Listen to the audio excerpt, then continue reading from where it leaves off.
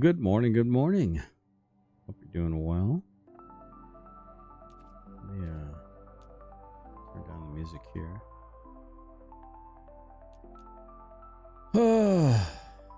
What a day. Early morning. Over here on the East Coast in America, we are sitting at 6:27 a.m.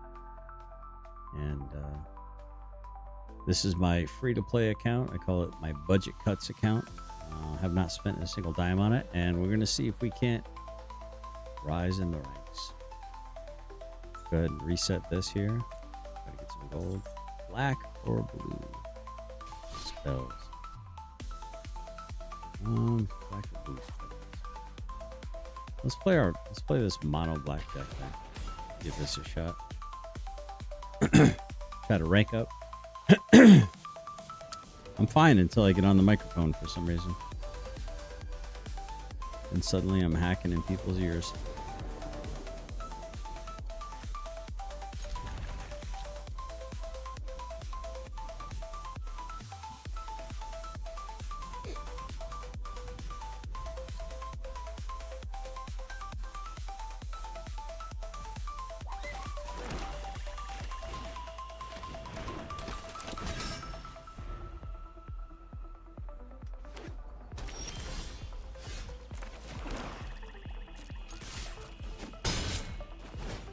We have a friendly opponent.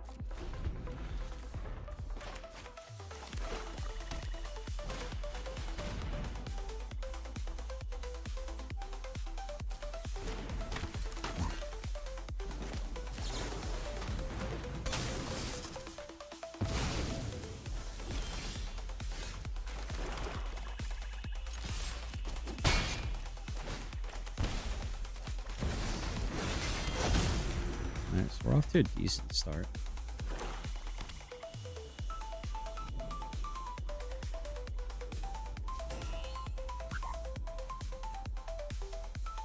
It's probably looking at a torn asunder. Got some reanimation with a jumbo cactus. So I'm going to definitely hold up some removal for that. Oh, wow. How would he pull that out of the graveyard? Huh. Is that something about the town or something like that? Crash the town, maybe? Swinging for 5.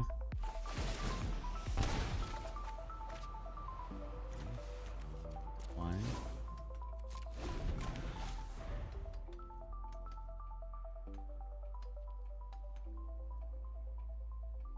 I don't think you can unequip, can you, for 2?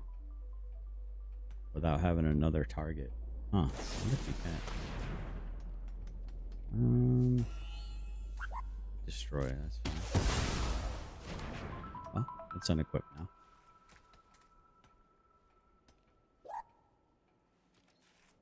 Got my coffee, you got your coffee? I'm not drinking coffee, you're drinking coffee.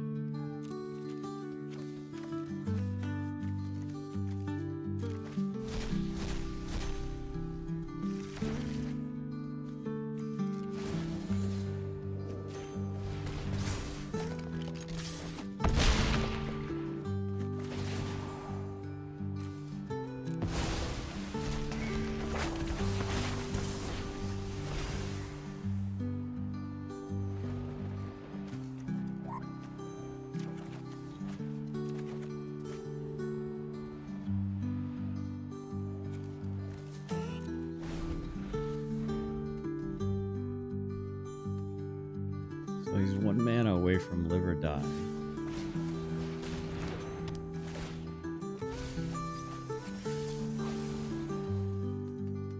should be game right there, unless you can.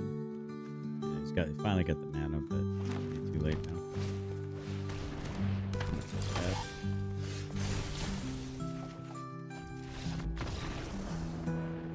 Respectful opponent. Let's hit the hat. We got 5 people hopped in. Hello. Welcome to Mythic. And down to 2. Alright, Diamond Tier 3, working our way up to Mythic on our free-to-play account. Can we get into Mythic with a free-to-play account? Very limited card pool. We shall see.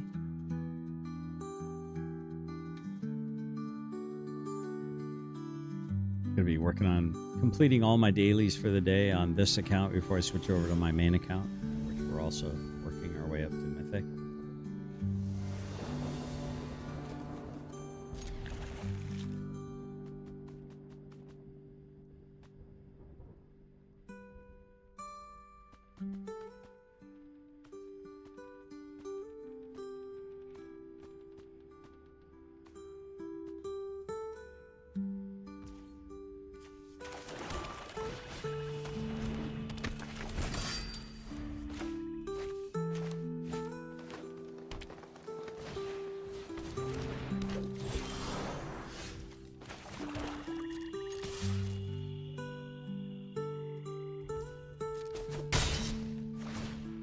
It's kind of important here to limit my opponent's ability to ramp.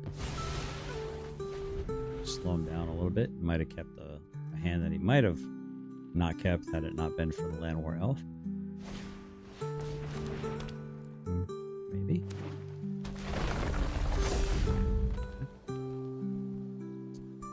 Well, let's hope I get another mana here soon.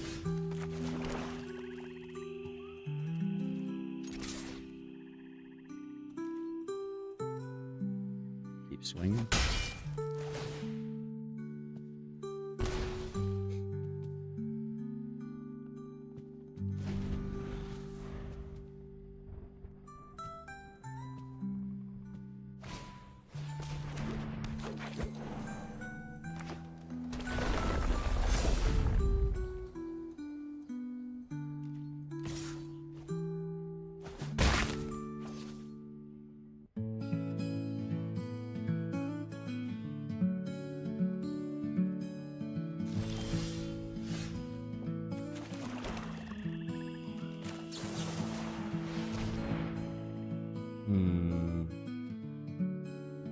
He's got a way to protect it, doesn't he? Dang it. Son of a risk.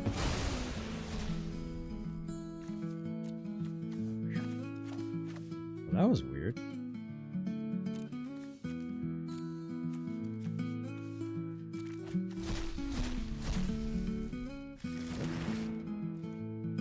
Wait, what happened there?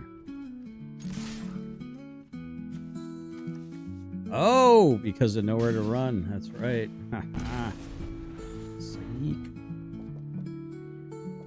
Oh, he's trying to figure it out right now. I'm just gonna show him right here, buddy. Right here.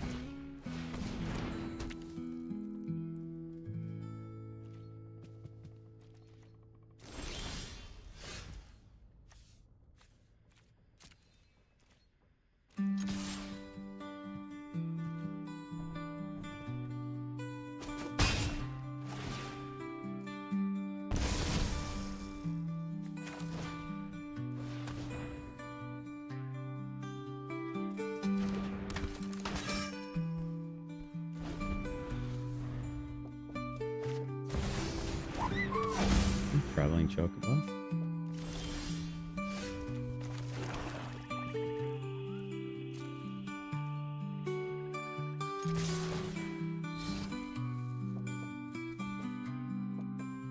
That does not double block.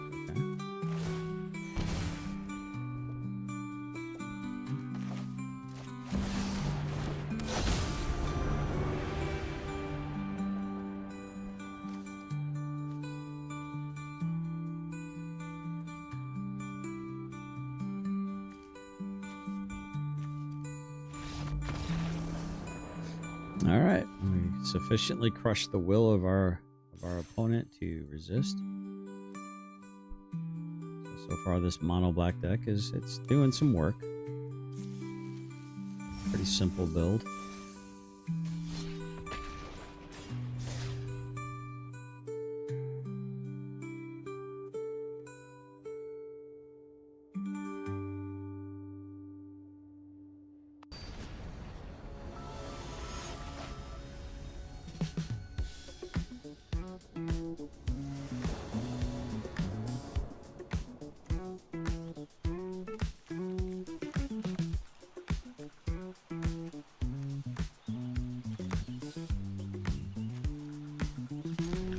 I suppose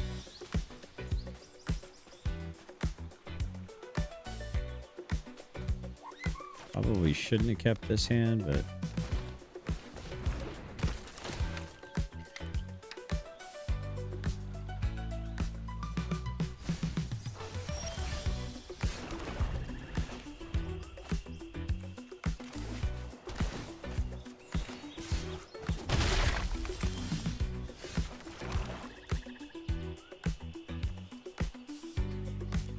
really a good candidate.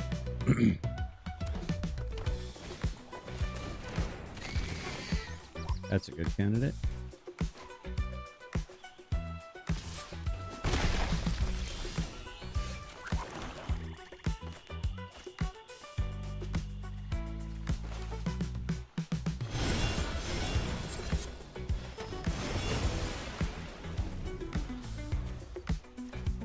All right, so now he has, what do you call it? There we go. That's fine. That's perfect, actually.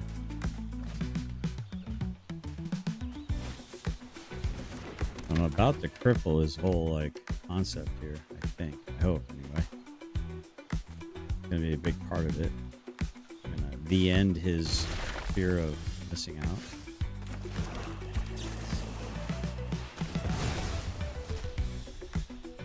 Oh yeah. That's gone. That's gone. That's gone. Oh yeah. Screaming Nemesis. That's a good card. Overprotect.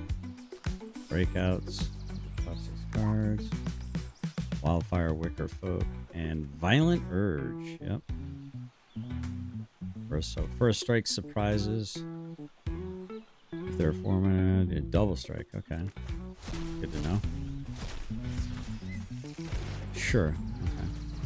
I think next turn. Oh, yeah. Cast it. Yes. Yes. Watch him quit.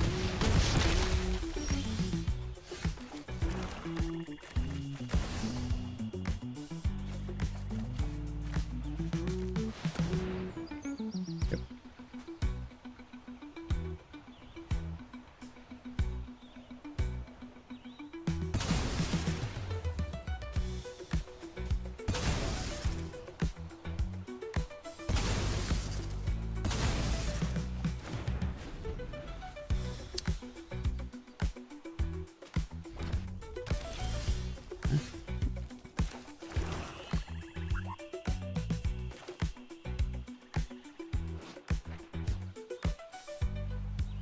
I'm gonna do.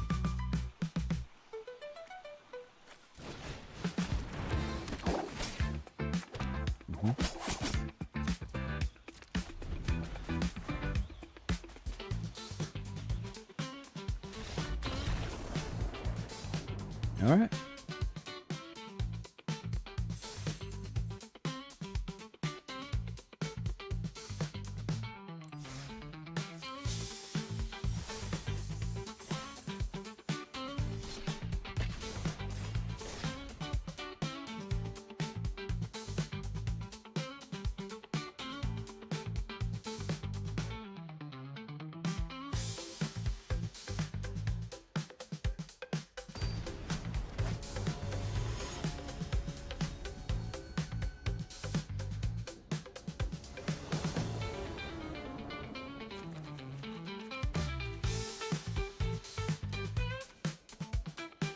Yikes.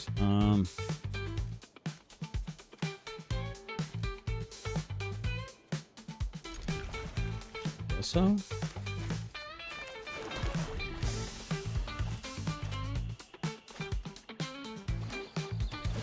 Might have been a mistake.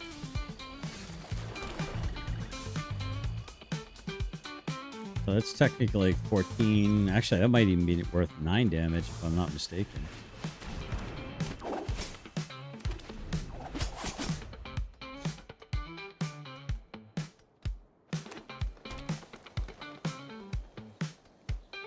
So I'm going to discard Arden for 8 damage. So that'd be 10 damage just with one swing if he doesn't have a blocker. Okay. Fair enough.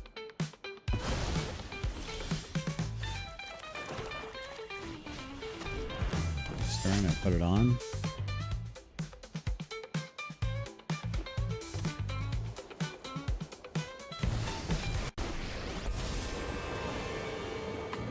I am a shining blade in the dark. Form up on me!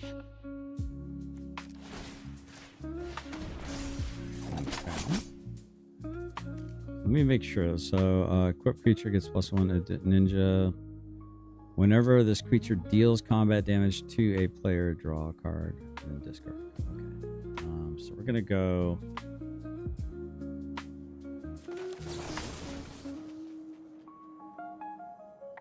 We're gonna go here. Makes it.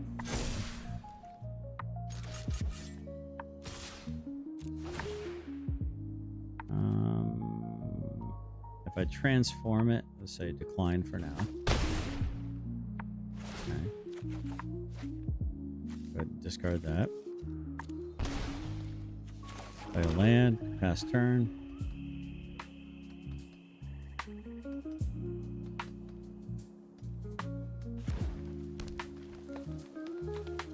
This is target creature or enchantment. Right. And I can bring back.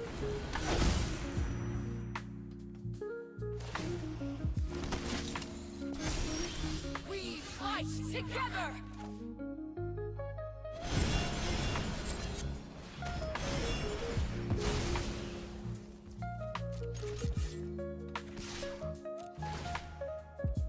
Fine. That's at 5. Game. Easy peasy lemon squeezy. Really should throw together a Kato like ninja deck with that particular weapon set, because any creature becomes a ninja at that point in time. We'll keep rolling with this until we get a loss, I guess.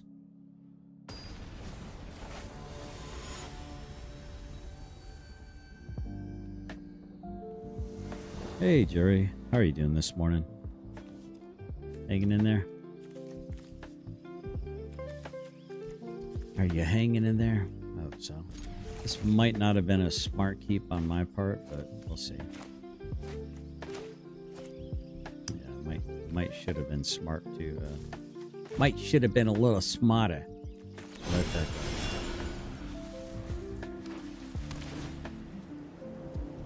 You got any big plans today, Jerry? Today is Tuesday, right? Yes, today is Tuesday.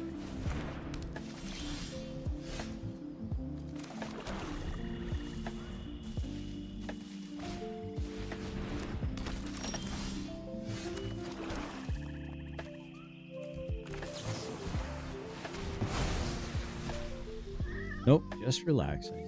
That sounds like a good plan to me. Opponent's library. What else has he got? Pack beasts. Okay. If we get rid of his pack beasts and his Sephiroth, I think I'll be good. Channelers are kind of dangerous. Got to know where to run. Okay, that's fine. He's got his hand betrayal. That'll hurt just a little bit. I think. Opponent's got a good deck here, so. I think I'm going to hold off on... Well, I could get him to... No, I don't want to cast that yet.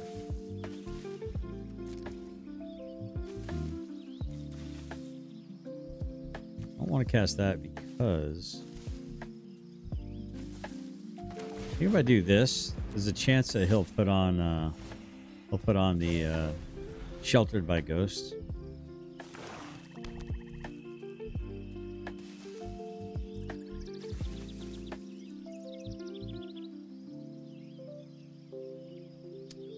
Thinking he's gonna go Sheltered by Ghost here. I can get back my my Vincent. Yep.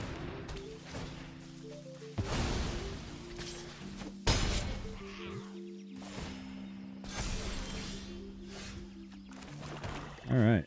So question is.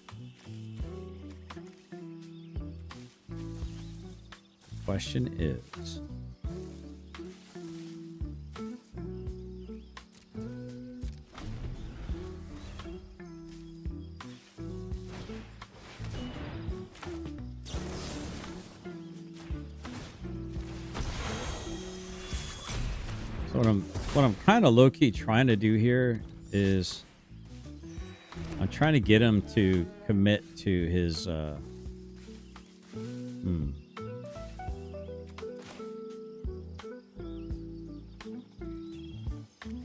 let's see.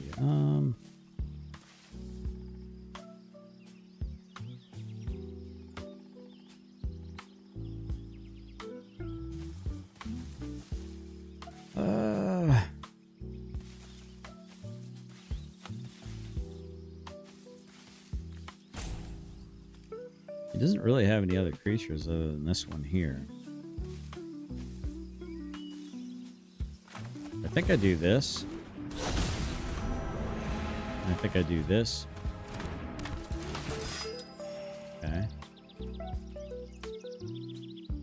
Say no attack.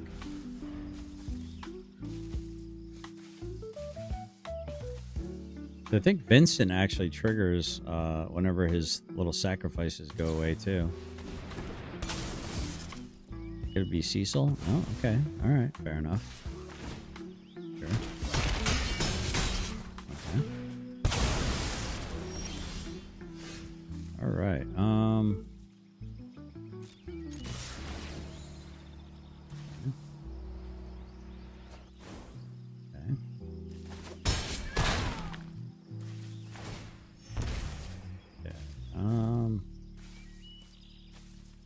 And turn.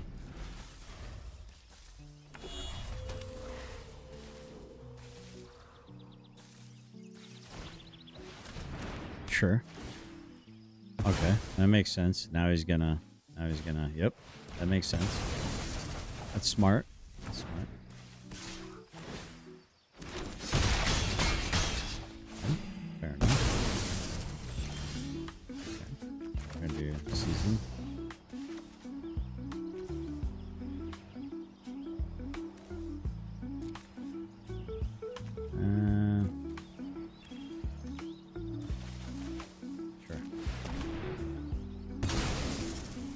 Oh no!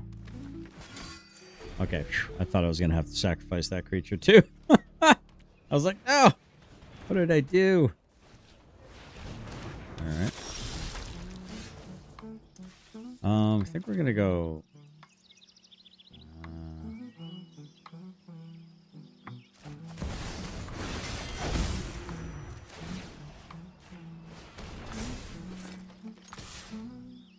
let's swing. Sure.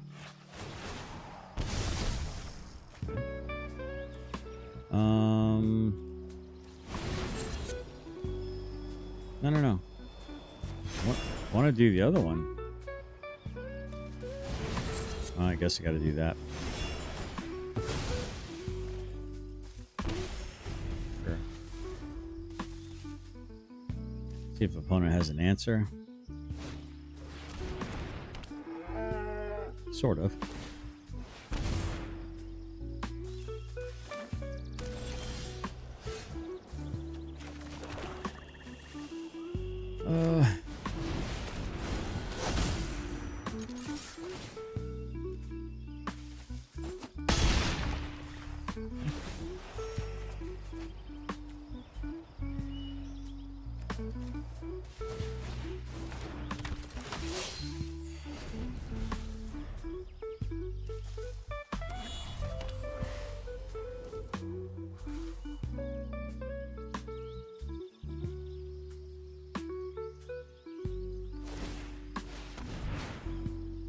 enchantment.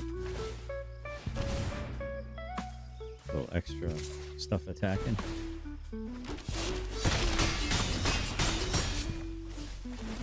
Sure, fair enough.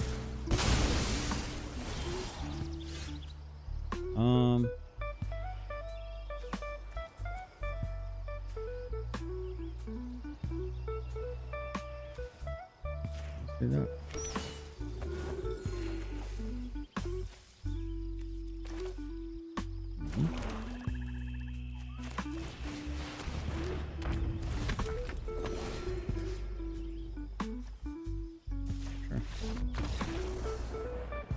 All right. I think we broke his will. I'll tell you, this mono black deck's doing okay. It's not half bad.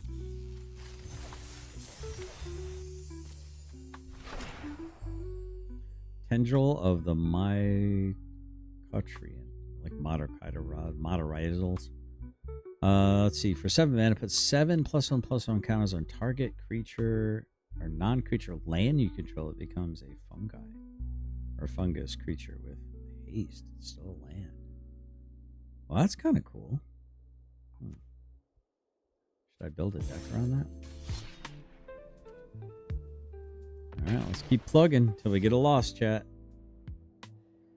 I think we're like 5-0 right now, or 6-0. All right, I just jinxed myself.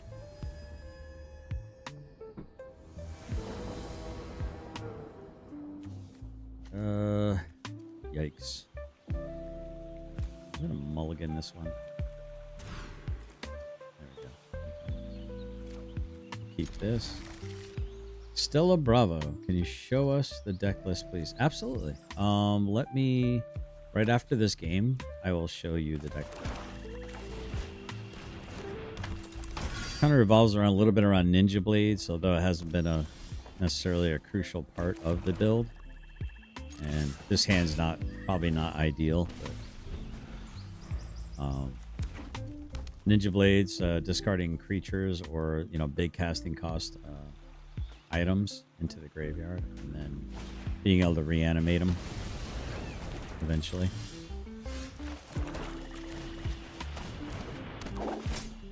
I think. What are you doing, Finn? Here you go, buddy.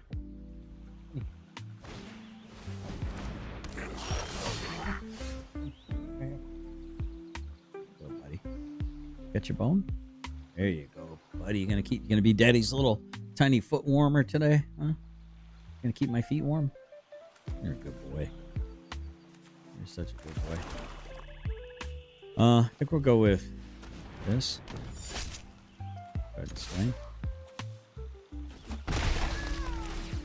Okay, draw a card and discard a card. Gosh, I don't really want to discard anything, but sure. So we get an extra 5 damage from that. It's not something ideally I'd want to discard. Good to see you, Stella Bravo, by the way. Thanks for saying hello. All right, so we got some Orc Lords.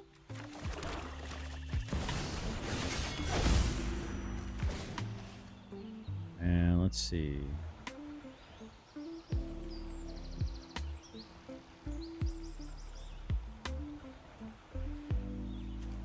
Yeah, sure.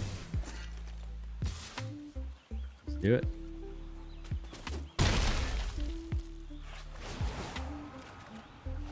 Kind of shocked that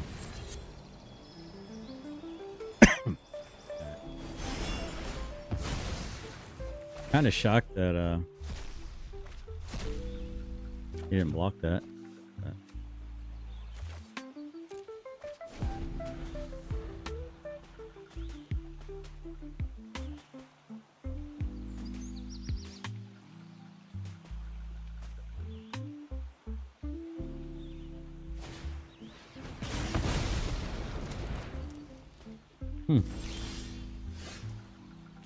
Okay.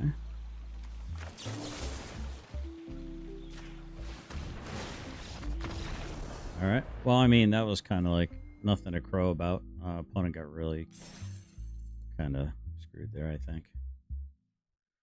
All right. Let's show the deck list now.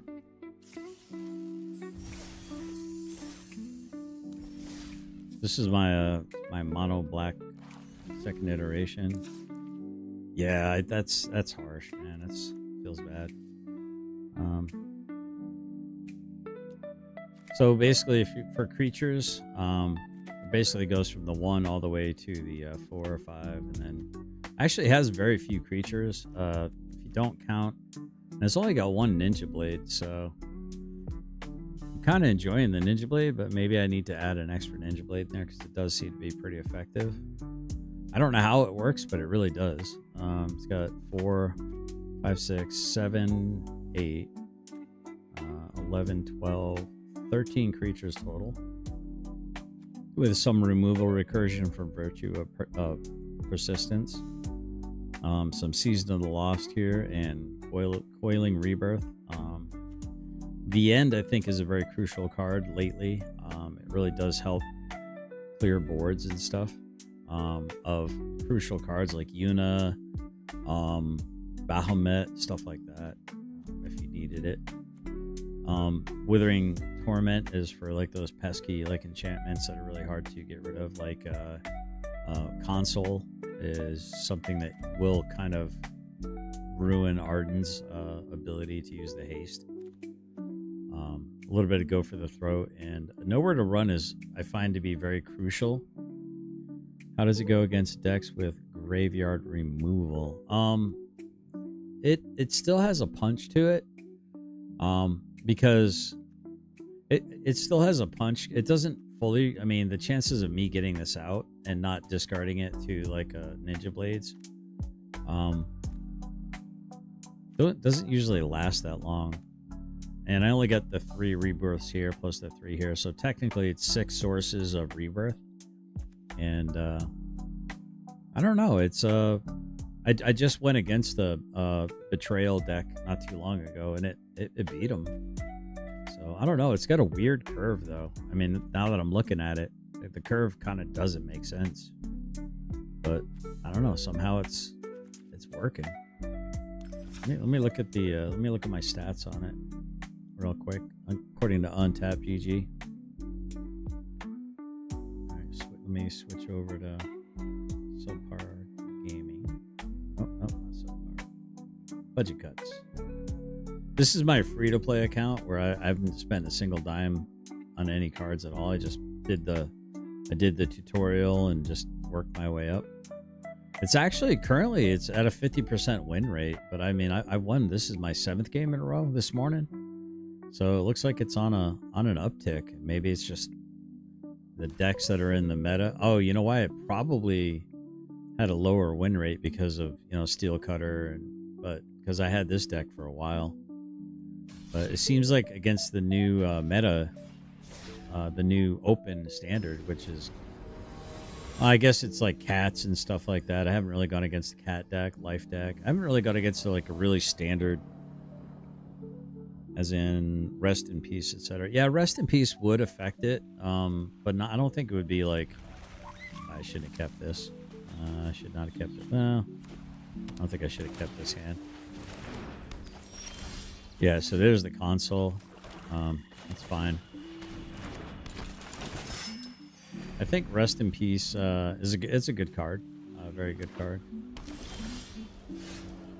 Yeah, I think Rest in Peace would neuter it quite a bit, if I'm being objective. I mean, it would. What's up, Hillbilly? Good morning to you. Yeah, I think Rest in Peace would definitely neuter my deck. I don't think it would. Yeah, I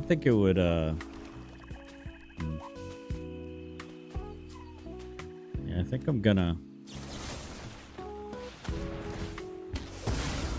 I'm just gonna keep swinging here,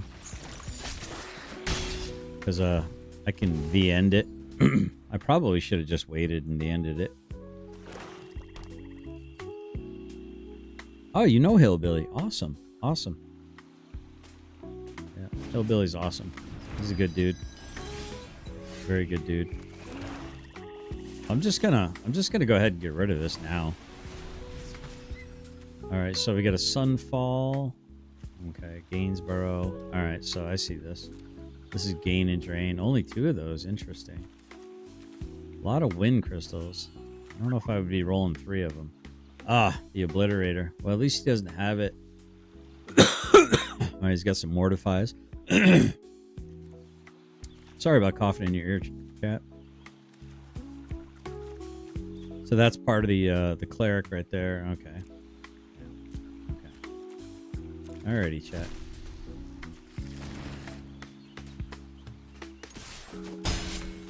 I might be cooked here. Just waiting for a Traveler and Chris Chaos. Oh. Oh, to come in.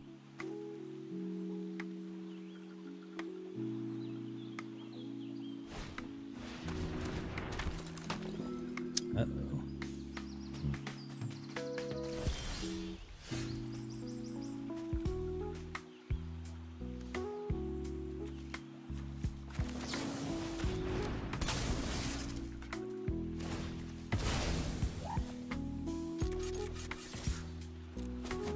That should transform.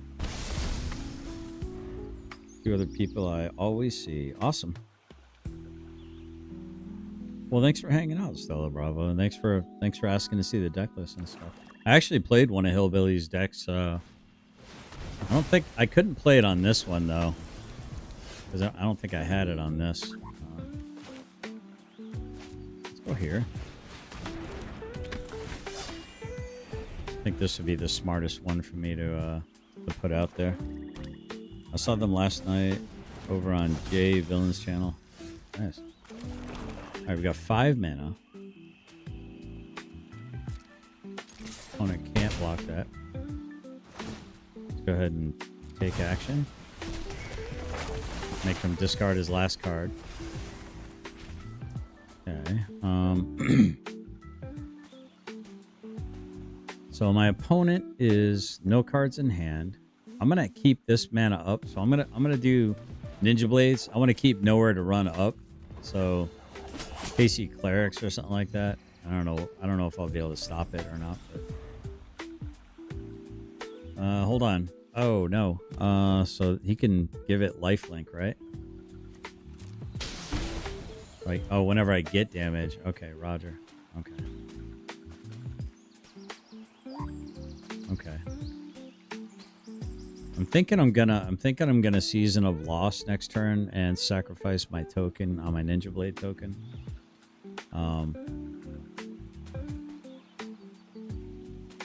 Actually, because if I swing for 7 and another 7, that'll put him at, if he attacks, he'll gain 5 though. Yep. Okay, so now he's gonna gain life too. All right, fair enough. Question is, yeah, I think this is the right call here. Limit how much life he gains.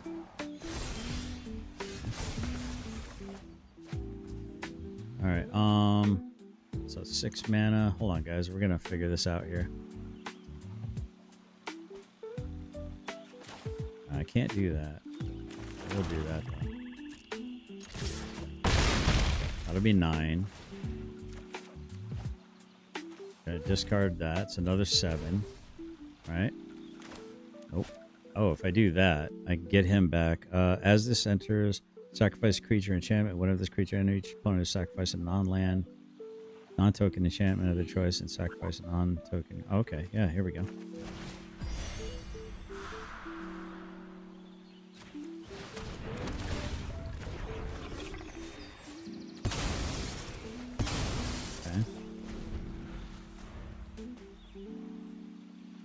Hopefully he doesn't draw like another Sunfall. Yeah, I don't know how this deck works, but it just does, man. It just gets the job done sometimes. Seems to anyway. See, he was just about to get the combo too, man. He was just about to get the combo. That's crazy. He's cooked. He's cooked. Let's see. Each opponent sacrificed 2 creatures of their choice.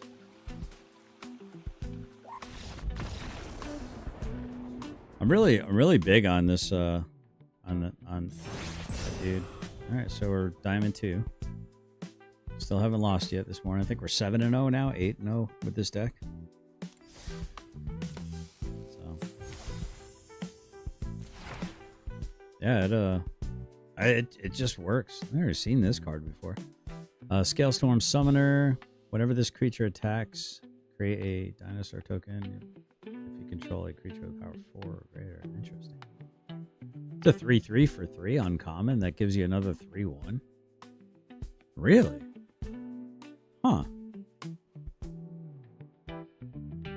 It's actually a pretty solid uncommon right there. What was the thing you discarded and they lost life? That was a it was a demon. It was like a 7. Oh, the thing that they it was Ninja Blades. Yeah, let me show you. So right here you got Ninja Blades, right? So this one says a job select. Equipped creature gets +1/+1, is a ninja in addition to its other types. And has, whenever this creature deals combat damage to a player, draw a card, then discard a card. That player loses life equal to the discarded card's mana value. So I discarded this card right here, Vile Mutilator. As additional cost to cast this spell, sacrifice a creature or enchantment. Now the beauty of that is when I whenever I Coiling Rebirth it, it's not considered casting it. It just returns it. So I don't actually have to sacrifice. Apparently, I don't have to sacrifice an enchantment. When it comes in, sacrifices a non-token enchantment of their choice and also a non-token creature of their choice. So instead of using Seasonal Loss in that moment to get rid of his creature, I was able to discard Mutilator, do 7 damage to him with the Ninja Blades, and then reanimate for the same mana cost as the season. It had the same effect of removing his creature without me having to sacrifice one of mine. So it worked out really well. I'm not sure why I have Midgard City of Mako in there, though. I don't think I have enough creatures for this to make any sense. Excuse me. I really don't understand why I have this in there. I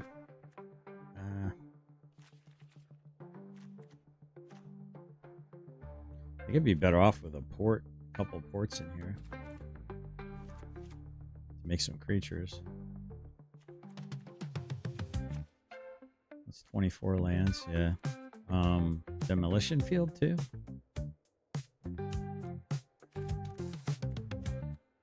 Yeah, the only problem is if you start putting like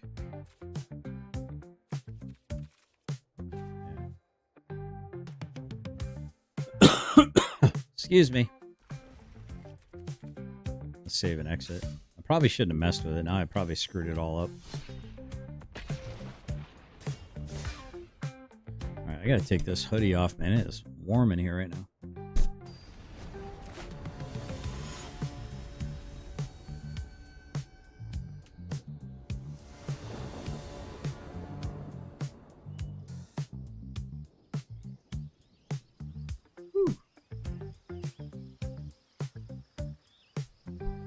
My goodness. Over here sweating. Alright. Let's see if we get lucky this one. I'm thinking my deck is just kind of weird enough that I think the algorithm doesn't know how to pair me up. That's what I'm thinking.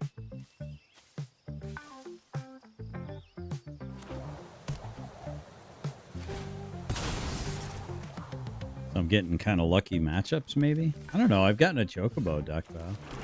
I've actually gotten a pretty decent gambit of decks. Let's see.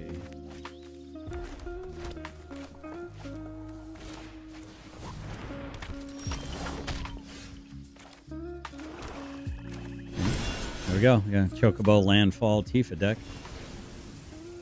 Probably should have attacked first, see if he would have blocked. I doubt it, but...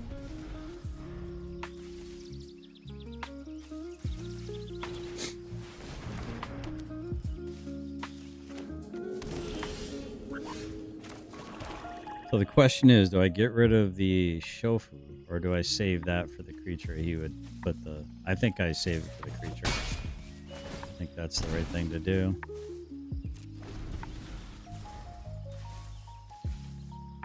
think that's a smart thing. Although that can become a creature too, so. He's got his rogue passage too, so that's probably why I should have a demolition field in my deck, actually. It doesn't look like he has any creatures to really help it out with, so he's probably got like stuff that buffs up his creatures. There you go. I actually think I'm gonna go ahead and cast this so I can start gaining some life. Maybe that wasn't the right call, actually. I got a fat chocobo. Alright, so maybe it was the right call. Alright,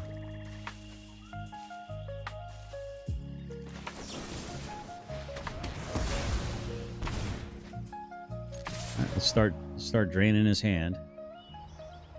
He's probably gonna have like a buff, like a let's play speedball or whatever, it's blitzball or something like that.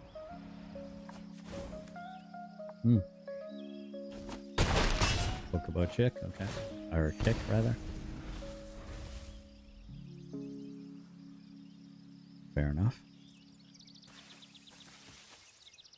I'm like 1 mana away from being able to reanimate stuff out of his graveyard. 1 mana away from being able to use this, but I need an enchantment to do that. To naturally cast it.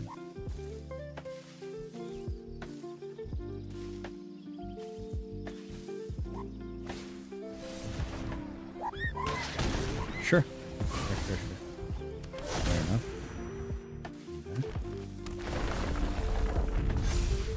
Okay.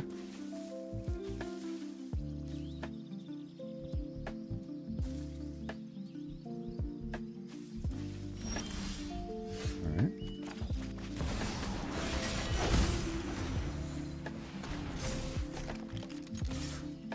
This should transform it for me too. Oh, he's at 1, chat. That's huge. Alright, yep, let's cast that. Telling you, man, don't sleep on a Buster Sword, man. Buster Sword is just it's got to be in almost any deck that you have creatures in my opinion. Heck, even if you only have it in like with a Fountain Port deck, just really good card. All right, we got Chocobo Racetrack. Probably gonna drop a land right now. Sure. Okay. So if I put this on here, it becomes a 6/5, a 7/5. And he has to block with both. Okay. Good news is I can now put down my Virtue, as long as he doesn't have any enchantment hate. Alright, looks like his deck is firing, chat. Don't feel sorry for him. He might turn around and win this, for all I know.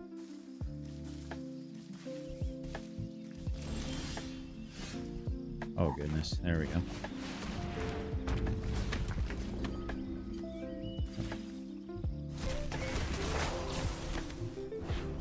Okay, chat. Let's see. I think the smart thing for me to do would probably be... he's got 1 card in hand. That requires 2 blockers. That requires 2 blockers. I think I swing with everything, chat. They all get indestructible. So he can chump block, but I'm still going to gain 7 life.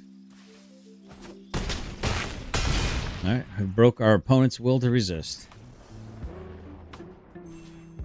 All right, I think we're like 9-0 now. 8-0.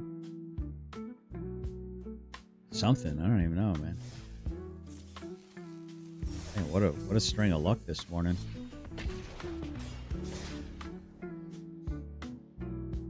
So if I get my first loss, I'm thinking about putting a Kato deck together, like a ninja deck with the ninja blades.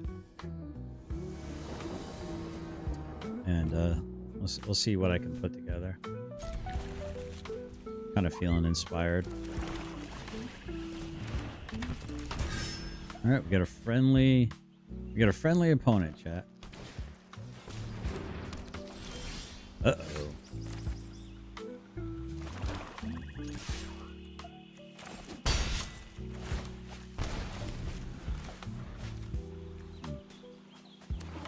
This is gonna hurt, chat. This is gonna hurt.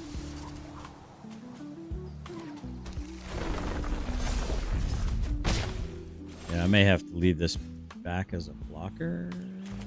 I don't know what happens here, chat. Let me see what happens here first. Okay, now we can attack.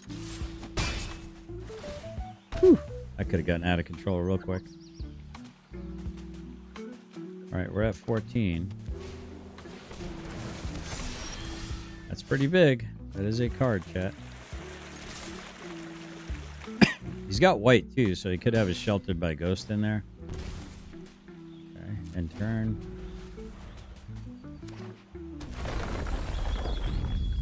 Yeah, I think having Fountain Port is probably a smart play. That way I have things I can sacrifice to the Season of Loss if I needed to. Okay. You know what I mean? I think that's a smart play on my part. Is this where it gets out of control, chat? Ooh. Ooh. Put it into your hand. Okay. He's looking for a bird or a basic land. Come here, Finny bud.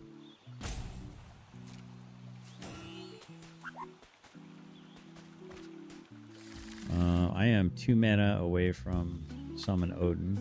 I don't know if that's going to help me. I don't know if I'm going to get there in time. Alright, we are at 8 life, chat.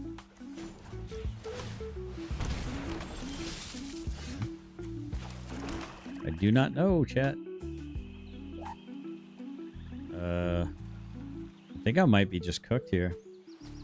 Might be my first loss. What's that thing? Attacks, it double counters on the Hydra. Yeah, it's gonna get. I can't. There's nothing I can do. I got nothing. I'm 1 mana shy from Summon Primal Odin. Yeah, that's game. That's good game. Concede. What a shame, though. What a shame. Oh, what a shame. I still had fun. All right, that's our first loss in the morning, chat, with the deck. So let's get creative. What do you say? All right, so deck. So ninja. We go here. Pardon me. Nope. I need a new laptop soon, I think. Now I'm not sure if any of this is. I want to see how much of this is rotation proof. So, oh goodness, it looks like I lost some stuff here.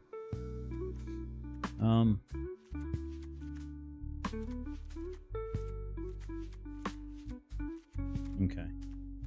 All right, chat. We're gonna do this. We're gonna figure something out here. Are you ready for this, chat? All right. These are all. Everything's gonna be a ninja because of my ninja blades. Good morning, Rats to the Moon. How you doing? How you doing this morning? All right. So we're gonna go here, here, and here. We're gonna go Buster. Maybe 3. Slick Shot, Vault Buster.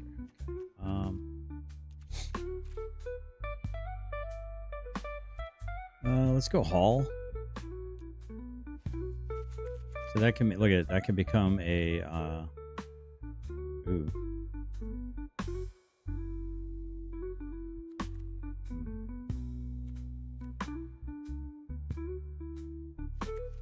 Ooh. So the Hall can become a Summon Primal Odin as well.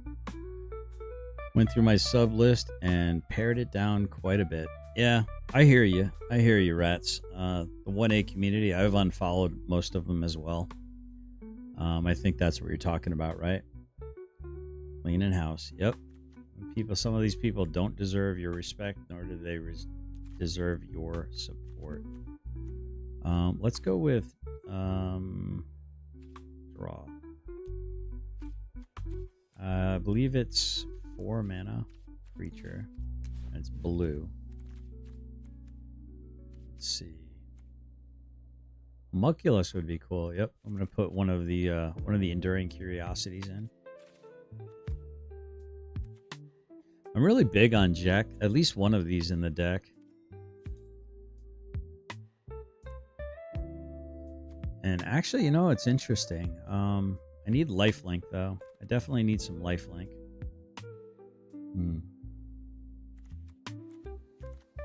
So let's go lifelink. What do we got that's lifelink? Not creature, but just in general. So we got bats. Yep, enduring curiosity. Yep. You read my mind. I only have one, though. Like I said, this is my free-to-play account. This would be a nice little... I mean... I don't know if Nashi fits because... Well, that's an enchantment, so I can get that back. Avatar, hold on. Right. Got these two avatars here. We're going to figure it out, chat. We're going to get something here. I think I'll drop down to one of those. Maybe two Nashies. Or, I don't know. That's a pretty good card. And that'll get me back legendaries, right?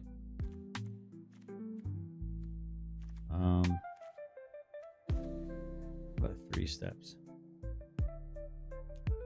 Am I wanting...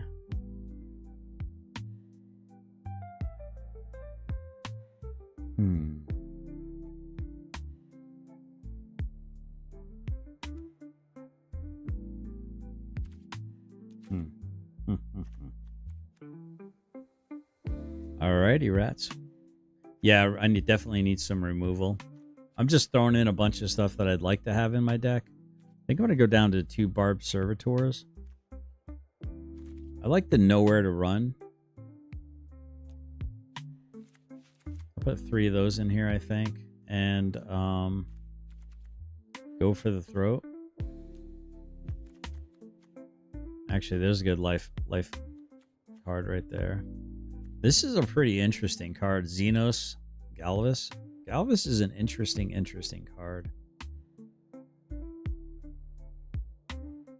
Because that'd be a good board clear. I'm going to put him in for now just to see how he works. What was I doing?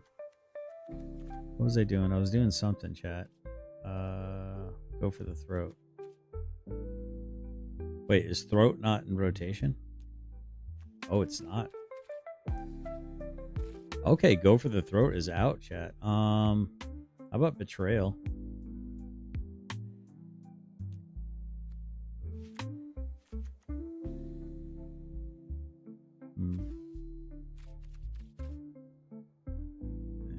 Hold on.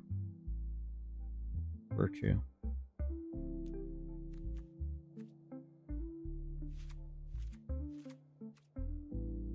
Yeah, definitely. I think having virtues would be very helpful. Probably drop one of those.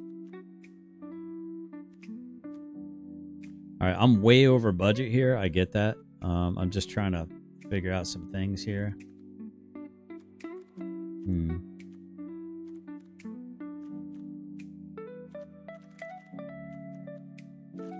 What about rooms?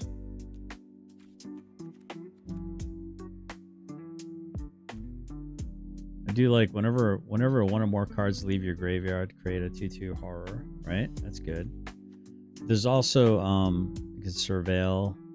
That actually should be in my Montoya deck. The whenever you unlock this door, surveil. So this has got a bounce. I think this one actually fits nicely. Drop a virtue there because this will fire off of my Nashi, and these are unblockable, and I can endure copy that barbed servitor. I mean, maybe I have 1 barbed servitor to throw some blades on. I don't know if I need the servitor in there. I don't know. This one would be a good board clear, I think. No, because I think that would. Yeah, I think I have to get rid of that card. think I'll go to two summon Primal Odins. I gotta drop 10 cards, chat.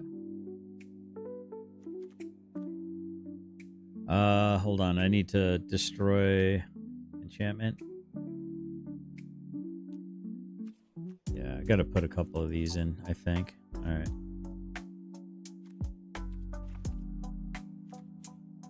Go with 2 Buster Swords.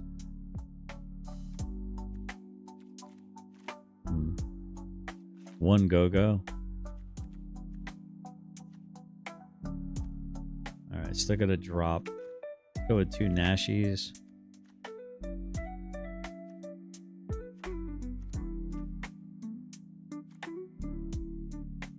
How about just 2 Blades? I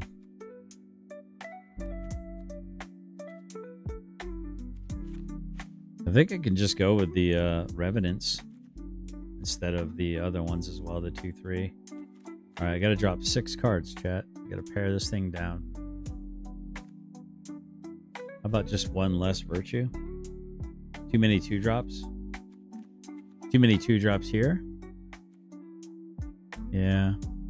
Well, this one's gonna get a lot of it's gonna what do you call it? And it's gonna get enchantments back. So that's why I like having the nowhere to run. Too many 2-drops. It'll get back the Silent Hall Creeper as I mill it.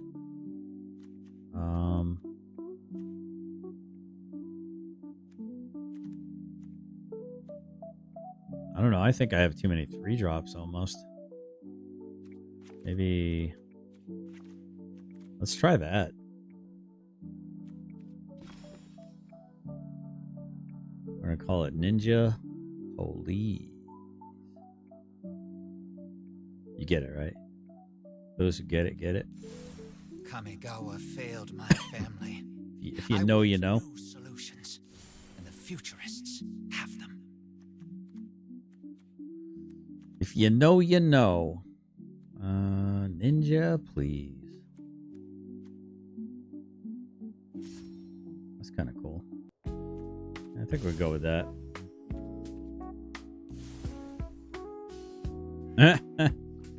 That guy actually looks cool. Go with the Rock. Can you smell what the Rock is cooking? All right, let's go ahead with mana now. What did I do? I did something here. Land? Wait, what do you mean? Oh, dirt. Okay. Yes. Did you say the Rock? Yeah. Yeah, I know. Oh, by the way, Rats to the Moon has a crush on the Rock. He is definitely a thirsty girl when it comes to that. Let's see. That's a Scrub Surveil. I don't think I have any Verges, do I?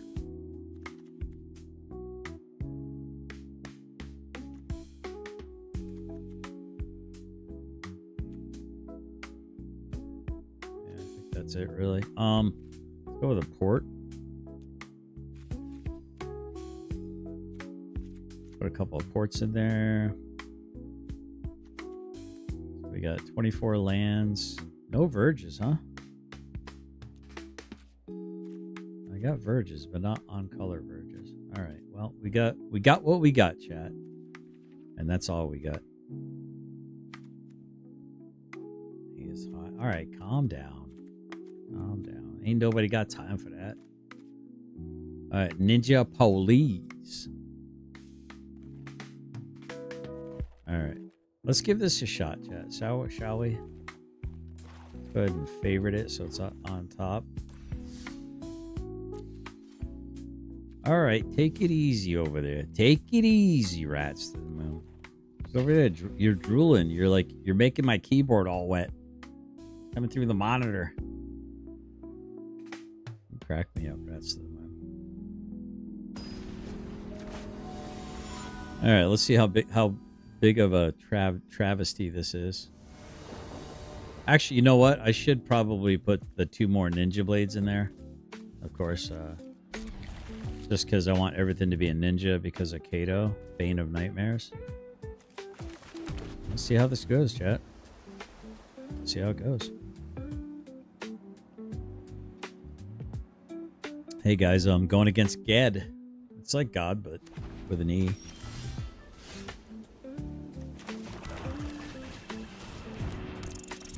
What up, Yoda? Yeah, it is coffee time. I agree. I agree, my brother.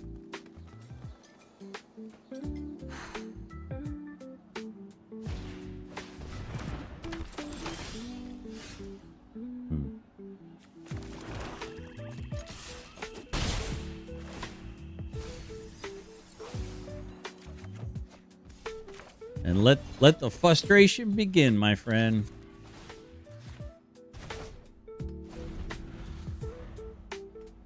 So you just skipped a turn. I just time walked in essence right there. He's already frustrated. He's ready to rage quit.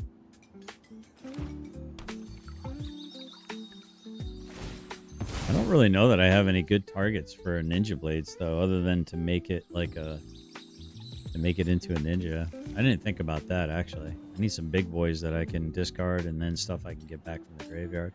I guess Avatar gets stuff creatures back, but yeah, I don't think I thought this one through.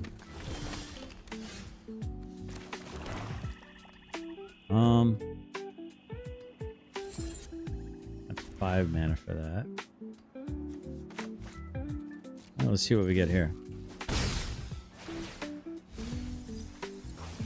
Oh, bring that out. Now watch, I can triple the effect of Nashi with Go-Go next turn. Watch how cool this is going to be, chat. Actually, I can, whenever one or more creatures you control deals combat damage to a player, draw a card. I should probably do that first. See, I love playing decks like this because it's like, you're not going to find this deck anywhere. You won't find this deck anywhere. This is basically a net deck I've seen a million times. You know, because people lack imagination. All right, now that's a problem. Okay. You got problems? I've got solutions. Let's do this. I wonder if I can double that effect. I can't, can I?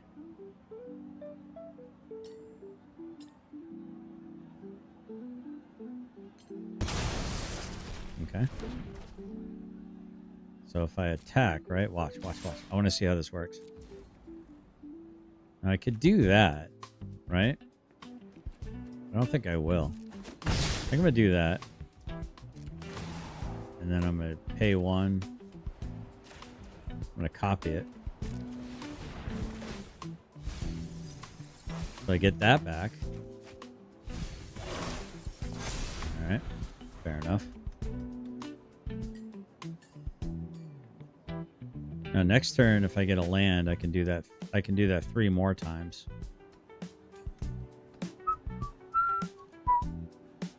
So as it is, I can do Overlord and get back my Revenant Hardcast. My opponent's like, I ain't never seen no deck like this before.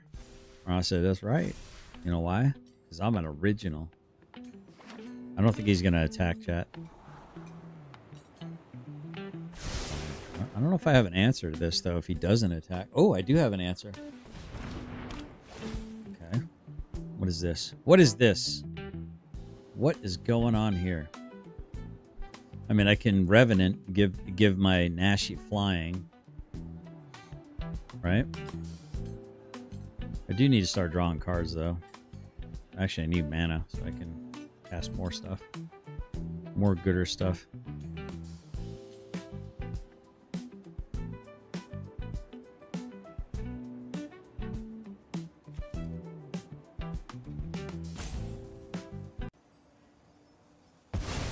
Let's change up the vibe.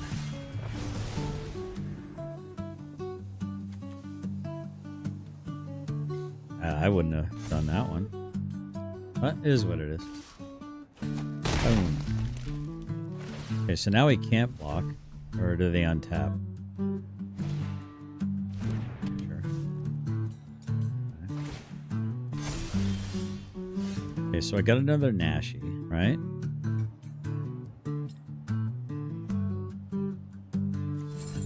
technically I can do this. I think this might be the call because I don't know what's going on where my mana decided to leave. But I think I might be in trouble here though, chat. Like I swing with this guy, right? You can't block. I get to draw a card and do the effect.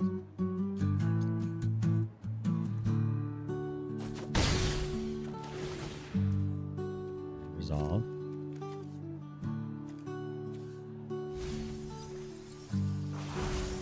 Yep. These are both enchantments. Mana? Mana would be amazing right now. Mana would be spectacular. Come on, really? Son of a biscuit.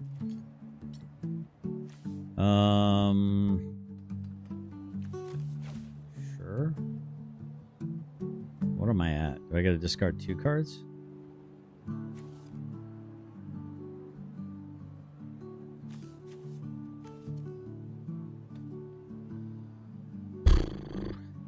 Sure. No, submit 1. Okay. Guess we get rid of him.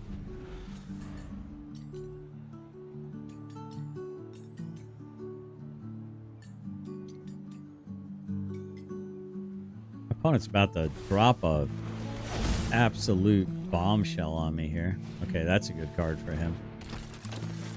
That's definitely a good card for him to have. I don't have a sweep. I need a sweep, don't I, chat? Yeah, I need a board sweep. I need a seasonal loss, or I need like the other board sweeper, the 5 mana casting cost board sweeper. Yeah, I definitely need a board sweep.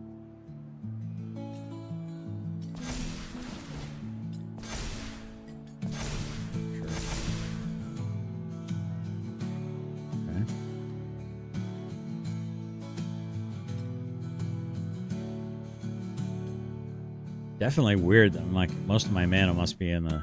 Oh yeah, there it is. Okay, that's 13 damage, chat. That's pretty big. And that's trample. Yeah, I think I'm cooked here, chat. I'm cooked. Yep. I don't even have the mana to do this, man. What the French toast?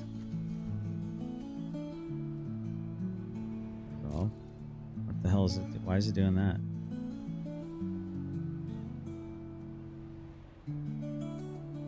This is crazy, man. Yeah, I definitely need a sweep or something, or I lost too much mana with Nashi. I mean, it's got some good benefits, but I think maybe I got too many. I don't know. What's my opponent doing, dude?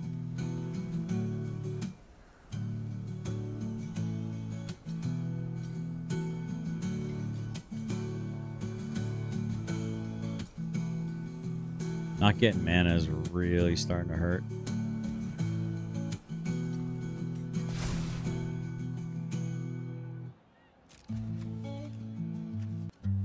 Really starting to hurt.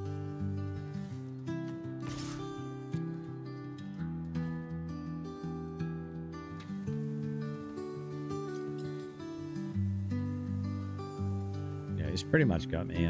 I gain 3, it puts me at 10. I block 4 of that damage. It's still enough to kill me. I don't know why he's roping me. Ouch. Yeah, I don't have enough removal, like straight removal.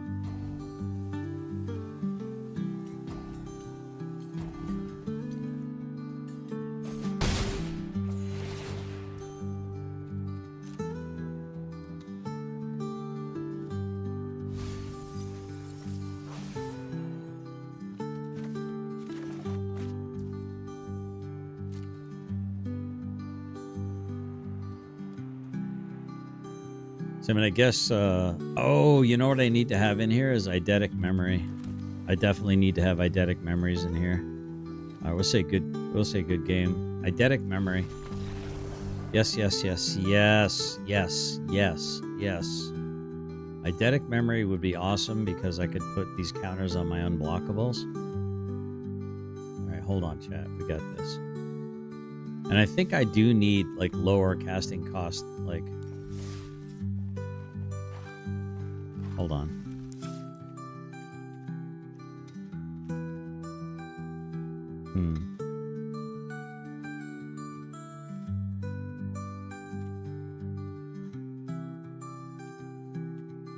Got 4 eidetic memories. Okay.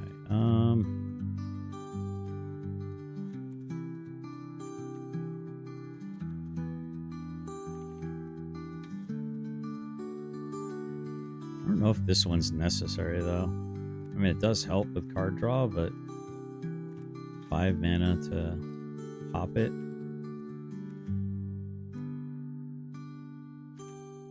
There's some good life there. Enchantment removal. Gogan just kind of sat. Go-Go just kind of sat there, honestly. Let's see. Season.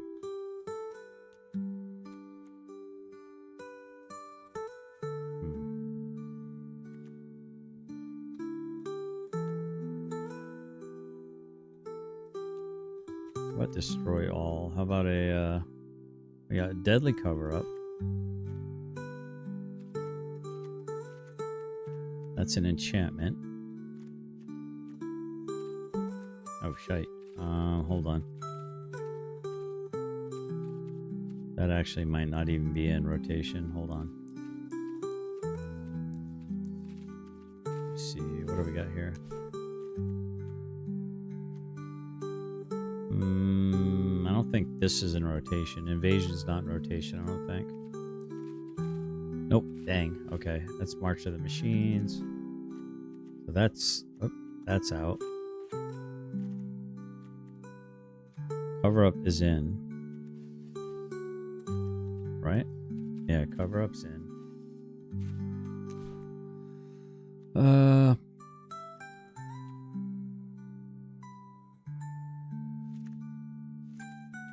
I think murder over betrayal.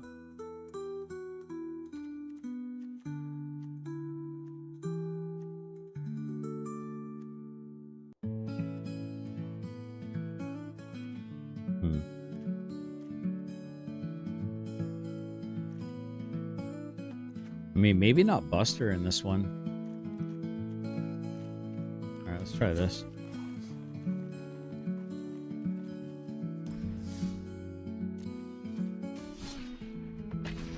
Let's see if this helps at all. At least I know I have an out with a board sweep. And I got some more direct direct removal. Betrayal's nice because it gets rid of the graveyard, but then why have virtues in there if I'm trying to get rid of my opponent's graveyard, right? One of those situations.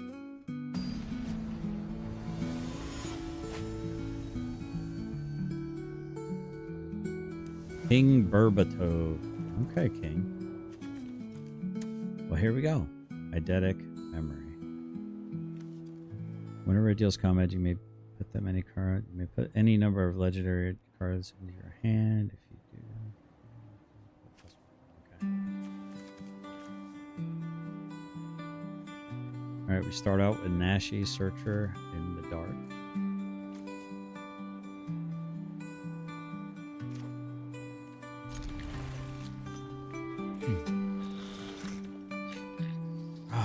I swear I got like a tumor growing underneath my damn ribcage or something. There's something weird going on there. Get like this weird like hardball size like lump underneath my left rib. I think I gotta get freaking ultrasound or something, right?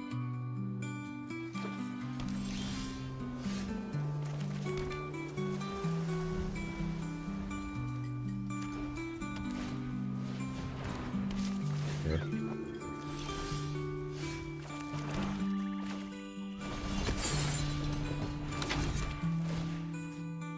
ahead and pause them a little bit. Apparently we got a rabbit deck.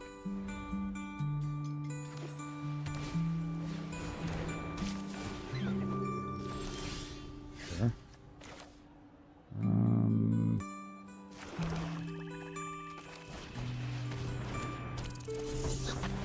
Nashi's gonna have a hard time getting through some of this stuff. He's gonna have plenty of things to block with, it looks like. Sure.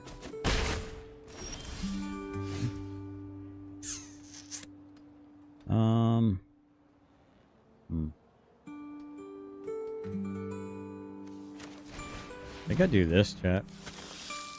I got hold here.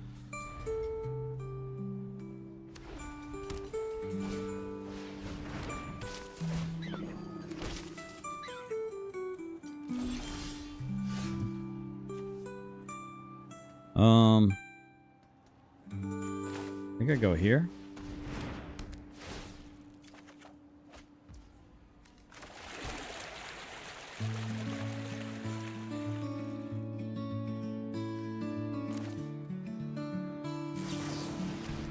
Oh, I should have. That was silly of me. Let's go here. Let's say no attack currently. I don't know if I can make that unblockable. I think the rabbit deck was probably like the worst deck I could have been against. He's got to have like something. Oh, he doesn't. He's probably gonna kill everything. He's gonna wipe the board, my guess. Yep. Fair enough.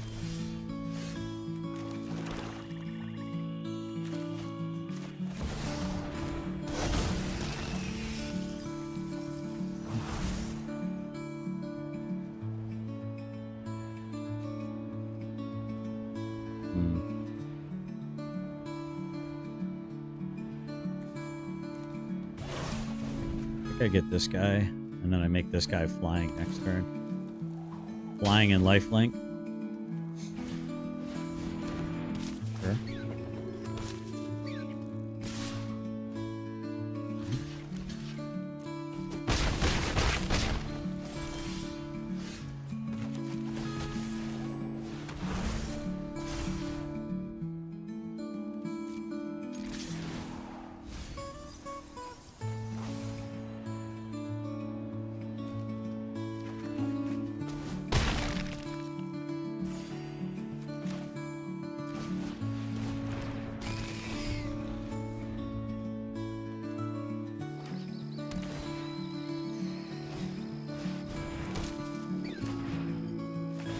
Sure.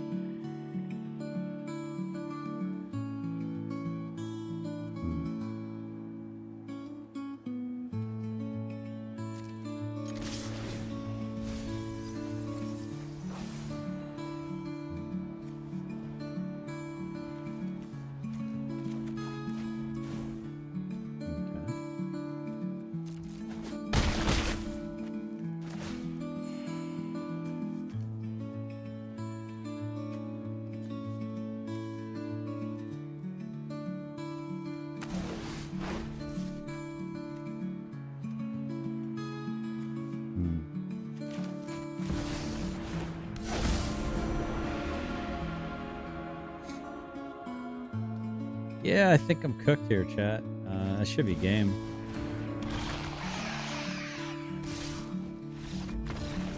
Anyway, hard to go against the rabbits.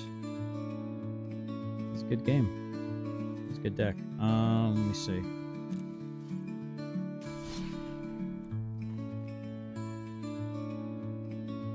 I mean, I'm not even using the Kato though. I mean, it's like you think that I'd want to get Kato out there like ASAP. I haven't even really cast them at all.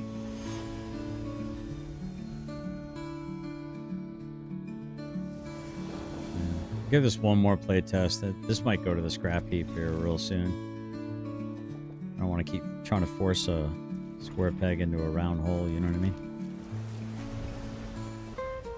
Did you get your coffee yet this morning there, rats? Got some good cafe music going on.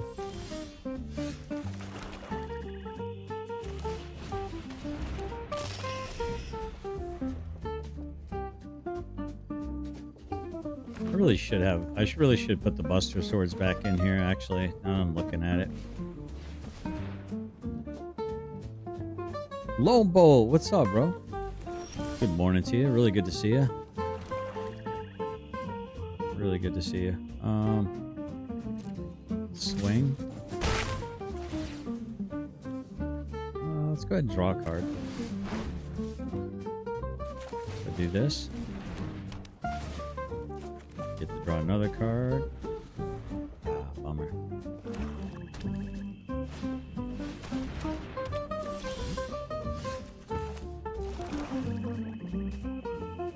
I think we're gonna get rid of that.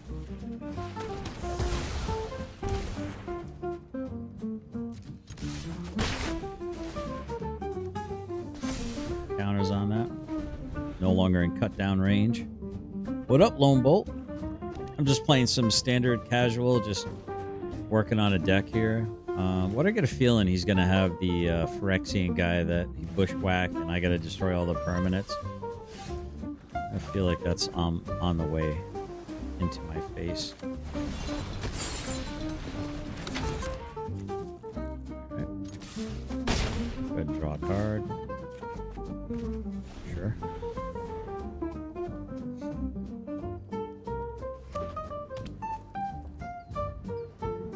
How you doing this morning, Lone Boat? That was quite a show last night on my main channel, huh? How dare you, sir? How dare you? How dare you, sir? Maybe we do this. There's nothing I can't steal. It pays to have connections.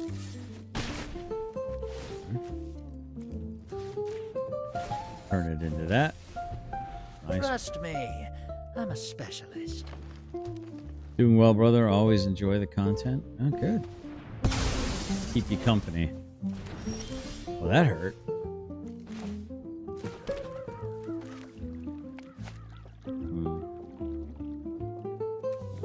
Let's see.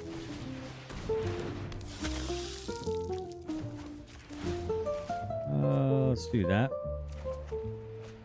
Stick to the shadows. Sure. Okay. And turn. One doesn't seem to have any creatures yet, so I don't know what's going on. Whenever you sacrifice a permanent. I'm guessing he's got that Phyrexian thing. You're gonna debate Sage again soon? I'm actually getting ready to... I've got like a couple of videos. I've actually got a couple of videos that prove...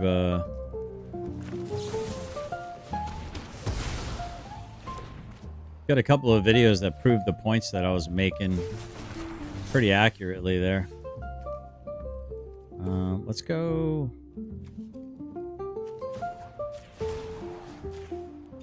do that.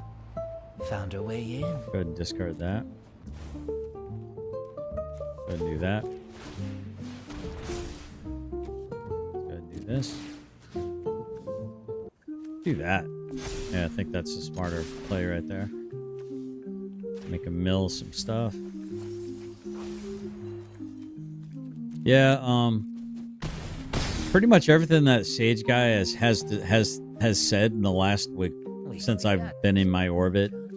I've got receipts that everything he's saying is wrong. I'm going to show you what's going on with the illegal immigration that's going on in Europe, especially in Spain.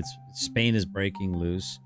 It's going all kinds of crazy corrupt. I'm actually going to do that tonight, along with so his little immigration narrative is bullshit. There's something else, something about tariffs and stuff like that. Uh-oh. Here we go. So yeah, I don't know that I'm gonna debate him, because I don't know if there's a point in debating him. I really don't. The guy doesn't. He won't concede to logic. He's all about feelings, in my opinion. But I guess I could get on his show. I mean, it's about to start, isn't it? Honestly, I don't think he's gonna let me on. I really don't think he's gonna let me on.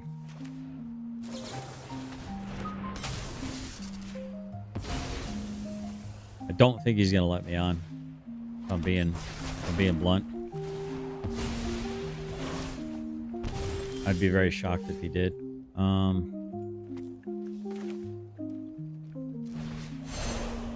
go ahead and do this. Let's get rid of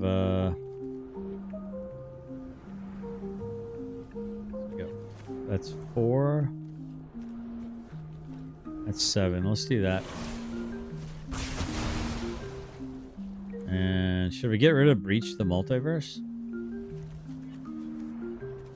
Or should I get rid of his creatures? What do we think would be his most... Ooh. Yeah, let's get rid of that. Got 2 of those. Yeah, it seemed to have been the right choice. He's got a deadly cover-up, too.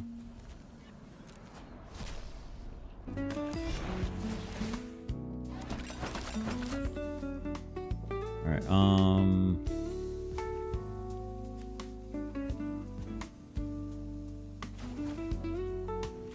we'll cancel that. We'll say end turn. Oh, wait. Let's do that. You go low, I'll go high. I mean, he's dead next turn with Restless. Well, technically, he's dead next turn with this. Let me know if you call so I can tune in. Yeah, if I do, I'd have to end this stream right here. I'm not gonna have it running at the same time. Actually, I can play his. Actually, I'll play it right here. How about that? That could be kind of fun.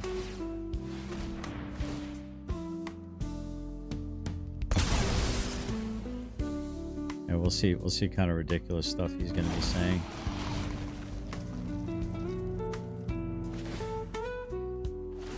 It doesn't look like he has anything scheduled, though. Maybe I broke his will, too. I seem to be breaking a lot of wills lately.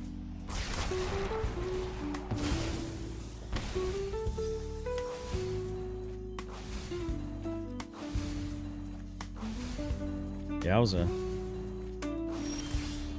Okay. Well, that's not good. Let me see. Let's see what happens. Let's do this. Let's just win.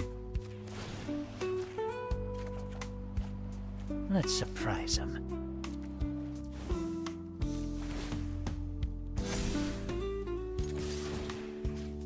No attacky for you. GG. That was a fun game. My brother just got back from Ireland. Are they getting infiltrated? Ireland? I don't know about Ireland so much, but I know Spain is insane right now. Asmongold did a little cover on it. And most of the mainstream media is not covering a lot of this stuff. Oh, I love the art on that card. That's kind of cool. Let's see. Adrenaline Jockey. I mean, 3/3 for 3. Whenever a player casts a spell, if it's not their turn, this creature does 4 damage to them. Wow. Whenever you activate an exhaust ability. Wow. Okay. Alright, let's play one more game here. Actually, you know what? Might as well be getting rank here, huh? Let's try to get the Mythic.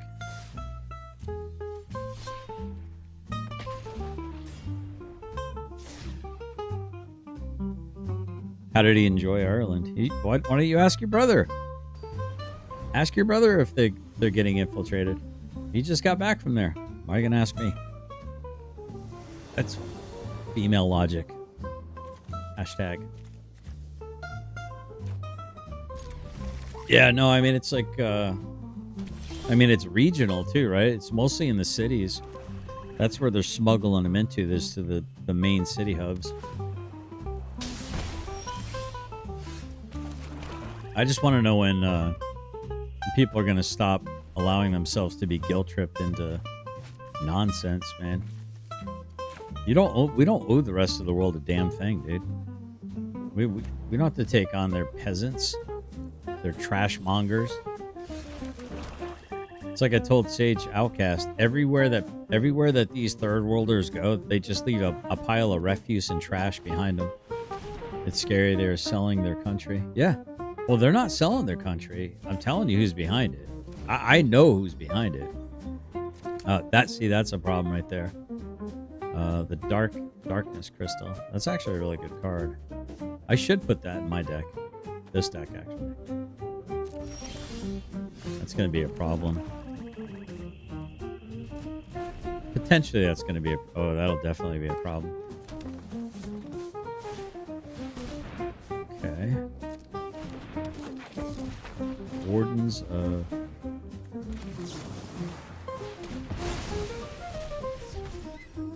That's a cool looking card.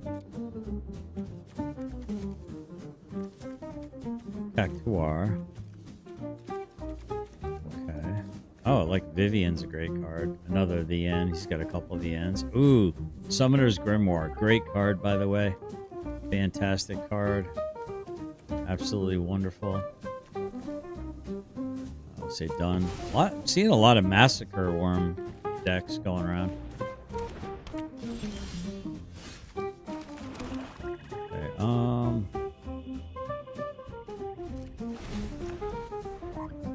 Got to sneeze really bad. So anything I put into the graveyard, if a non-token creature opponent controls would die. Okay, die. Okay, so that's the keyword. It's the NGOs, Lone Bolt. It's the NGOs that are, I'm telling you who's behind it. It's Mossad, it's Israel. It's these Israel-controlled NGOs that are using the tax dollars of all of these different countries. Let's see. Target opponent discards half their cards in their hand rounded up. Yeah, I think I get rid of this. Get rid of that. So this is a discard. Do I do that?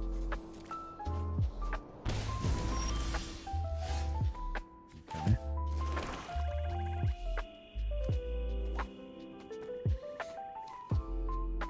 So that's 6 mana. I don't really have anything else in here that I can pull out, so... Question is... End turn. I'm probably going to cast the Massacre Worm as soon as he's able to. Yeah, it's NGOs. It's Israeli-backed and controlled NGOs. It's the same reason why the Epstein list still isn't out. Ooh, concrete jungle. Sounds like... Uh... I'll hunt somewhere else. Alright, so he's got that. Alright, that's not good. Turn. Yikes, that's not good. Can't bury the 1, 2, creatures 3. of this world in steel and stone. Excuse me.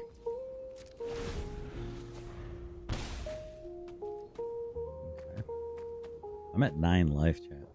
How am I at 9 life? Oh, from that. Sure. Sure.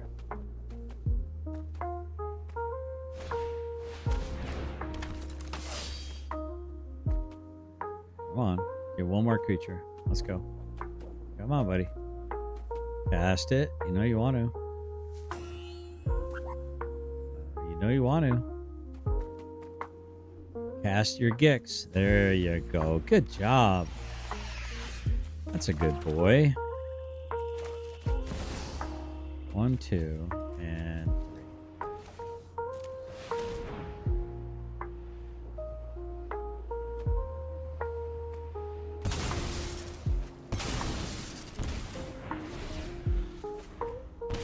Kind of would have liked to have gotten his Massacre Worm too, so I could have pulled that right out.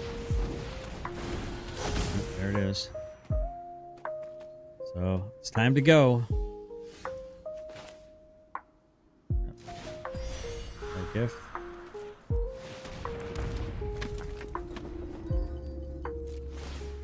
I think I gotta pull this guy out.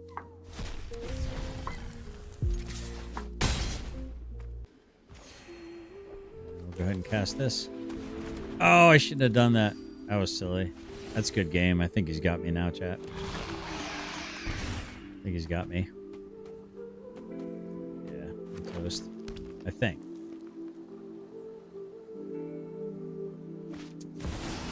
Yep.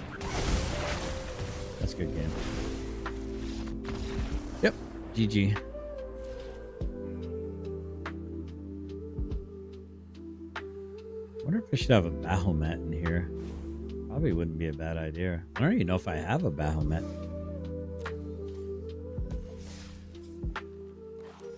Nope, wrong deck.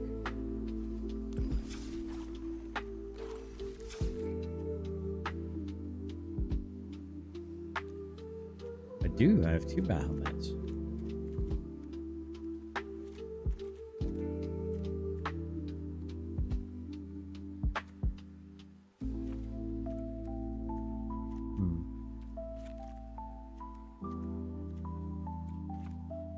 There you go. Trust me, brother, I've been studying the Kabbalah and how deep rooted this stuff is in our government. Oh yeah. I mean, why do you think most of the people in the Senate had American and Israeli flags on their doors? Like on all the Congress and the senators? Yeah, they dual citizenship, bro. It's out of control, dude. It's demonic. It's 100% synagogue of Satan. Just look up in the Bible. Look up Revelation 2:9 and Revelation 3:9. Those who call themselves Jew but are not, they lie. They're a Jew in name only. For their heart is far from the Lord. Yeah. And that all those who call themselves Jew but are the synagogue of Satan, let them know that I will make them bow down before you and let them know that I have always loved you. And he's talking to the real Jews, right? The real Israel. Israel is those who struggle with God. Those who struggle with God. I don't think he's on today. It's 8 o'clock right now, and I don't see him. I don't see him on, bro. Oh, no, he's live. Okay, here we go. And they're price soared, and everybody's seeking out these chips. Well, in April, Donald Trump told China you can't have the H20 chip, which is a pretty high-end. Got to put some bass in his voice. Best chip, but it was a pretty high-end chip in regards to AI and things like that. So Nvidia lost billions of dollars. Now I know, man. You're the biggest one that says, oh, you know you're against businesses. Again, I'm a sanctioned. I'm all for targeted tariffs. I'm not for blanket tariffs. I'm all for targeted sanctions and targeted tariffs in regards to things that we should be making here, that we should be benefiting our country, that could basically hurt us. And we can all agree that semiconductors for AI would be something that we should probably make here. That should be a targeted tariff. That should be a targeted sanction. And that's kind of what the CHIPS Act did. Well, the H20 chip that they made was high-end, and it was still being sold to China. So in April, Trump came out and said, yeah, not so much, China. Not so much. And, of course... This Sage guy's got Trump derangement syndrome so bad, man. That was a blow to NVIDIA, which I understand, but unfortunately, hey, you know, we're trying to win the AI war over here, and I know it's going to put some people to sleep, but stay with me, okay? And he said, no more, China. You can't have those chips anymore. Well, of course, NVIDIA is going to try to do what they can try to do to get around that, because they're there to make money. They're businesses, you know what I mean? And Donald... I agree, Lone. Trump's hurting their business model. So the CEO goes and has dinner, one of those $1 million dinners, with President Trump, and basically, you know, probably has a conversation that we're not privy to, but, you know, and then says, yeah. You think? Yeah, sure, I'll tell you I'm going to build chip manufacturing here in this country. Can you just allow me to sell my chips to China again? And Trump going ahead and lifted the old sanction on those chips. So in April, he said, China, you can't have these chips. It's too dangerous. And what is it, July? Basically, it's all over. They're no longer a danger. And we can go ahead and open up the old chip manufacturing to China again. Because they're not that dangerous. And we should open up the chips, right? So we just type in the old H20 chips. H20 chips. We can grab a little clip here. About an hour ago, we're just gonna say, oh, let me turn the volume on. Hang on, let me go back here. Let's start over. I don't know why the volume didn't go. What's going on? About this NVIDIA announcement Yes. and what it tells us about the Trump administration's thinking on export controls. Yes. Well, I think it's interesting that it was NVIDIA who announced this, not the White House. I'll get to that and what that means in a little bit. But essentially, Now, the White House didn't announce this. They're kind of keeping that hush-hush. this is a great victory for CEO of NVIDIA, Jensen Huang, who, by the way, is in Beijing right now, just appeared on state television. And we learned of this development on the H20 chip through a blog post from NVIDIA, essentially saying that they've been given tacit approval by the White House to apply for those export licenses for the H20 chips to be sold to China. And he expects, Jensen Huang and NVIDIA all expect that those license applications to be approved and the H20 chips can resume being sold to China. Jensen Huang has been an outspoken critic of these export controls from the United States, saying they haven't worked, and also they've given competitors in China like Huawei an unfair advantage. In fact, NVIDIA projected they could lose about $8 billion in sales in this current quarter. Ooh, they could lose $8 billion. Got Just it. because of those export controls. They'd also been working on a new chip based on Blackwell architecture to comply with those Trump trade curbs. But now, if the H20 is going to resume sales to China, it would be an interesting development, obviously, and a very fortuitous one for NVIDIA to have two potential chips. Yes, they're scaled back from the most advanced AI chips from NVIDIA, but still, having chips that are compliant with U.S. export controls allowed to go into China is a big development, not only for NVIDIA, but for U.S.-China relations, no doubt. Isn't that kind of weird when you guys say it? Isn't that weird? Yeah, the little taco thing going on there, right? You guys feel it, right? A little bit of a taco thing going on there? Well, on that point, Stephen, what is your assessment of what this tells us about those conversations, the trade tensions that we know exist between the two sides, that on some level have eased to some extent? What does this reflect when it comes to those trade negotiations? Good morning, Billy. Well, it tells us a lot about what Jensen Huang and Donald Trump spoke about in the White House last week, and also why Jensen Huang is in Beijing right now with meetings with the Commerce Minister as well as their trade negotiator, He Lifeng. So obviously he's the one that has lobbied the White House, gaining that approval for the export licenses, and he's the one to take that message essentially to China. What it tells me about the backroom bargaining in the trade deal and the trade truce that was reaffirmed in London is that the United States clearly wants China to speed up its export licensing process for rare earth minerals as well as rare earth magnets. And what does China want? They want a relaxation of those tight export controls on advanced chips. It seems as though this was win-win for the two countries as they try and bridge their differences. And this was maybe for Donald Trump, as he met with Jensen Huang, a little bit of a low-hanging fruit, and was convinced that they're doing the United States tech companies' competitive advantage more harm than good. So that's kind of weird. I just thought that was weird. I'm going to stop there. Because I understand, well, we need rare earth minerals. We got to get it. Why China? Didn't we just sign a deal with Ukraine? Can't we get it from other places? Don't we have it here? I mean, you guys, you gotta tell me, basically, if you would, do me a favor and call in. I'll turn the phones on in a second. Because I'm a little confused, because I thought we were going to make everything at home again. I thought we were going to get rare earth minerals, and there's so many places we can get it from. Wow, what a great combination over here. You got Resplendent Angel with Arden. I think we might be having a black-white concept deck here going. What a great combo. Automatically gives you a 4/4 Sarah Angel, basically. That's pretty awesome, chat. Let's do this. Let's do this. Go ahead and do that. Solve. Okay, let's get that back. Sure. Okay, and go next. Let's go ahead and take this. Okay, sure. Resolve. Yep, resolve. Let's go ahead and swing and swing. A swing, bada, swing, bada, bada, bada. That should give me another angel, right? Yes, it does, my friends. Yes, it does. Wow, this is pretty beast. Ukraine, Africa, lots of different countries, including the ones we found here. Now, the ones we found here to build a mine, to be fair. Yeah, he's got like straight up Trump derangement syndrome. Dude, it's fucking it's the libtardedness going on with him. His voice irritates me too. It's like so lacking in bass. I'm gonna speed it up a little bit so we can catch up. Would probably take maybe 10 years, to build that mine. But I'm trying to figure out. Oh, Donald Trump's in the chat. Hey, Donald, how's it going? Fantastic. Donald T. Donald Trump's in the chat. Everybody say hi to Donald. About time you showed up. I knew you'd come at some time, you know. I mean, I was only Why not? But that just seems kind of weird, right? Is it me? I don't know. It just seems kind of weird. Maybe some of the MAGA can do their. Yeah, that's a really good point, Billy. I didn't hear him say allegedly, so he finally said it one time. So so the little prick's taking my advice, huh? Or not my advice. He's the little prick's following the advice that I give to myself. If you don't know what you're talking about, try to keep your mouth shut. They're high stepping and they're dancing. Sonia.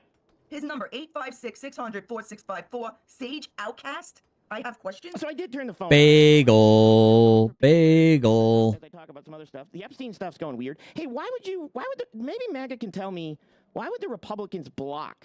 Maybe MAGA. Why aren't you MAGA? That's my question, Sage. You serve the military. Why don't you want to make America great again? Do you think America is fantastic the way it is and requires absolutely no change? I'm asking for a friend. Because you seem to have a lot to complain about America right now, or at least its leadership, Sage. So what is it about America that you don't like? Wouldn't you want to make it great again? And what is your prescription? Your prescription for making America great again? What's your plan? To just sit around and act like one of the old guys from the Muppet Show that's booing from the cheap seats? The testimony. Why would the Republicans block the testimony? And I hear this. It's exactly what our country needs is a bunch of old crotchety, balcony dwelling booers and whatever, booing from the cheap seats. All the time also. I hear basically, well, if Trump was on that list, they would have put it out already and he would have never been able to be president. Yeah, but the first thing that they would have said is, well, who else is on the list? They're all on the list. Show me the list.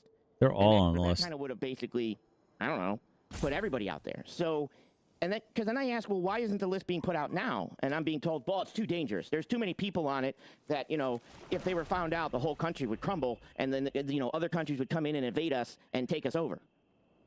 So it's too dangerous to put out now, but it wasn't too dangerous to put out before the election. They're waiting to put it out until after they get more immigrants that want to tear our country apart into our country. So what has changed on the list that makes it too dangerous now to put out, but it should have been put out before the election, and then Trump would have never made it? I mean, wouldn't the whole list have had to come out before the election too?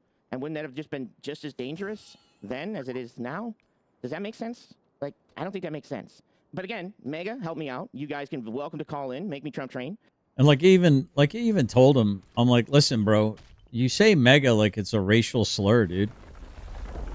You're saying it like it's a slur, and I find that very disgusting when you other people. I guess vegan is kind of a slur too, the way I say it. So fair enough. Convert me to the MAGA that you are, the great MAGA, because that's kind of interesting too. I'm just kind of talking about that. I find that kind of weird. Oh, I was on Sirius Radio yesterday. I mean, I go on Sirius Radio a couple times. I've been on there, but I was on Sirius Satellite Radio yesterday on Road Dog Radio. It's a pretty good show.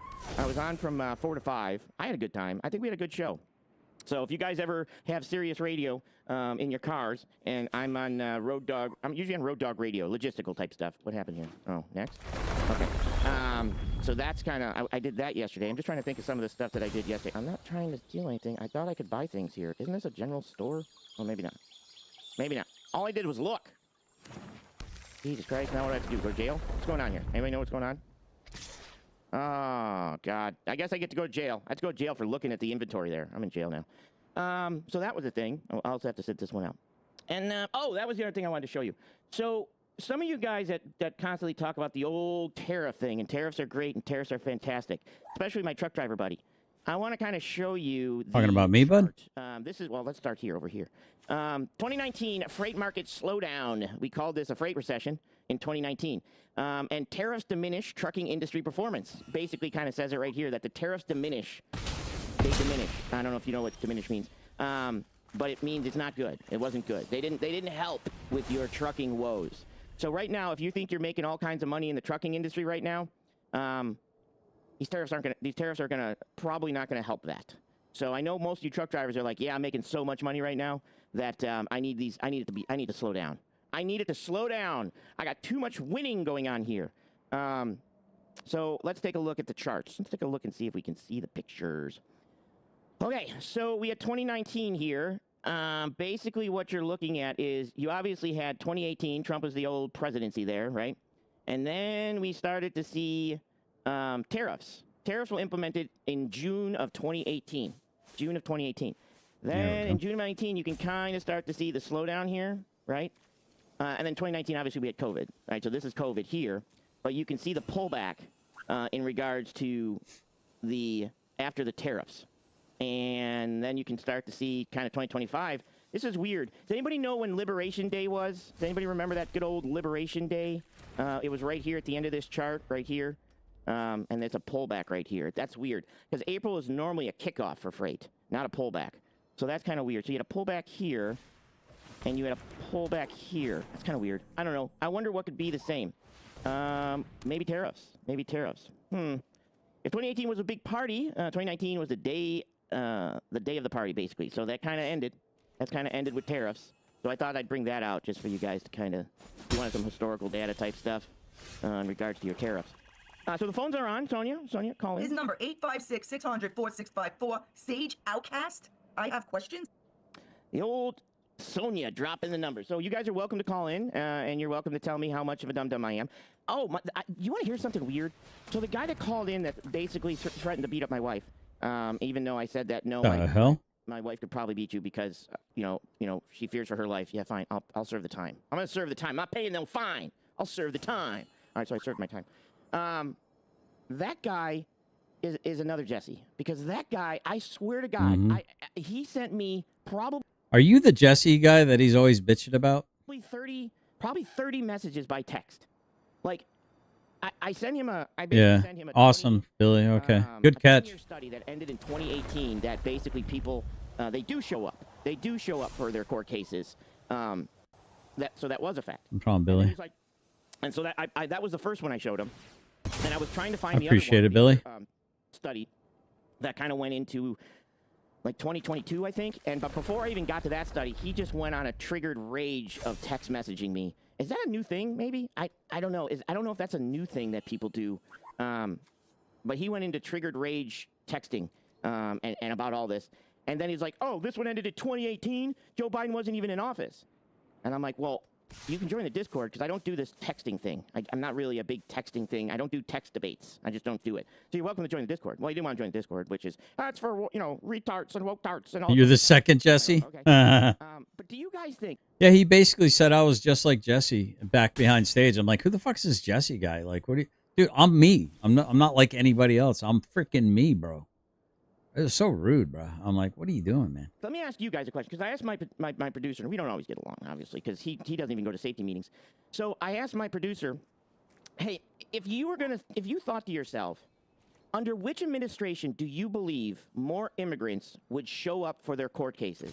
Would you say the Trump administration or the Biden administration? Like, more of them would feel better, feel confident, feel comfortable. They'd probably go to their court cases because would it be the Biden administration or the Trump administration? And I asked my angry texter that question, and of course he didn't answer. I'm thinking that more of them would have showed up for the Biden administration's office for their court cases, because according to you, everybody here, Biden, they wanted open borders and they wanted everybody to be able to come to this country so that they could change the demographics, and so that by the time they were done, only Democrats would win elections.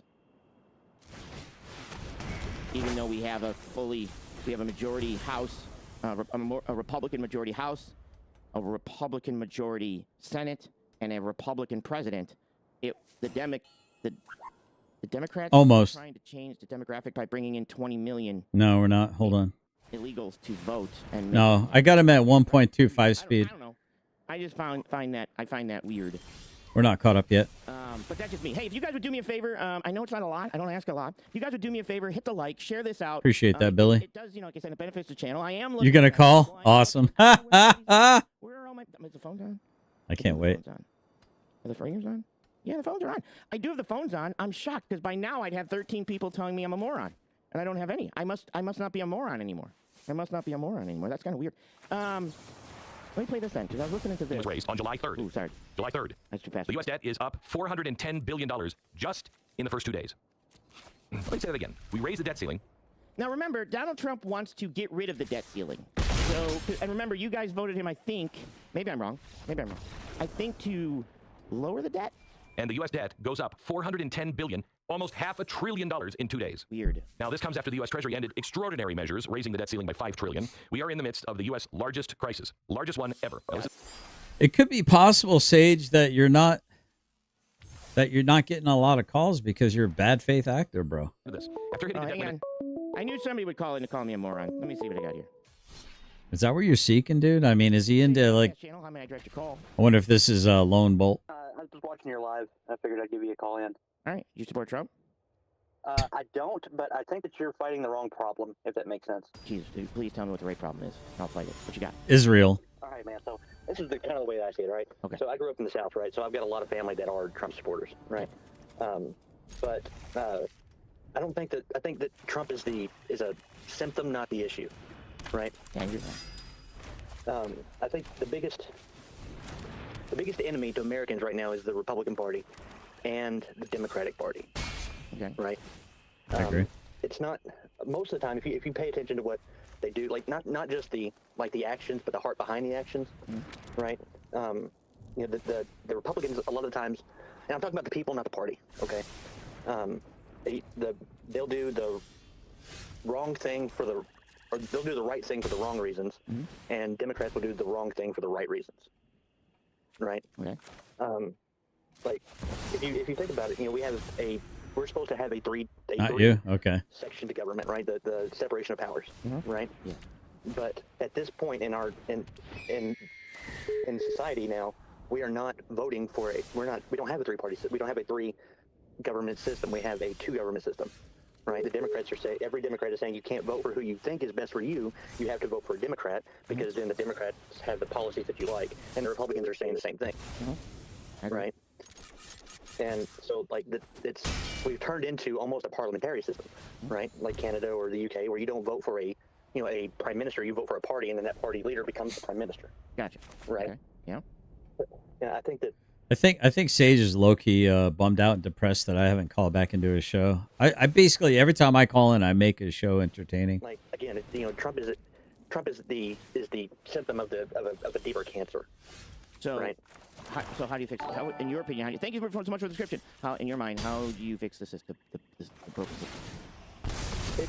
It comes down to, my father and I actually had this argument the other day. People think that we have two choices, right? And you hear at every election cycle how voting for a third-party candidate would be you're wasting your vote, right? But if you like George Carlin once said that if you want to get cable, you have one company. If you want to vote for if you want to vote, he shut you down already. There's 3 different oil companies, but if you want to get a bagel, you've got 30 different flavors, right? Bagel. It's not an actual choice. We're told bagel that we have a choice, but we don't, right? So, are you new to the channel? I think you're new to the channel. You're new to the channel, right? I am. Okay. Yeah. So, how do you think? What do you believe is? Because you said I'm fighting the wrong fight. So, what do you believe is the best way to fight the system? Because you told me you think I'm fighting the wrong fight. So, how should I be fighting the system? Well, it's empathy, man. Like, one, there's a big disconnect between, like, the reason why MAGA exists is because people are pissed off. Like, people are mad, and then whenever MAGA came into power, then the left is Democrats are mad, and both of them are right, and they're both wrong at the same time, right? But like, I grew up very differently than someone that was raised in California or raised in New York City. But like, the fact that we allow ourselves to be, do you know anything about marketing? A little. No. Okay. Yeah. Do you know what the term bifurcation means? No. Go ahead. Bifurcation. What? How does he not know what a bifurcation is? It's a binary, basically. A bifurcation is like something split in half. How does he not know bifurcation? What? Okay, so bifurcation is essentially where you take a market of clients, right? And you say that instead of trying to get everybody, right, we're gonna get one core demographic very, very strongly. Target marketing. Yes. But what up, Brothers Keeper? Good to see you. Bifurcation is a little different because, like, you actually want to turn the other side of that market against you. So let me see if I can help you out with what I do here. That way you're not going in. So one of the things that I do is I ask questions, because if I attack people in their beliefs in debates, they shut down. They go in defensive mode. But if I ask questions, do you believe that the best good to see you this morning, bro, to fight against the Democrats and the Republicans would be for us to be more educated, for us to understand policies, not people. No, well, I mean, it starts with. So you don't think we should Not- educate? I have been No, we actually we should educate, right? I mean, Benjamin Franklin actually wanted for everybody not to have the right to vote because he didn't feel like the layman was educated enough to vote. Correct, but that's what I do here. Right. I educate. And I understand it, and I appreciate that. I respect that a lot, right? But the biggest concern that I have, because I doom scroll a lot, and I see a lot of the, a lot of the lives that are in the same ilk as yours, right? And Trump is wrong in a lot of his policies and a lot of his actions and his moral character, right? But at the same time, we have gotten ourselves into a lesser of two evils argument because we have settled for so long. But that's I think the issue is you're probably going to have to watch more of my channel because I literally don't. I lean left, but I call out Biden. I call out Harris. I call out Trump. I talk policies and I educate. I go over the policies with people saying, explain to me how this policy works. That's kind of what I do. So that's why. Let me ask you this question. Okay, and this is so the Dobbs decision, right? Yeah. Where do you stand on that? Because I want to understand you. In regards to. Just in general, how do you feel about the Dobbs, the reversal of Roe v. Wade? Dude, so when I say the actual decision, or am I pro or anti? Well, the implications of the decision. How about that? That it's gone back to the state for the state to decide. Yes. I believe it's a Supreme Court ruling, so there's nothing. I mean, they're the ones that interpret it. So, Brothers Keeper, what do you think about the last 4 or 5 shows? About the last 4 shows that I put on with the stuff that these people are just expressing, just boldly expressing. Oh, that's gonna be good.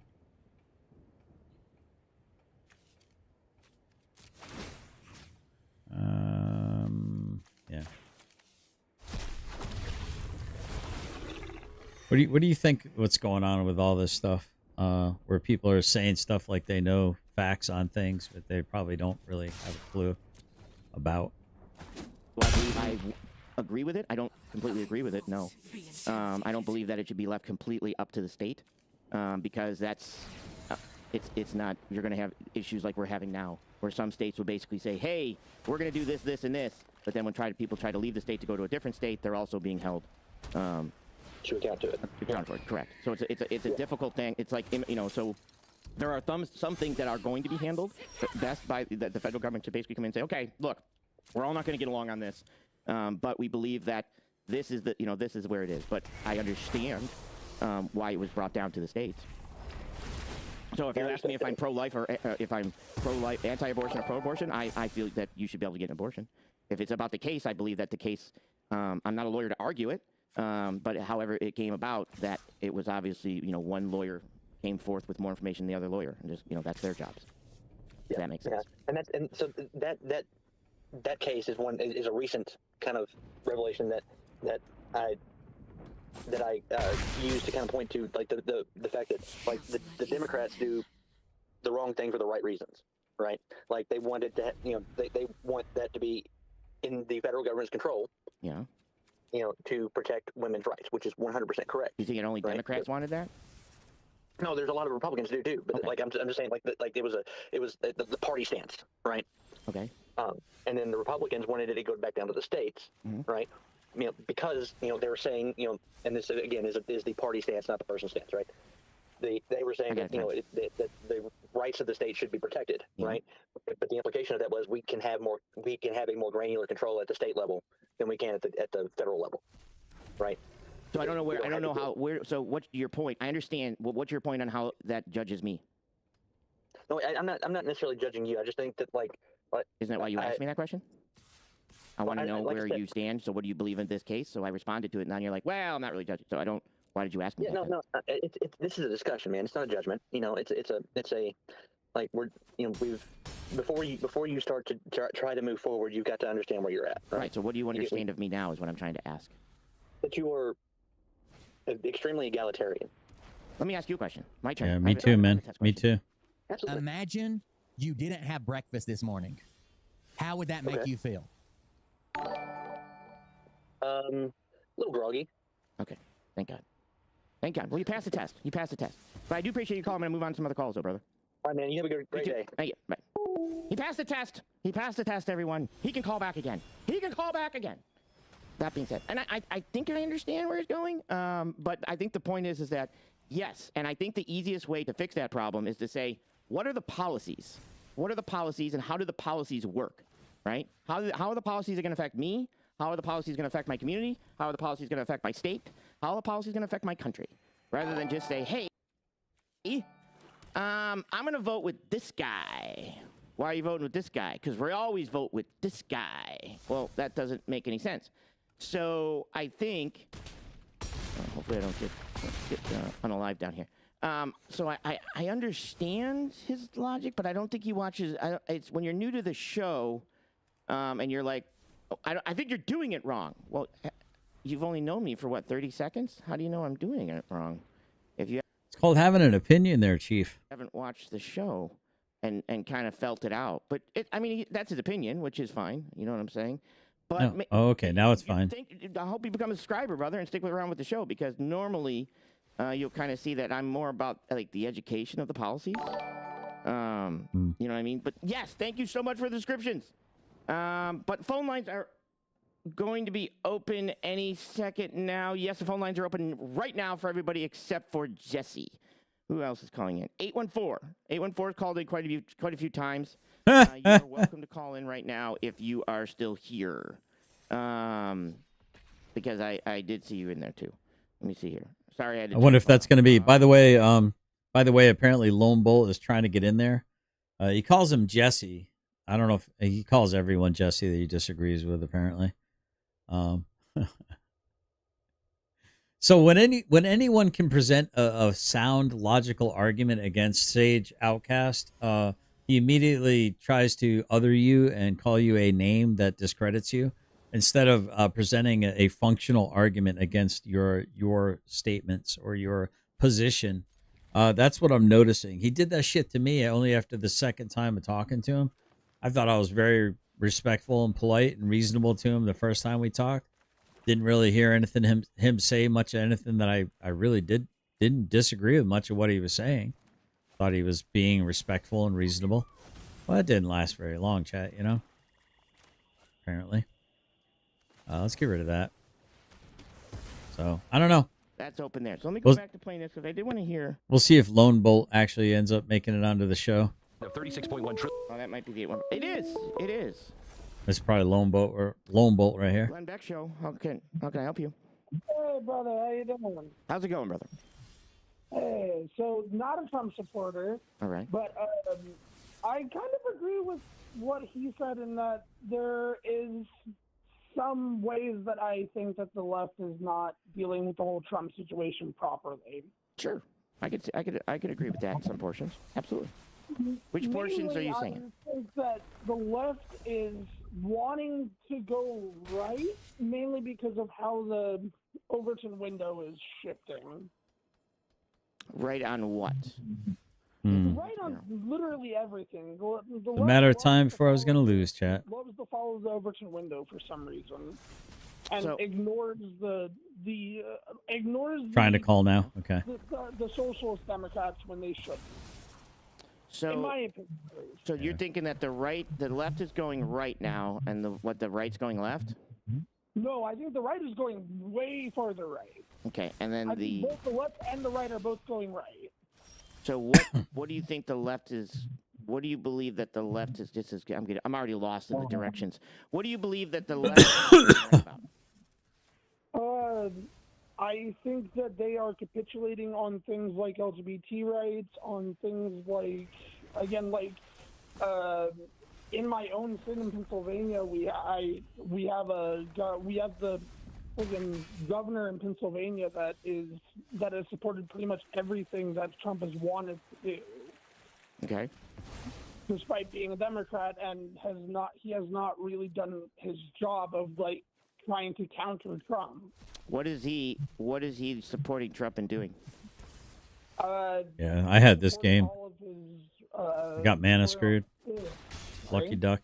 supporting all of his cabinet choices, supporting. I think that he supported the Big Beautiful Bill. No, he voted against that one. Actually, I remember. I think all Democrats voted against it. Yeah, I think all Democrats. Yeah, all But Democrats voted against that, who is that? That's your governor?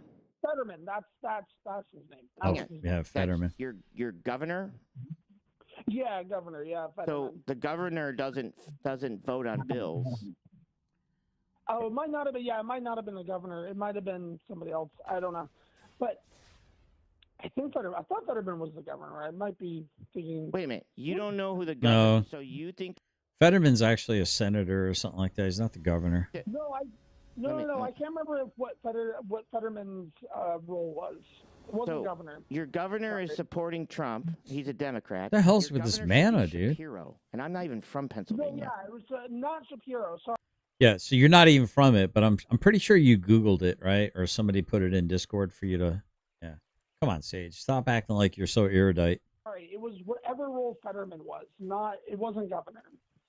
I apologize. Isn't he just in the House? I think he's just in the House. What is going on with these two men of hands? Yeah, that's it.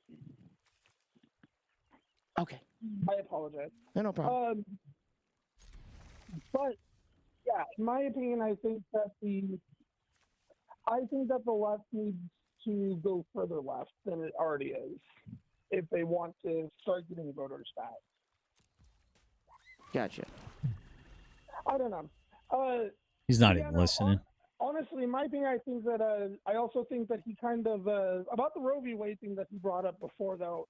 It's kind of a famous misnomer that it was ever a federal thing for abortion. It wasn't. The whole point of Roe v. Wade is that it was never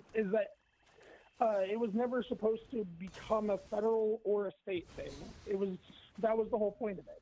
Is that abortion was never supposed to be on any level of government control at all. Gotcha. What? It's just an interesting misnomer. I apologize for. No, it's okay.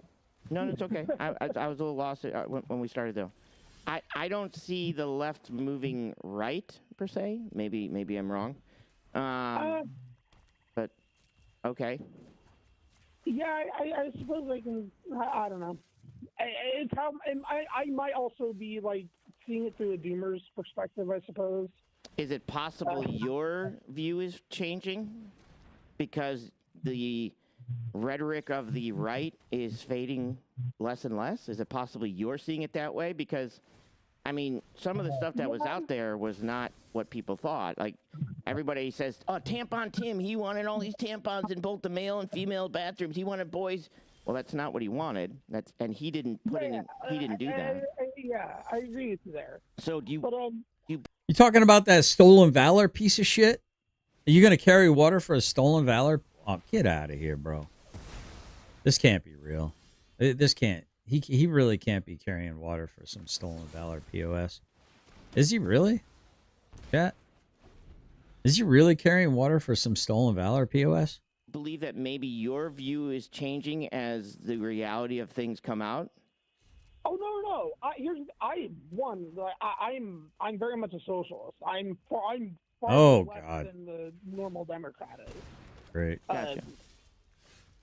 Now they can be friends. Now they can be friends. From my perspective, I'm seeing the moderate left go further right than it has been. Gotcha. Well, not the far left, not like AOC or Bernie Sanders or Zorhan or like any of them. Yeah. I'm talking like the moderate left, the middle left going further right. Gotcha. Well, I do appreciate the call. I'm gonna try to get some other calls and also see if I can get some. For taking up Yeah, no problem. Man. No, not at all. Have fun beating up on Trump supporters. Well, I'm just trying to. I don't beat up on them. They just answer my questions. They beat up on themselves. So I do appreciate that. All right. Man, I beat you like a rented mule, Sage. Thank you for calling in so much. I do appreciate the call. I'm not even a Trump supporter. I beat him like a rented mule. If you guys would do me a favor, hit the like button, subscribe to the channel. But if you are more supportive of Trump, if you think the tariffs are a great idea, even though I'm just giving you guys a heads up, inflation is going up, not down. Now, understand a couple things. So how this kind of works, right? And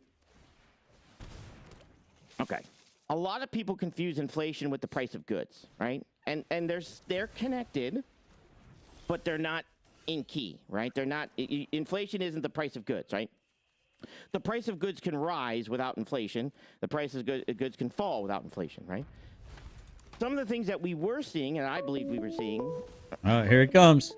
Here it comes. My truck driver. Should we answer? Should we answer? Grand Central Station. How can I direct your call? Get him loan. Hey. Inflation's always going up, man. What are you talking about? What? But You're breaking. said inflation's going up, not down. It's always going up. No, it's not always. No, it went down. It was going down under Biden. What? Well, there's always inflation. Is kind of what I was getting at.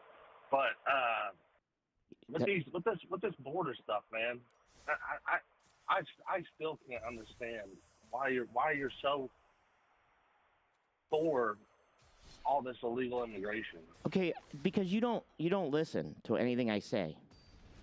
Do you know that? Okay. Good morning, Just Cause. What I'm telling you is. By the way, this is our Lone Bolt in our channel. Lone Bolt. He's a truck driver, and yeah. So that we're listening. Lone Bolt was just in the channel. He'll be coming back when he's done with the phone call, probably. Should we abide by the laws that are on the books? Yes or no? We should to a certain extent, but when the laws are being abused, you've got to see that. Okay, let's start over. I'm going to try to do this slow. That way we don't have to have this conversation every day. Should we abide by the laws that are on the books? Yes or no? Yes. If the laws that are on the books aren't working, what do we do to fix that? Do we start opening fire on people? Okay, I got you. Yeah. We can pass a bill. We can pass a bill. Perfect.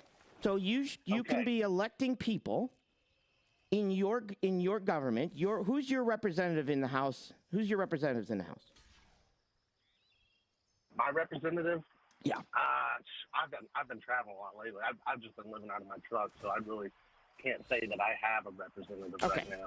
Most people have representatives in the House and have representatives. I reside typically in the state of Missouri, so. Okay, so who's your representative in the Senate? In the Senate, Holly. Okay, so most people go to their representatives and say, well, we want this law changed, right? That's how our system works. If we don't do it that way, what do we have? If we have no law and order, per se, in regards to doing this, what do we have? I'm not understanding. We have chaos. We have chaos, right? Yeah. So what I'm trying to get to you is, why are you... Wow, that's what we have. Exactly what we have with the way that the quote unquote law and the quote unquote order are being asserted. We 100% have chaos right now. 100%. Why are you so against going against the laws that we have on the books? I'm not against it. Sure you are.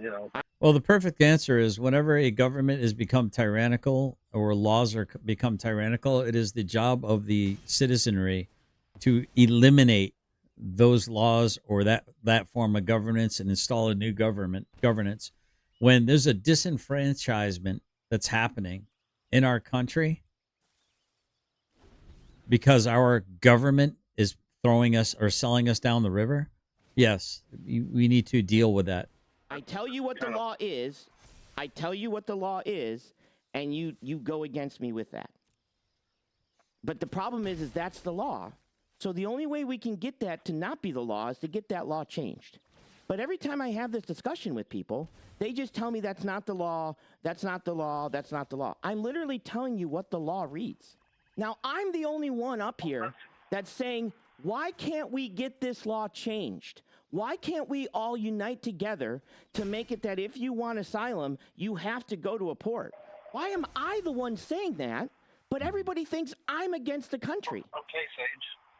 Yeah, but in the matter of a it's kind of a state of emergency. It's not a state of That is emergency. exactly why. It's not a state of emergency. For who? It's not a Yeah, state. I mean, it's a big problem. It's not a state of emergency. It is. If it was a state of emergency, then Donald Trump wouldn't have said, "Hey, wait until I get elected. Wait a year until I get elected." So Donald Trump does not think it's a state. It doesn't matter that whether he said to wait or not. It doesn't matter. Okay. It is a state of emergency now. How is it a state of emergency? What state of emergency? Tricky, is it, tricky, is it to tricky. you? Like, what's We the have state the of Chinese coming in from Mexico. The CCP's coming in from Mexico. That's where the fentanyl is coming from. Okay. No, it's not. No, Yes, it's not. yes, it is, Sage. Bringing the fentanyl. Okay, stop. Oh The my Chinese God. are not bringing the fentanyl in from Mexico. Mexican They're cartels. supplying it. Tucker Carl did it. Tucker Carl just did a thing on it. You can Tucker watch it. Carlson said that Chinese people are carrying the fentanyl. Yes, yes. Okay. What's the what? If I watch it and you're wrong, you are never going to call into this show again. Is that a deal? Oh. Okay. Oh, no, 100%. Now, or did he say that he's giving it to the cartels? You never let me finish. No, I just want to make sure because I want to make sure. I want to make sure. He didn't say that. You're asking me why it's a state of emergency, and you don't let me finish. Go ahead.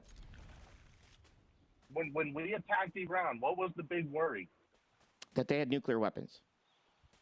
No, what was the big worry on our here? land? Terrorists. Yeah. The sleeper cells. Sleeper cells. How would they get in? Yeah, they're already in. Various ways they can get in. Sleeper cells can be legal, can be U.S. citizens. Sleeper cells. Okay, be honest. Be honest, Sage. I am being honest. As an ex-member of the United States Coast Guard, I'm telling you that most sleeper cell fears are not people that snuck in through the border. They're the ones that are U.S. citizens, the ones that can go out and buy guns legally, the ones that can do the stuff legally. You have more of a fear of the legal citizen ones born here that have been planted here for 20 years, than the ones freshly coming over with. Yeah, that's why they call them sleeper cells, dude. Making it harder for them to buy the weapons. He's not wrong there. These mass things. That's. But he's being naive a little bit. So, yeah, well, I'll tell you this: it is not very hard to get weapons here in the United States. Is it easier for a U.S. citizen to do it, or is it? Okay, so what do you want me to tell you? I told you what the NGOs are coming across the border as well, so it is a state of emergency. NGOs are coming across the border. Yeah. These sleeper cells. Okay. Yeah, I get it. That happens all the time. That happened under Trump. Oh, and that means we just let it happen? Yeah, but that happens. No, it's not. We just let it happen. We do our best to stop it. It's a matter of national security, Sage. It's always been a matter of national security. Since the day we were founded. He didn't Okay, care. and then I guess we can catch them, and they can just claim that they're asylum seekers, right? There it is. According to the law, yes. Oh, Unless they have ties with terrorism. I don't know what do you live your life in fear? What? Yes. Okay, so if you're living your life in fear What a constantly, weird statement. That might be on you. Because what I'm trying to tell you is that from the time we came over, we were communists infiltrated, the IRA can infiltrate, Italians have infiltrated. Like all of these people have. The mafia came over and a lot of people they did a lot of damage in this country, right? The Italians. Was that an invasion? It's happening means it's okay. No. What I'm trying to tell you is we've been dealing this for a long period of time. When I give you an honest assessment on what government truly fears, it's not just the people that are coming over today with no citizenships, waiting for their literally. So my problem is this is funny because we had an app that these people could be tracked and could check in every week, and Donald Trump got rid of that. Did that make us safer? God, he sounds like. Okay. Yeah. Well, He sounds like Jeremy Glick. Did that make us safer? The real reason that we don't want a lot of these immigrants here. Why do you think that is? You tell me. What is the narrative right now? Sleeper cell. I don't know. Make this call go faster, please. Just tell me. Okay, the narrative is that there's criminals, there's rapists, there's murderers, yes. the bad people. We don't want the bad people over here. Yes, I agree with you on that. Yes, I agree with getting the bad people out. Nobody's arguing that. With all the stuff that we do with Yeah. With getting, you know, with all these, with the left wanting to pass all these gun laws, and I know you're going to talk about Trump and the bump stocks, but let's put that aside. Wait, no, let's not divert from. Wait, hold on. Fine. Go down the road. Go down whatever 17 roads you're going to go down. Go ahead. No, there's no 17 roads. With doing that, do you think the criminals are still going to find a way to get weapons? Yes. Okay. U.S. citizen criminals will also. U.S. citizen criminals, the Bloods and the Crips. Limiting it with the phone app is a good idea, right? Yes. So why can we not limit the amount of Iranians coming over, these sleeper cells coming over, these Chinese and CCP coming over as a matter of national security? You don't want to limit that, but you're talking about limiting through the phone. Who said I don't want to limit that? What is the difference, Sage? Who said I didn't want to limit that? I didn't. That's what I don't know. You make up these blankets. Why are you so against this? Against what? This illegal. Sending these illegals back. I am not against sending illegals back. Wait, what? I don't. This is the problem. That's new. Why do we continue taking this guy's call? I don't know. He has officially reached his cap on how many times he can call the show. Do you understand, Justin, what I'm trying to say? Like, I don't get it. Like, I don't understand what he doesn't understand about my point. My point is... He doesn't understand your point at all because he thinks that you are complete and total far left, and he cannot... This guy right here is a socialist, 100% socialist. Fathom the fact that you agree with the same thing that he's saying. Yes. Go to the... I want a law changed. I want this to stop being passed. I want this law that was, I believe, 1994. Don't hold me to that exact date, but it was a Bill Clinton era. I want the law that says you cannot hop the wall. You cannot do that. You must go over there and check in. I am the only one screaming for this. And you are telling me I don't want to limit. Yes. I want judges on the border. I've said this over and over again. And why are you promoting the fact that people can just come over here and say that they're seeking asylum? Because if somebody doesn't say there's a law that exists, how do we get it changed? Okay, Sage. I'm done. I don't understand. I'm literally telling you this law exists. I'm literally trying to get people to acknowledge this law exists. I'm literally trying to get this to exist. Why? Because I would love for all of us to eventually call our representatives and say, why does this exist? Why can't we change this U.S. code? Why can't we get them to move over there? Oh, you did good. At the port. That way, Border Patrol and ICE know if you're hopping the wall, and if you're doing this, because it's more dangerous to hop the wall. It's more dangerous to swim is it Rio Grande? It's more dangerous to swim across the water. It's more dangerous to go through the barbed wire. It's more dangerous to do this. That's more dangerous. Not just for them, but for us. Dangerous. More dangerous. The law says let's get some judges over there. Let's get the check-in process going over there at the border, at the port of entry. And anybody coming over the wall, sorry, you're out. And we get them to check in over there at the gate. And we have judges down there. Okay. The problem is hey, buddy, you need to go outside. At all. He doesn't want it at all. Because I'm saying I want it done right, and I'm wrong to him. So he doesn't want it at all. And I don't understand why we can't hire more immigration judges, not fire them. Be right back. Tell them to go over there to that port, speed up the process for the good ones, and basically say, hey, we're going to do a background check. What do you got? Let's do your fingerprinting. Let's get your facial recognition. Here's a phone app. And you're going to have to check in once a week. If you don't check in, you're out of here. Now we have a reason to deport you because you didn't check in. Giving them an opportunity to perform jobs and work, doing the jobs that not all of us want to do, if they're willing to do it, which guess what that does? That allows you to teach your children to be smarter, better educated, and end up getting the better jobs and not end up doing the crap jobs that they're willing to do. And I don't understand the problem here. Like, I literally don't understand the problem.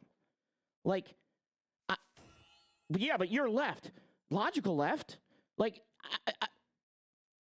what is going on with him?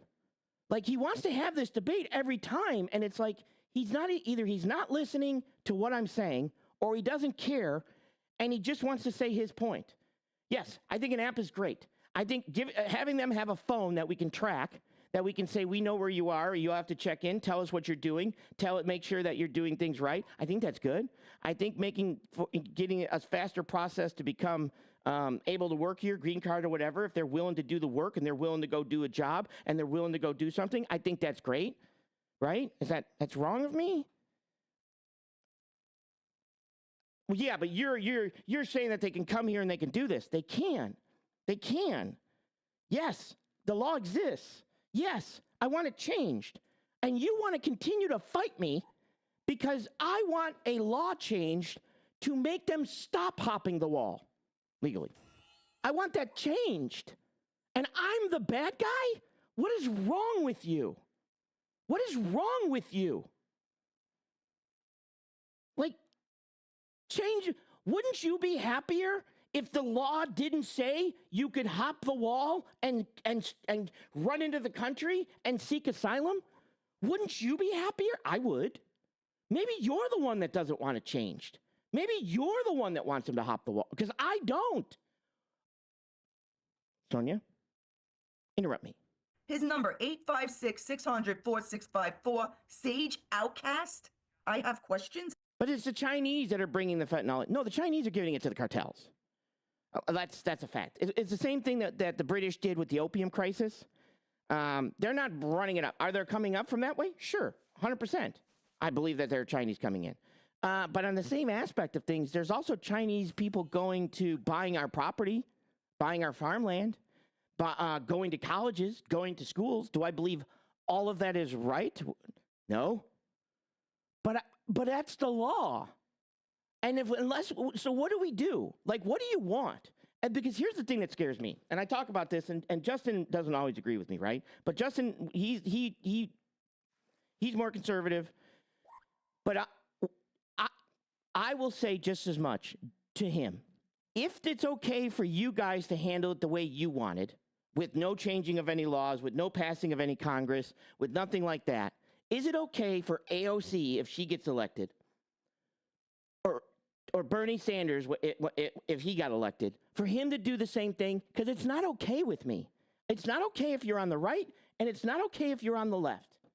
I would like our government to go back to function slowly, right? Logically, where we pass laws. We're not run by executive orders.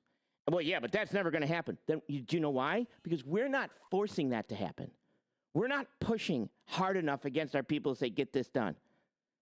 We are literally bypassing our own process and going right to the president and say, we want an executive order. Maybe not so much, but you guys get the gist. And we're okay with that. I'm not okay with that. Maybe that makes me more MAGA than you people. Well, not all of you people. But do I think that the Department of Education should be dismantled? No, I don't. Well, it's been screwing our thing. Do you know why it was first put in? No. And this goes back to the first caller, right? This goes back to the first caller. When you're like, hey, you're fighting, when he came on and said, I think you're fighting, and I don't think he meant it mean, and I'm not, I think not knowing my show, not knowing what I do, not understanding who I am, he made a snap judgment because you doom scroll through this, and he made that snap judgment.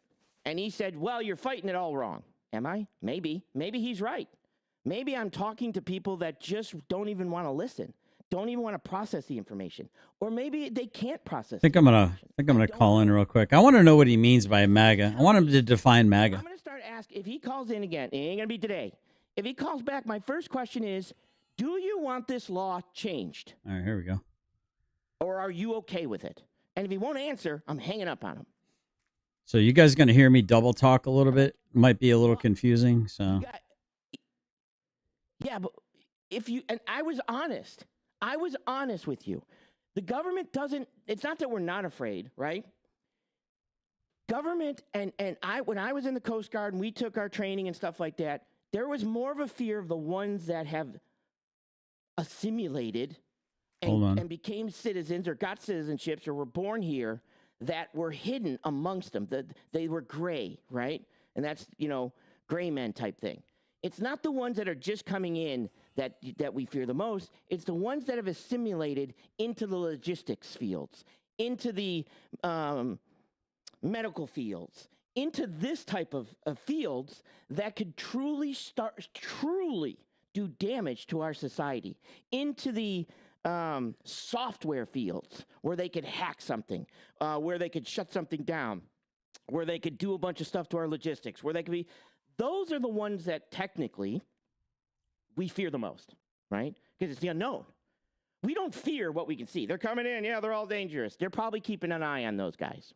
Okay, hold on, It's guys. the ones you don't know of that is truly more dangerous than the ones we do know of, right? This sleeper cell attack. The sleeper days, cell up attack isn't the 410. ones that are coming in backstage over the last 4 years. All right, hold on. I'm just being honest with you, right? I'm letting you in on a little secret here. Can you hear me? For military U.S. I can't hear you. Yeah, I'm not. No, I'm not talking yet. Okay. Yeah. What's going on, brother? Yeah, I hear you say, and I asked you. You say the word MAGA as if it's a slur. I just wanted you to know if you could define MAGA for your audience and for myself. I'm going to take some notes here. So I believe when I say MAGA is I follow Trump like a dictator. There's nothing he can do wrong. I'm only here to do what Donald Trump basically says is what we should do. And I throw in there the old QAnon type stuff for some extreme MAGA. Okay. Is QAnon still relevant? Do you really think that? Yes. Yeah, okay. Still relevant. QAnon truthers, yes, they're still relevant. Yeah, I call them Q-tards. Yeah, so do we. So I follow Trump like a dictator and QAnon followers. Now there are some. I will admit there are some pretty extreme people. Matter of fact, I think I had a conversation with one a couple days ago, where they call themselves truthers and stuff like that. Would you lump them into the same category? Yes. Now, okay, so truthers. All right. So I would agree that I don't know if truthers has gotten like a bad connotation. Yes. Or if it's been co-opted, because I know that there was like a 9/11. I don't know if you ever heard of a show called what is it? Something 9/11. Was it? It came out like right afterwards, where they were really analyzing the twin towers. Not Fahrenheit 9/11. That's Roger Moore. Something tape 9/11. Oh, hold on, I'll find it. 1 second. Okay. If it's still even on there. But anyway, they called themselves truthers, like steel doesn't melt like that. The Twin Towers were built to designed and built to withstand exactly what allegedly slammed into it. The bomb sniffing dogs were removed for almost an entire week on certain floors. The certain floors that seem to have been mysteriously, anyway, I don't want to get all like tinfoily with that, but they were considered truthers then. Just kind of like, it's kind of interesting because conspiracy theories, right? Mm-hmm. You've heard that term coined. Do you know who actually came up with the term conspiracy theorist? No. The CIA did.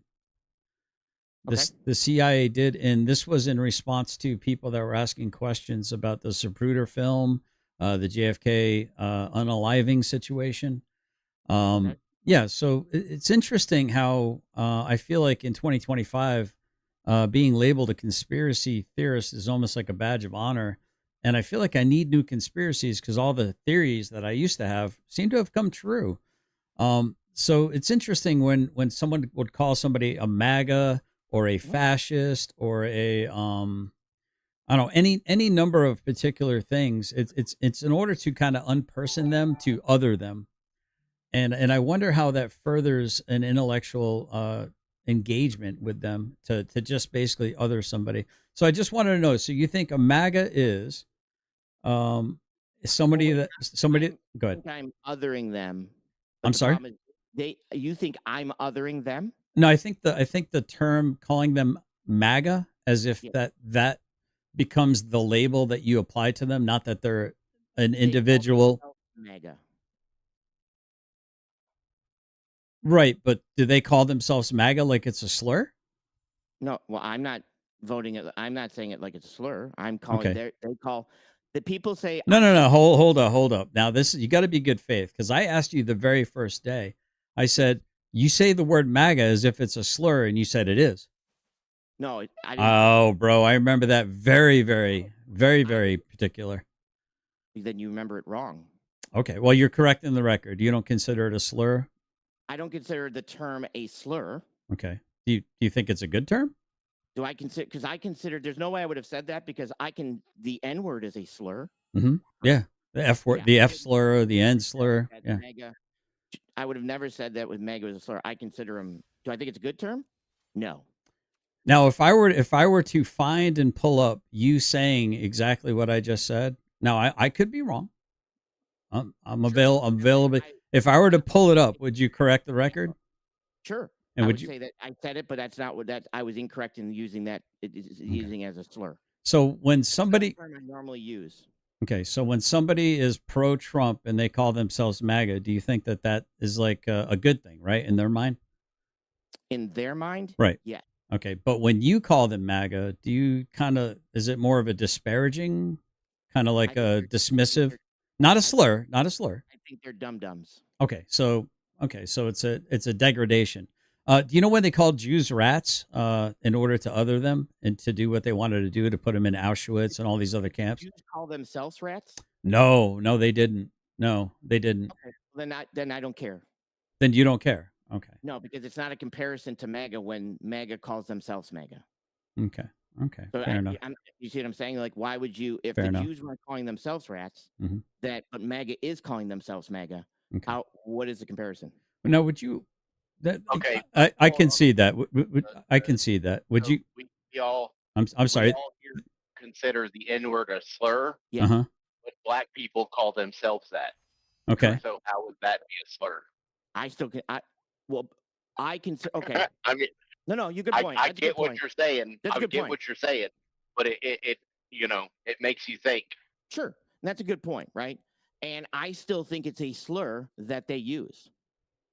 Okay. So if I call myself MAGA, which I don't, Yeah. but if I were to call myself MAGA in a prideful way or in a like I'm puffing myself up, like I'm okay with it, like it's a good thing. That's like saying my N word, right? That's a good point. I'm not sure who made that, but that's actually a really good point. So, but if you were to call me MAGA, it sounds like you're calling me an insular. No. What did he just explained it to you? It's about the connotation and whether you consider it to be applicably in an affirmation way or in a negative way. No, because you're categorizing it as a slur. No, I'm not categorizing it as a slur. well, you said the N word's a slur, but that the person that just chimed in said, "Well, hold up. If a colored person, or I don't know how you It's a slur. no, you think it's a slur regardless of whether they're think it's a slur. Wait, no, I'm talking about the N word. Yes. You don't think it's a slur? Yes, I think the N word is a slur. If said by whom? By anybody. By anyone. Okay. But do you see his point though? I see his point. I don't see your point. Well, my point's the same point. It's how you're using it. Your mens rea. What's your mens rea? No, I'm trying to explain this to you. Mhm. Okay. I don't see mega as a slur. It's not a slur. So I guess you're going to have to, because if that's it, then I would say anytime you categorize yourself as anything and you call yourself a Bills fan, I'm a Bills fan, and I don't like the Bills, and I said Bills fans suck.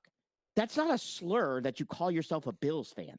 Like, you can't just take anything, be like, hey, the minute I call myself something, that's me. And if you say that I'm anything against that, that's a slur. That's not how we use the term slur.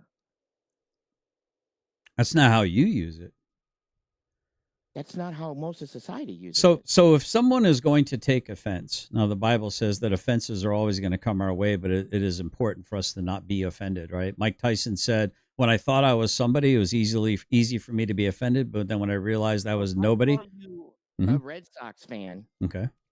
And I'm a Yankee fan. I'm like, you Red Sox fans all suck. That's a slur? It's tribal.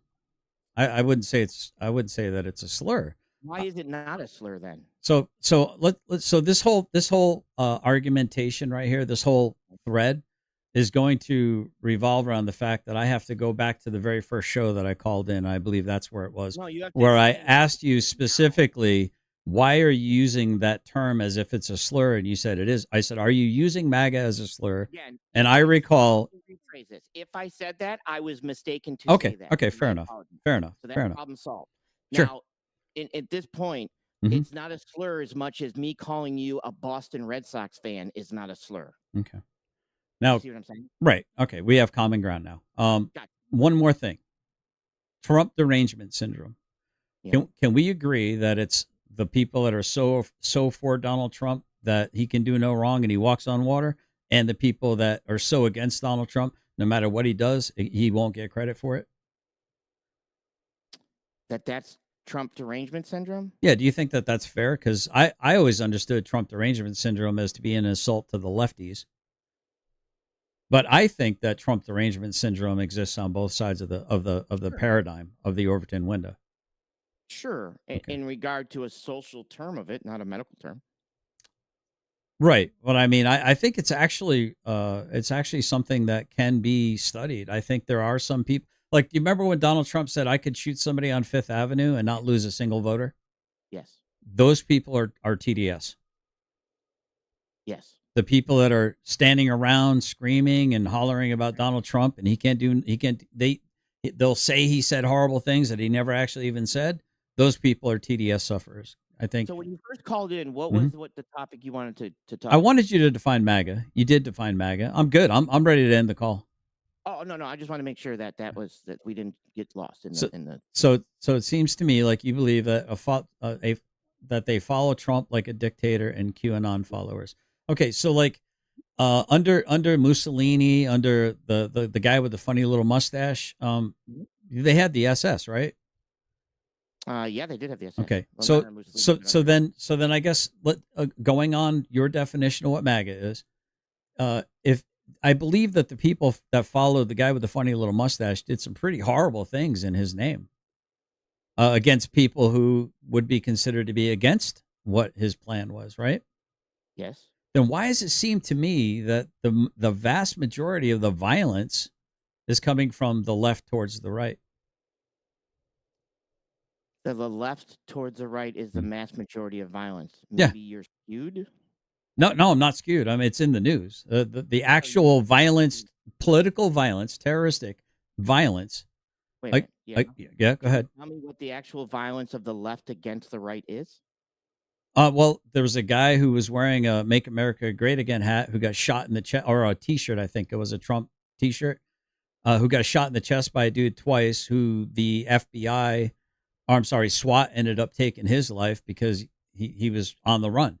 That was during the summer of love. Our city's burning. So that city that hang on. Mhm. That wasn't. You would assume that to be against the right or against the government. Oh, okay. So you're talking about chaos versus order, right? Earlier. No, I'm asking you. No, I didn't. I asked you. Well, hold on. You were on the phone with the guy who called in, the trucker, and you were talking about chaos versus order. So you're on a different topic. You're pivoting. Got it. No, about chaos and order. I'm explaining to you that the violence is coming from the left towards the right. A question, Mhm. and you pivot away from every question. So was the attack against the government or against the right? What specifically against the government or against the right? What are you talking about? Now you move the goalpost. No, I said the violence is coming from the left. The violent acts are coming from the left. Against the right, you said. No, they're just coming from the left. Okay. Period. I'm not saying against anyone. I can bring up January 6th. I can bring up the recent shooting in regards. Who again? That's a great point. Who died during January 6th? Please tell me cops died. Please tell me. Please tell me so I know your bad faith and your low information frickin'. Cops didn't die? No, not a single cop died that day. Not one single freaking cop died that day, Sage. Wait a minute. What do you do some research? So what do you consider violence? What about the old lady that got trampled to death underneath? They smoke bombed the crap out of, tear gassed them. They actually opened up the doors and let them in. Most of these Meemaw and grandpas took a guided tour that hardly any of them even left the roped in area. So wait a minute. So And then they sicked the FBI, the government, left, was controlled by the left to go round up a bunch of meemaws and grandpas. Meanwhile, there's all kinds of drugs and fentanyl going on, but nobody cares about that. There was no violence? I didn't say there was no violence, but I'm telling you who was infiltrating them, dude. It was Antifa. Dude, if I put on a MAGA hat, does that actually make me MAGA, or is that just the trappings of a uniform? Do you have any evidence of that? Yeah, there's tons of evidence, dude. No, there's actually not. Dude, you're a Muppet, bro. You are a straight up bad faith Muppet. You are 100% a Muppet. Okay. Have a good one then. No, dude, you're not bad. You're not good faith at all, bro. Every time I ask you a question, You're the one who keeps moving the goalposts. Let's go back to who died. 32 people died during the Summer of Love. From the left, they were the violent ones. Even in Chaz, they were committing violence against themselves, dude. And you're going to deny it. You're going to just like gloss over it, right? I'm just letting you get it all out because anytime I try to talk, you cut me off every single time. So you recharacterized what I said, Sage, and turned it into something completely different. That's straw manning and moving a goalpost. I thought you were a debater. Why do you keep doing these logic fallacies, bro? I'm not even a debater. I know because anytime I try to talk, you cut me off. So there's no debate here. Okay, so the violence is coming from the left. Every time I ask you a question, you pivot. Every single time. I ask you a specific question, and you run to left field. You asked me to define violence. You brought up January 6th. I brought up the Summer of Love. 32 people died during the Summer of Love. Not violence at January 6th.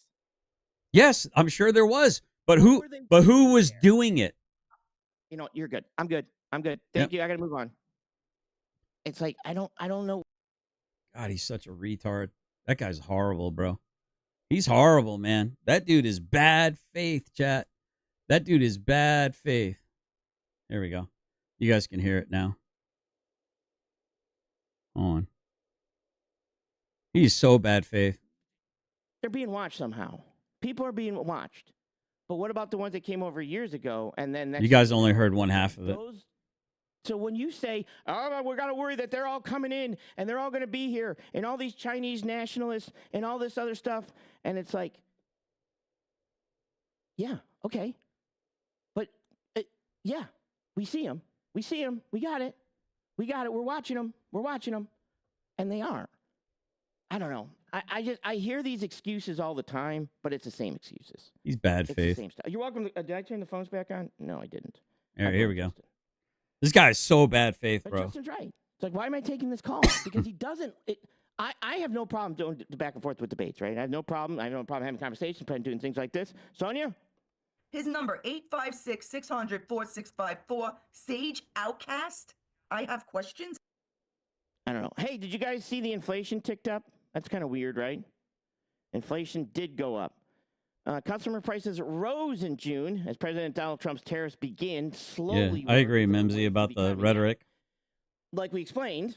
Right, here we go. That a lot of Donald Trump was, I should actually play my game too. A lot of Donald Trump's tariffs that he did, he basically, hang on, close the door. We're going to put these on. He's like, oh, no big deal. And it's starting to creep up. I think the 10% tariff, D60 on my computer. I'm going to creep up that much. Bill was signed into law. The debts.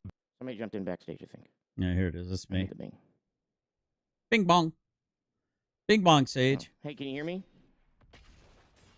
Okay, I can't hear you. Are you talking? Yeah, I'm not. No, I'm not talking. Okay. Yeah, what's going on, brother? Yeah, I hear you say, and I asked you. You say the word MAGA as if it's a. I actually want to find out whether or not he did say MAGA was a slur. He corrected the record and said if he did, he apologizes. Yeah, I think in your heart, dude, you do consider the term MAGA as a slur towards other Americans. A slur. I just wanted you to know if you could define MAGA for your audience and for myself. I'm going to take some notes here. So I believe when I say MAGA is I follow Trump like a dictator. There's nothing he can do wrong. I'm only here to do what Donald Trump basically says is what we should do. And I throw in there the old QAnon type stuff for some extreme MAGA. Okay. Is QAnon still relevant? Do you really think that? No, yes. Not really. Still relevant. Okay. QAnon truthers, yes, they're still relevant. Yep. Yeah, I call them Q-tards. Yes, so do we. So I follow Trump like a dictator and QAnon followers. Now there are some. Now I will admit there are some pretty extreme people. Matter of fact, I think I had a conversation with one a couple days ago, where they call themselves truthers and stuff like that. Yes. Would you lump them into the same category? Yes. Now, okay, so truthers. All right. So I would agree that I don't know if truthers has gotten like a bad connotation. Yes. Or if it's been co-opted, because I know that there was like a 9/11. I don't know if you ever heard of a show called Loose Change. It was Loose Change 9/11. Loose Change 9/11. It came out like right afterwards, where they were really analyzing the Fahrenheit 9/11. That no, not Fahrenheit 9/11. That's Roger Moore. Something tape 9/11. Oh, hold on, I'll find it. 1 second. Okay.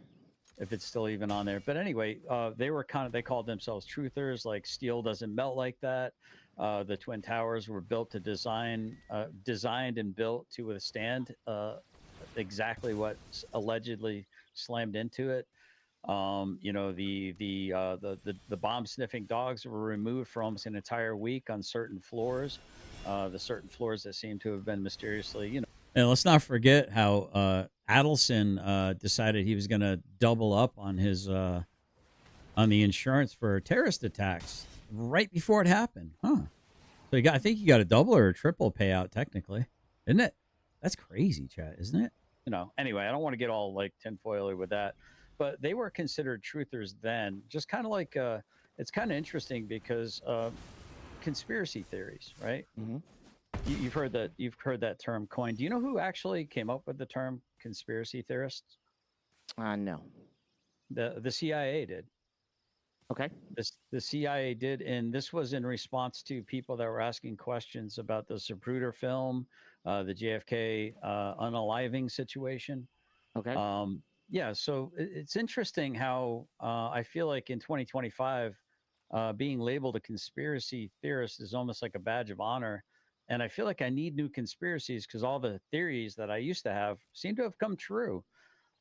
So it's interesting when someone would call somebody a MAGA or a fascist or a I don't know, any number of particular things. It's in order to kind of unperson them, to other them, and I wonder how that furthers an intellectual engagement with them to just basically other somebody. So I just wanted to know. So you think a MAGA is well, wait. You think I'm othering them, but the problem is you think I'm othering them?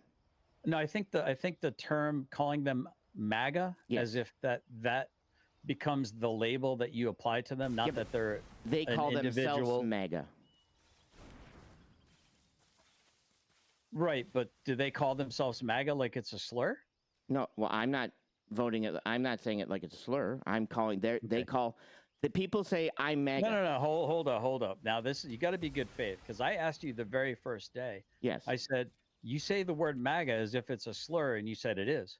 No, I didn't say it was a slur. Oh, bro, I remember that I remember that pretty vividly, man. I'd be shocked if because that really stuck in the back of my mind. Very particular. Then you remember it wrong.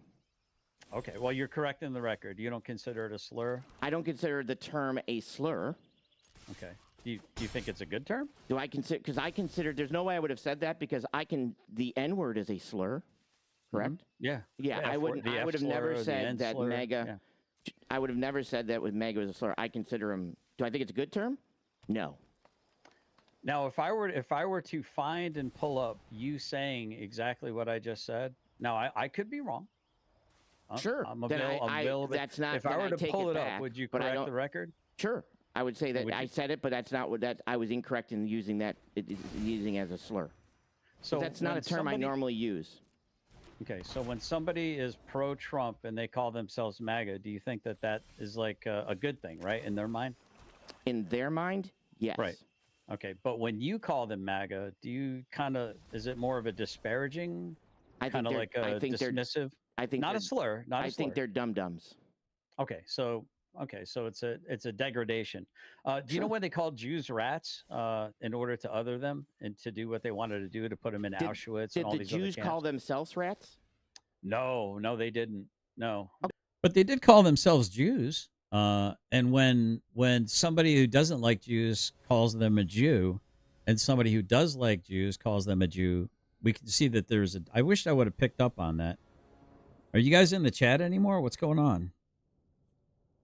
You guys got real quiet on me. Is my chat broken? All right, it's working. Okay, well then I don't care. Then you don't care. No, because it's not a comparison to MAGA when MAGA calls themselves MAGA. Okay. So But what about when a Jew calls himself a Jew? Jews aren't calling themselves rats, but MAGA is calling themselves MAGA. What is the comparison? Now, would you? Okay, but hold on a I second. can see but that. I can see so that. we all I'm here sorry. consider the N-word a slur. Yes. But black people call themselves that. Correct. So how would that be a slur? I still can. I can. Okay. What? No, you get point. I get what you're saying. That's a I good get point. what you're saying. So it's a good point, but then he dismisses it 5 seconds later when I go, okay, well, wait a minute. Yeah, that's a good point. But it it makes you think. Sure, that's a good point, right? And I still think it's a slur that they use. I still think it's a slur that they use. That's a very interesting statement. Well, that was nice. I got that win back. Yeah, interesting. Okay, so if I call myself, See, you're right though, Lone. You're right. As soon as you start to dig into a particular vein that he wants to run away from, he actually starts asking you a question instead of answering a question. I got to get better at that. Answer the question. You're not going to answer the question, are you, Sage? You're not going to answer the question, are you, Sage? No, you're going to run away from it, aren't you, Sage? You're right. He moves the goalpost, and then you start responding to him having moved the goalpost, and then he says that you're on a different topic suddenly. That's a really good point. MAGA, which Yes. I don't. But Okay. if I were to call myself MAGA in a prideful way, or in a I'm puffing myself up, like I'm okay with it, Okay. like it's a good thing. Yes. That's like saying We got a missing juvenile reported, Cub Run, Kentucky. The individual may be endangered or in need of assistance. Please remain alert and check local media for updates. If you see or if you have any information, contact 911 immediately. Do not attempt to intervene directly. Missing juvenile reported. Who may be endangered. What do you mean? Don't intervene? What? N-word. There's no description. That's a good point. I'm not sure who made That's that. my But that's producer. actually a really good point. Okay. So, but if you were to call me MAGA, Yes. it sounds like you're calling me an insular. No. What did he just explained it to you? It's about the connotation and whether you consider it to be applicably in I agree. an affirmation way or in a negative way. No, because you're categorizing it as a slur. I'm not categorizing it as a slur. So he gets to have a proprietary definition of what he thinks words and meanings are, but you have to define things and stick with something. It's so slippery, bro. It's so eel-like slippery. Oh my goodness, man, it's dirty. Well, you said the N-word's a slur, but that the person that just chimed in said, "Well, hold up. If a colored person or I don't Uses know how a you slur. You put it in the. you think it's a slur regardless No, of I whether don't think it's a slur. I don't. No, I'm talking about the N-word. Yes. You don't think it's a slur? Yes, I think the N-word is a slur. If said by whom? By anybody. By anyone. Okay. But do you see his point, though? I see his point. I don't see your point. My point is his Well, point. My point's the same point. No, it's how you're because- using it. Your mens rea. What's your mens rea? No, I'm trying to explain this to you. Okay. I don't see MAGA as a slur. It's not a slur. So I guess you're going to have to, because if that's it, then I would say anytime you categorize yourself as anything and you call yourself a Bills fan, I'm a Bills fan, and I don't like the Bills, and I said Bills fans suck.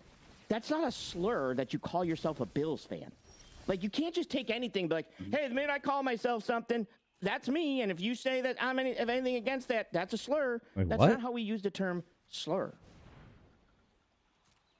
That's not how you use it.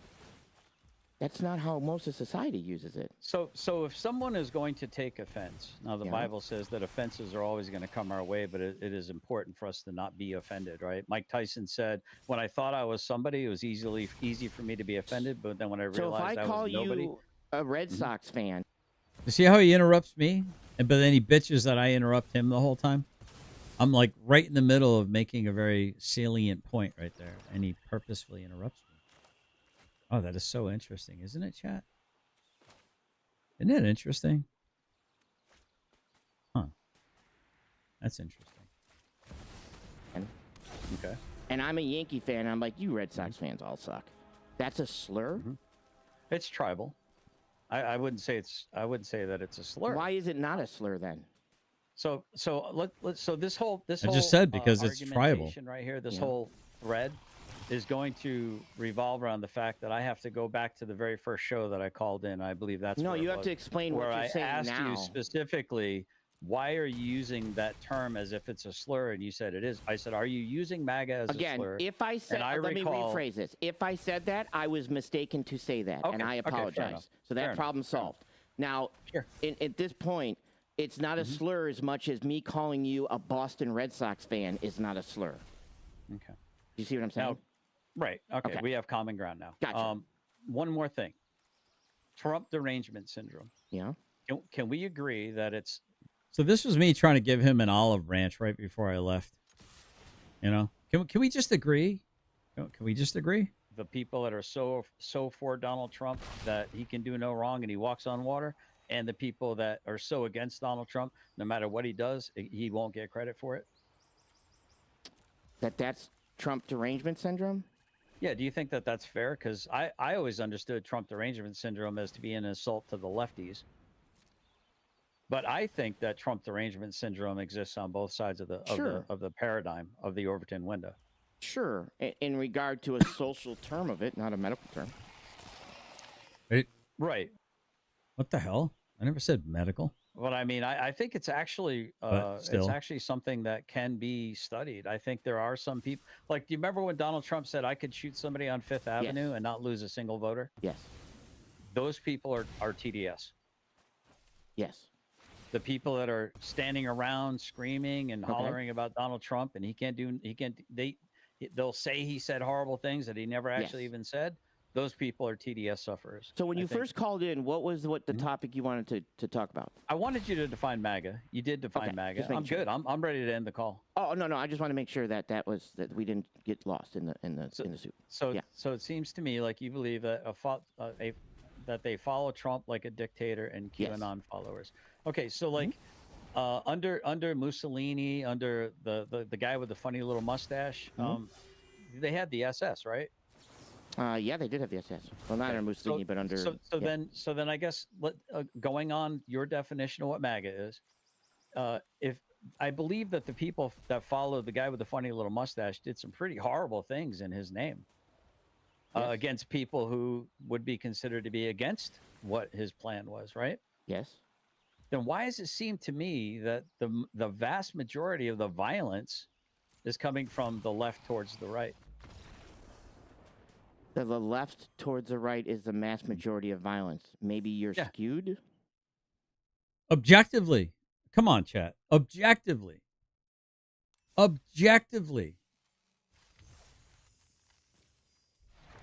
Maybe you don't watch enough news of a broad range. Maybe you don't watch enough news from the left and the right, bro.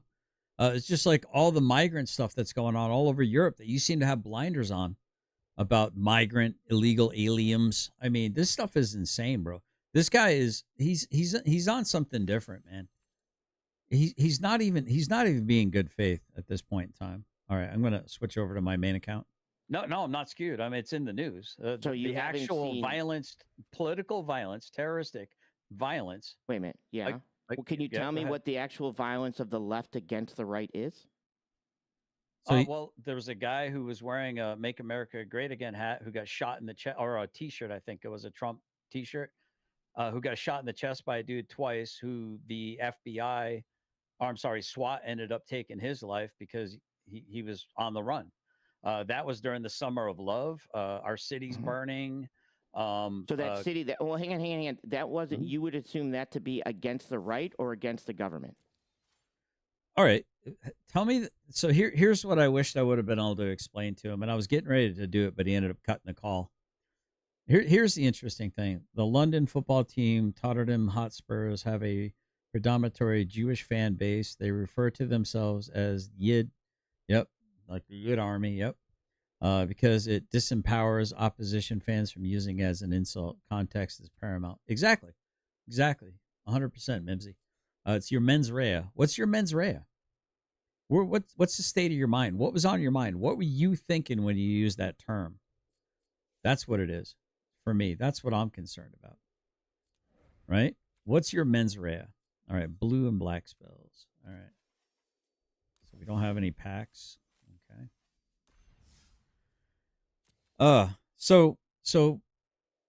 What was he just saying? I got distracted. Hold on.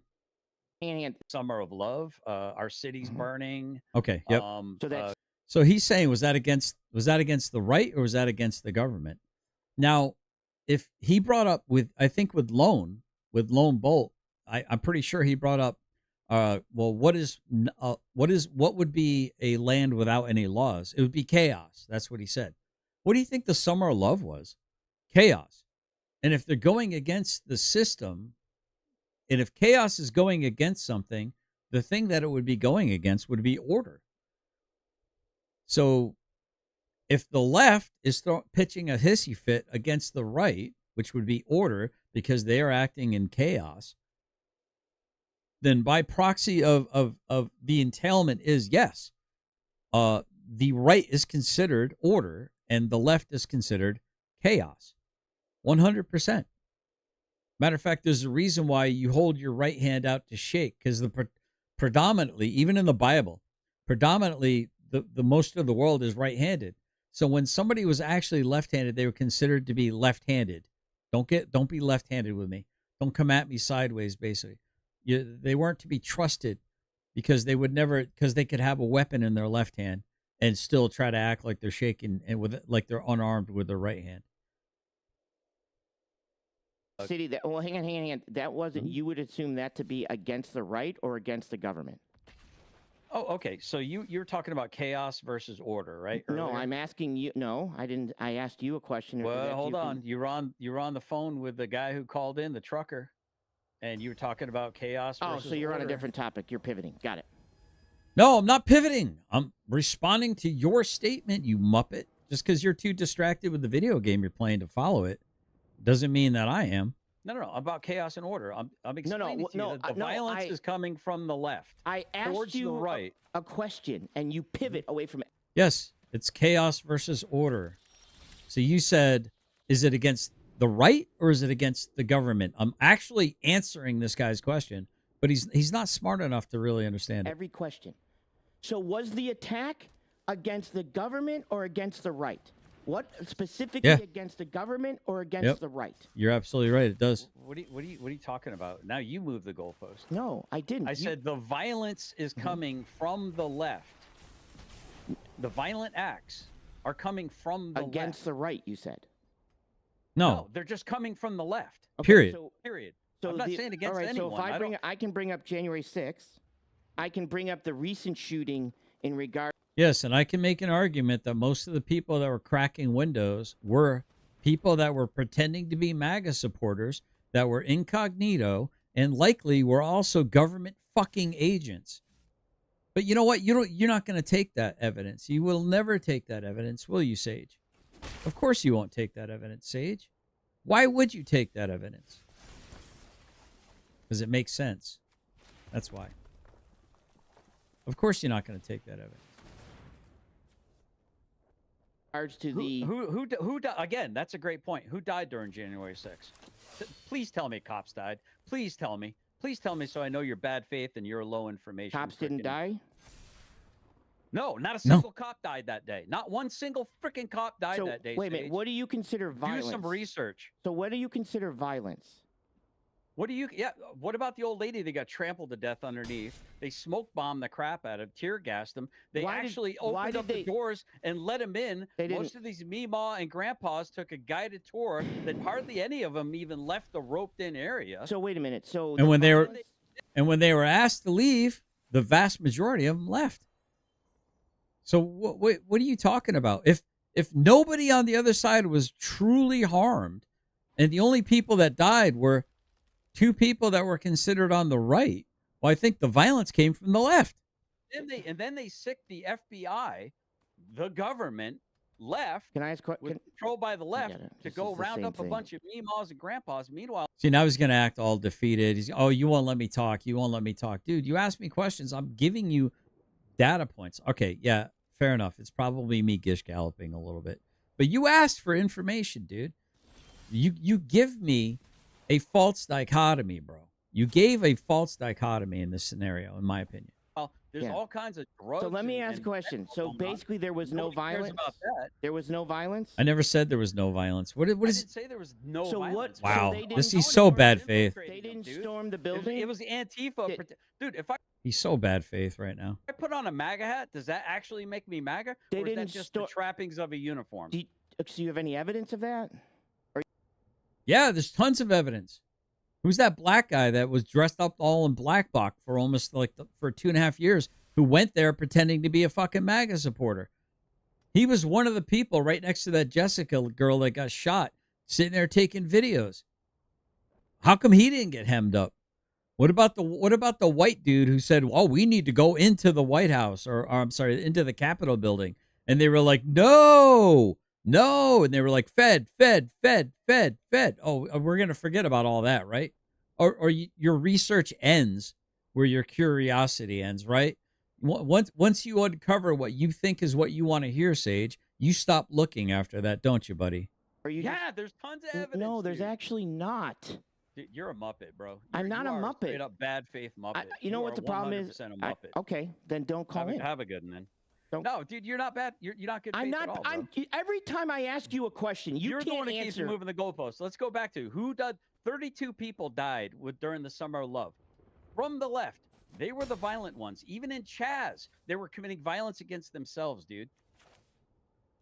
And you're going to deny it. You're going to just like I'm gloss not denying. over it, right? I'm just letting you get it all out because anytime I try to talk, you cut me off every single time. All right, Sage Outcast, get off the cross, dude. We need the wood. Come down from the cross, Sage. We need the wood. So you recharacterized what I said, Sage. It turned it into. By the way, that is one thing that I like that Jeff said. I thought that was wonderful. I think that was a hilarious thing to say to somebody that's striking the Jesus pose. To something completely different. That's straw manning and moving a goalpost. I thought you were a debater. Exactly. Why do you keep doing these logic fallacies, bro? I'm not even a debater. I know because anytime I try to talk, you cut me off. So there's no debate here.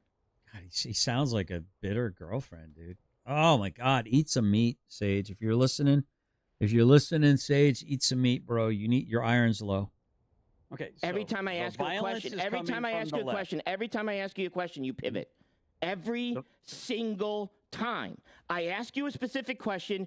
He asked me where the violence was. I started to explain to him where the violence was coming from the left, and he immediately throws out January 6th. Wait, who's moving the goalpost? So if I have 99 examples of the left doing violence and you have one iteration, one event of the right doing something that you claim to be violence, and there's a whole lot of scrutiny and a whole lot of obfuscation going on there, that I wouldn't just grant that as being a only the right was doing violence against the left scenario, because it wasn't. Because only 2 people died, and they would have been considered on the right. So if only 2 people died that day, it seems like the violence of action was more from the left against the right, according to your logic, Sage. And you run to left field. You asked me to define violence. You brought up January 6th. I brought up. And then what did you say? And what did you say? 32 people died during the Summer of Love. Was there not violence at January 6th? Yes, I'm sure there was. What were they doing there? Who was doing it? You know what? You're good. I'm good. Thank you. I got to move on. It's like I don't know what to tell you. I don't know what to every single time. It's like, yes, there's violence on both sides. Yes, I never said there wasn't violence on both sides. Yes. Yes, you're the one that thinks that there's only violence on one side. That January 6th was a complete conspiracy. Fucking never said that, you fucking retard. Holy shit, you're restarted. You are so restarted. I never said it was only on one side. Never said that. Those words never came out of my mouth, Sage. You know how I know you're a liar? Because you just lied. Again. You just misrepresented me. Again, buddy. How do you keep doing that, man? It's like he's got a talent for it. So talented.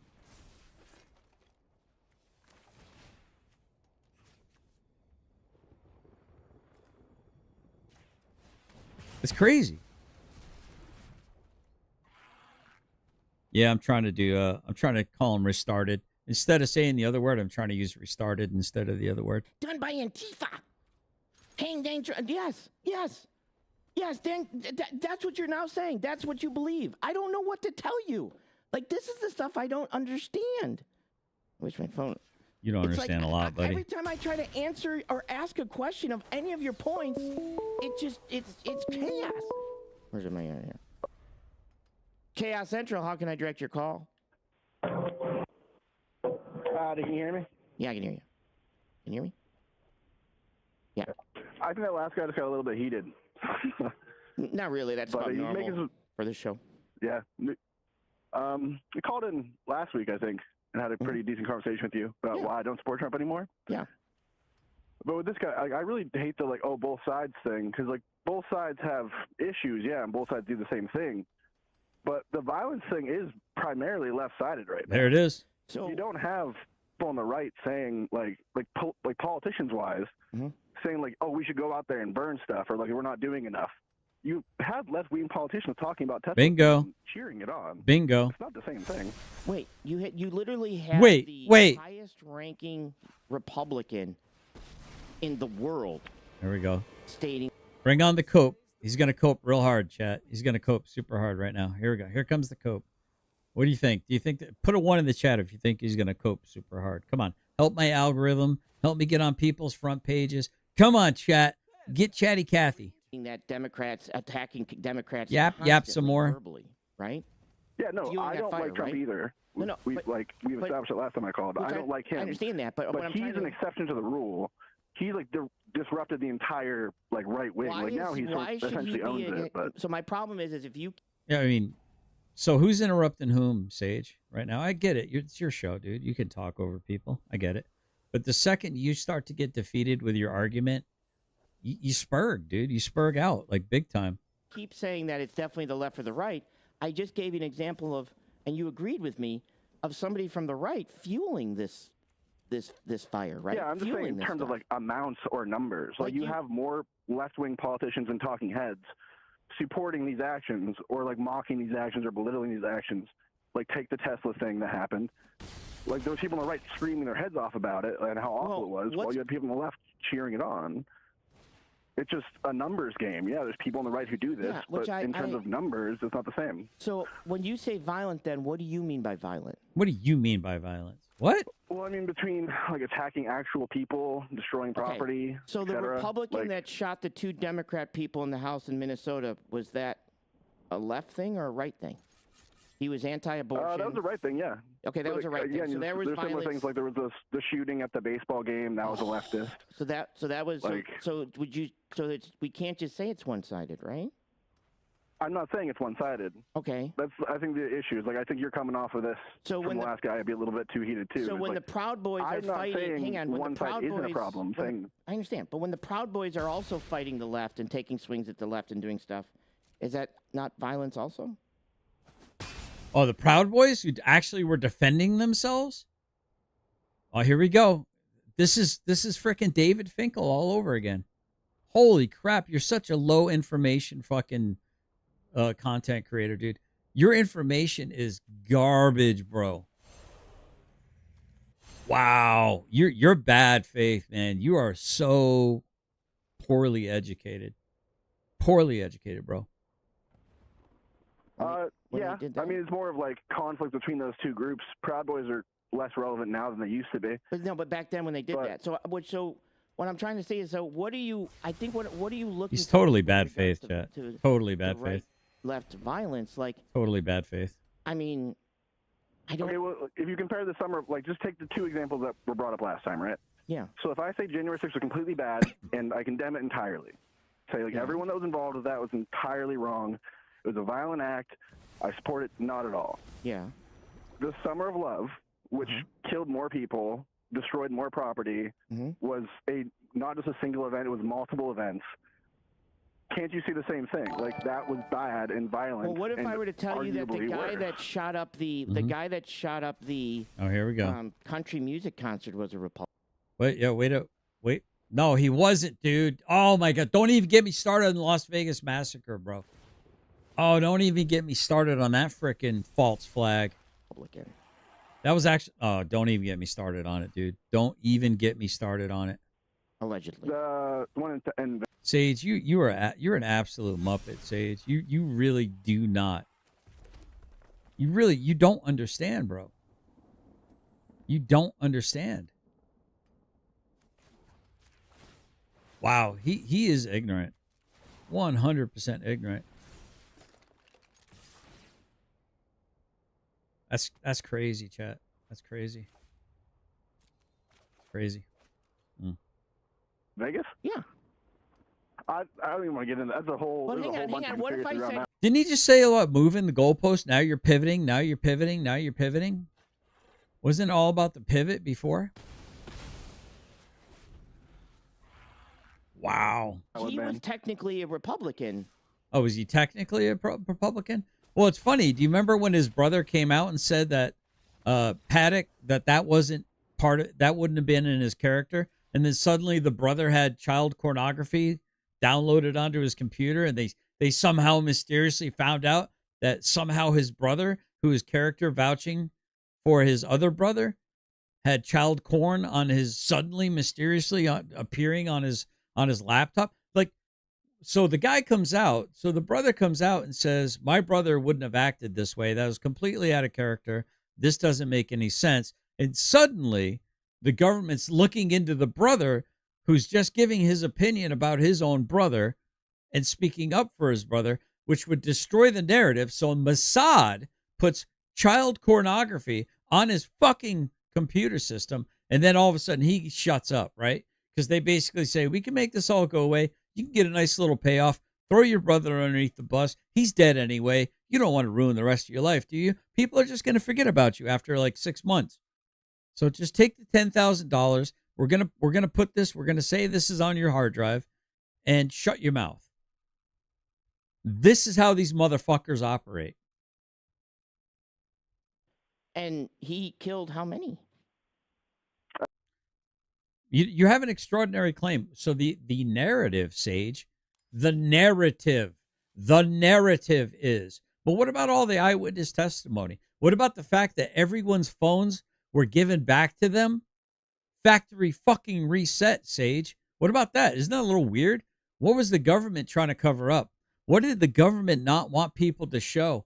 And what about people that were eyewitness that were coming out publicly saying that the whole narrative was bullshit, were mysteriously dying? I think there was like 4 or 5 people that survived that shit. They came up with a completely different narrative and mysteriously dying and for mysterious reasons.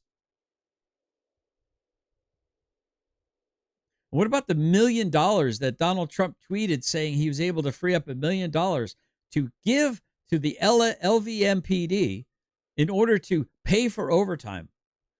So do you think the Las Vegas Metro Police Department doesn't make so much freaking money, a ridiculous amount of money, from doing extra gigs for all these casinos and providing security? Do you think the Las Vegas Metro Police Department is struggling for fucking budget money? I mean, what about 3 months before that in St. Louis, in Missouri, in Ferguson? They had, almost 3 solid months of riots every night. Do you think maybe Ferguson, Missouri, not exactly a thriving metropolis with amazing amounts of budgeting and lots of tax dollars coming in, You know, Ferguson, Missouri. You think maybe Ferguson, Missouri could have used that money? So, like, after a week of doing a quote unquote investigation, I would say a cover up, and that $1 million that was sent to that sheriff, Lombardi, do some research on that cocksucker. Guess where he ended up fucking going to? Honolulu. Or he went to Hawaii, right where that whole fucking laser thing happened, where only the blue things didn't burn, but that whole entire, what's going to be a new smart city, a 15-minute city, an energy city, where that was going to get built with the locals wouldn't sell it. Yeah, do some fucking research into Sheriff Lombardo. Do some fucking research into that cocksucker. Don't even say you're so fucking stupid, dude. You know next to nothing, bro. You know next to nothing. All you are is a useful fucking idiot. You're a useless eater, but you're a useful idiot to the fucking Marxist, Leninist, socialist, communist fucking left, dude. I consider you an enemy to this country. I consider you an enemy to the Republic of the United States of America. That's what I consider you an enemy. I don't give a shit if you raised your right hand and swore some alleged fucking oath to a constitution.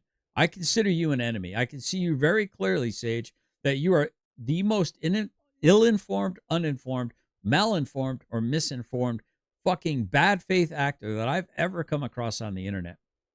And that's saying a lot because I've dealt with Finkel. I mean, I don't want to get because there's a bunch of weird stuff about that, like how he got that many in the room. The fact there's doesn't matter. Footage that showed that it doesn't matter. There was possibly automatic. The shit that I could tell you about the machinations of the false flags situations. Do some research into that. Do some research into that time frame. Notice that there was a coup, a Saudi coup. Do a little bit of research into that. Look at how many Saudi princes took helicopter rides that they never came back from. Look at the tweets and look at the information that Donald Trump put out at that time.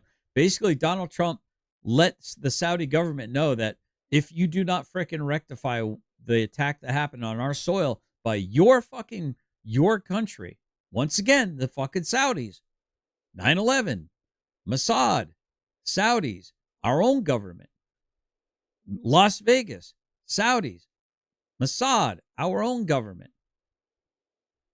I don't trust them. The USS Liberty. Remember the Maine. What's up? What's up, Nero? I get in and I need to throw soap. Oh my goodness, man! You gotta rewind this and listen to like my conversation with this Sage guy. Like fire doesn't match the bump stocks. Like it's a weird case. But he was a Republican. Again, I'm just saying in this one case. Okay, hold on. I'm sorry to interrupt. It's just this is not what we're discussing. Mm-hmm. Like you're pivoting from like. Yeah, the guy who claims that everyone else pivots is the master of pivoting. Can you just agree with me for 1 second? Because I agreed January 6th bad. Yes. Summer of Love riots bad. Yes. I've said that. Yes, I've said that already. Did okay. You just, yes. Okay. That's it. That's all I wanted from that. Yeah, but I already said that. It's like I've already said can that. We compare? Yes.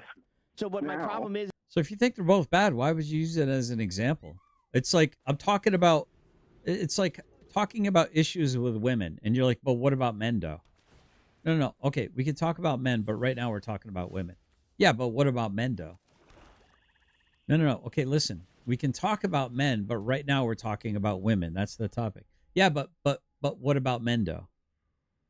It's like a dog returning to its own vomit in order to lap it up, dude. It's insufferable. It's insufferable, chat. Insufferable. Is that can we compare those two events and say like which one had institutional support and backing and people running coverage for it comparatively to the other one? Compared to January 6th? Wait. Which one out of the two? Yeah. Do people look back on constantly and say like, oh, this was awful, this was awful, this was awful, and when it was going on, compare those two. Like the left, like which did not do anything besides sweep under the rug what was going on during the Summer of Love. Which are you comparing? The Summer of Love and J6. Which is worse? Yeah. Yeah. J6. In your opinion. J6. What? And is it because of the motivation behind J6 that you find those two things worse? What? An entire summer of violence in cities, hundreds of millions of dollars in damage to cities and infrastructure, people's lives ruined, 32 fucking lives lost, Sage. And you think January 6th was worse? Sorry, I need some soap. Sorry, Nero. Sorry. All right, I'm gonna take it. Wow, this guy is just. Wow, Sage, there's something wrong with you, bro. All of I it. mean, that thing worse? All of it. How so? J6 was much worse because it was literally organized pretty much by the President of the United States. By the left. Was it organized or pretty much organized? Okay. So that's what makes it worse in general. Not like the number of deaths or casualties or property destruction, just who did it. So the argument was the guy who was plotting an insurrection, allegedly in Minecraft, who had control of the Marines at the very least. The Marines were supposed to do whatever the President of the United States says. Had control of the military, was the commander-in-chief. If he did not want to give up power, what would have stopped him precisely? How would he have been stopped, Sage? If you claim that he is a person who won't give up power, how do you make that argument? It's baffling to me. How are you making this argument? All right, we got an Eon. Kentucky State Police, Eon alert, missing juvenile in Cub Run has been located. Okay, thank you. All right, so we got our alert there.